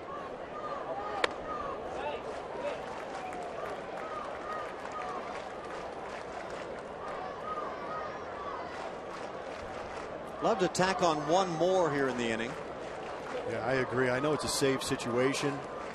I'd like to see Luke Gregerson come in and close that thing out, but I don't think A.J. Hinch would be upset at all with another run going on the board and allowing Roberto Hernandez to go out there and close this thing out. Luke Gregerson not throwing at the moment. In fact, just seated himself. Carter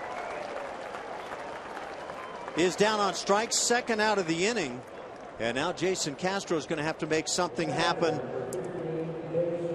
You would figure with a hit. Although in watching this game, anything is possible.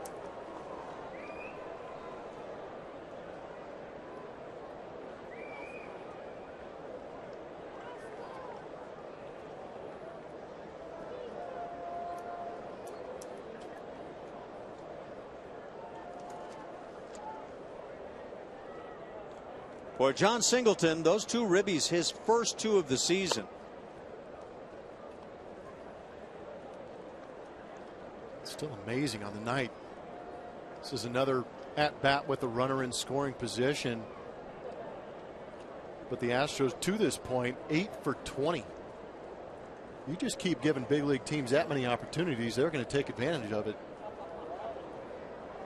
You know, I have to quickly retract. Singleton had an RBI in the 4th inning, so 3 now on the season. Castro with a 1-1 count.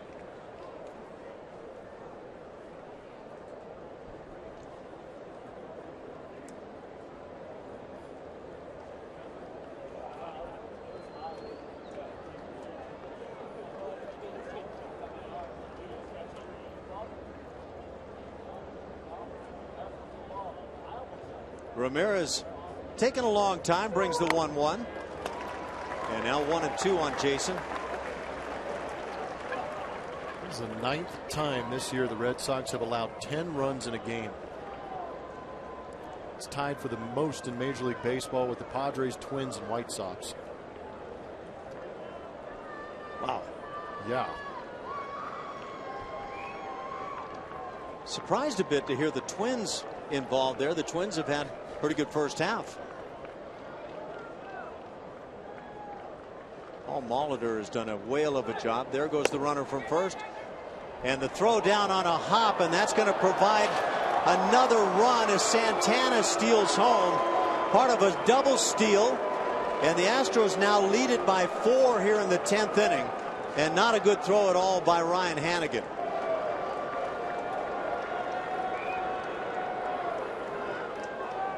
So 2 more stolen bases for the Astros. They start the night leading in the league. They now have 66. This has just gotten ugly for the Boston Red Sox. Easy double steal.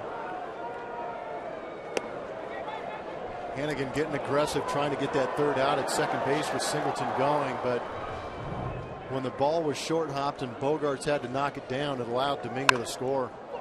Fly ball center field. Castro is going to be retired to end the inning. The Astros sent 8 to the plate, and a very big swing by Carlos Correa put them on top. They lead it by 4.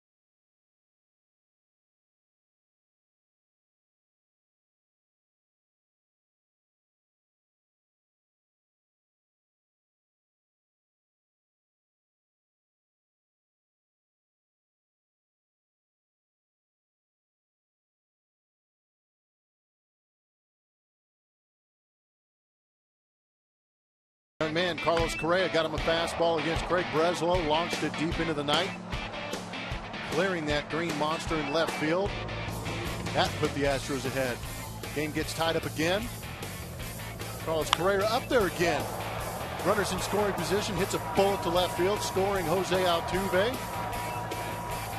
Again, putting those Astros in the lead. The man has come up clutch. He's just a kid playing a kid's game, but he's playing like a big man on a big stage right here in Boston at Fenway Park.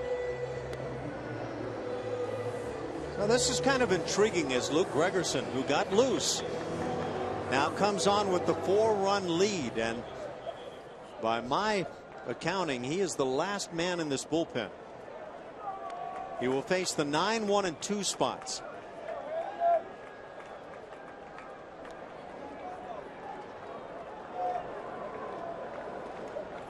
"20 saves. This is not a save scenario." And the last time he was out there against Kansas City, pitched in a save situation, but ended up getting the win.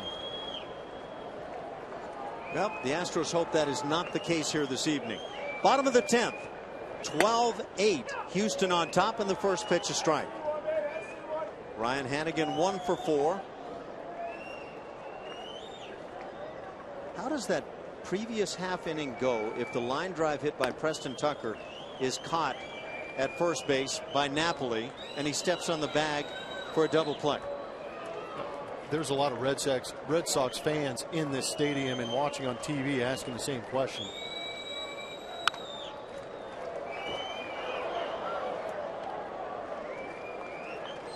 I mean, Preston Tucker stung it, but Major League play at first base says you got to get double play on that line drive, right? At least one. At least one. I mean, that's what you're always asking. Even though it's a double play situation, your entire goal is to make sure you get that first out. Get the first out, move on to the second one. But on the replay, we saw that was a line drive. If Napoli catches that ball, he steps on first base, and there's an easy double play. I mean, there's just no way around it, right? Even if Not he somehow, according to the replays we've seen. Even if he somehow knocks it down, boxes the ball, he can then step on the bag and get a double play. I mean, at least one. Even if the ball hits it, if he goes down to knees and squares it up, hits him in the chest, corral it, step on first base. Didn't happen. The Astros have a 4-run lead. Popped up on the infield. It's Altuve's play to make. There's your first out of the 10th.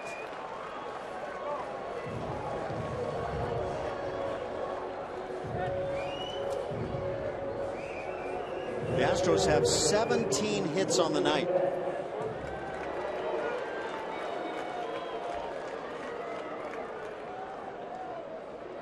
Altuve has 3. Carlos Correa has 3, including his 6th home run already. And now top of the order for the Red Sox, Mookie Betts has a pair of knocks. Now, Betts was caught stealing in the 8th inning, a perfect throw by Jason Castro. And that's a big play in this game. Boy, you could point to some very big plays.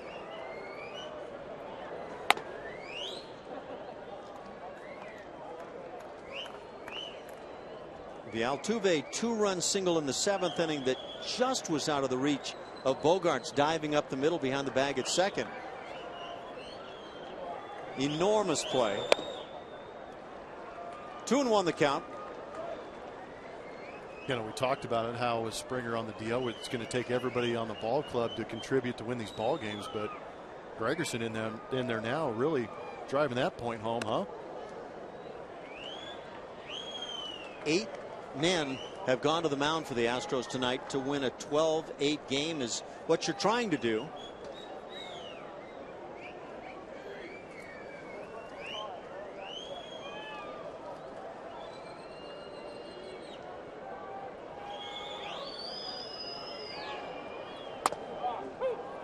And now 3-2.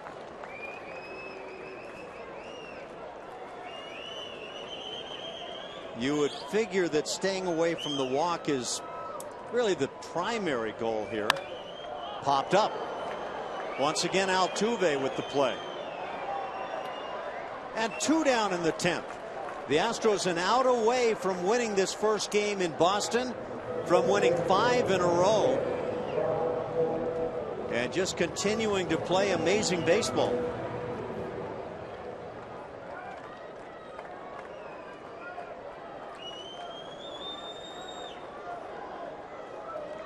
Have not taken the opportunity to glance around the scoreboard, but the Angels defeated the Texas Rangers 8-2, so the Angels would stay 5 back of Houston, provided the Astros win this one. Texas Rangers would fall to 6.5 back. Kansas City has snapped a 4-game losing streak as they down Minnesota. 1-1 the count.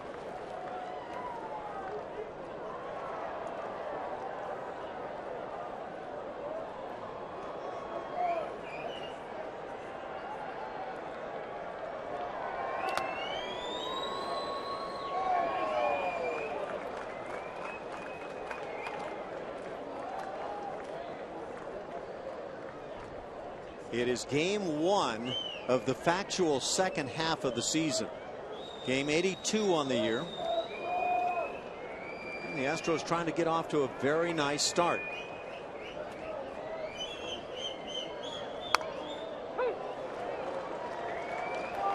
Two and two now on Brock Holt.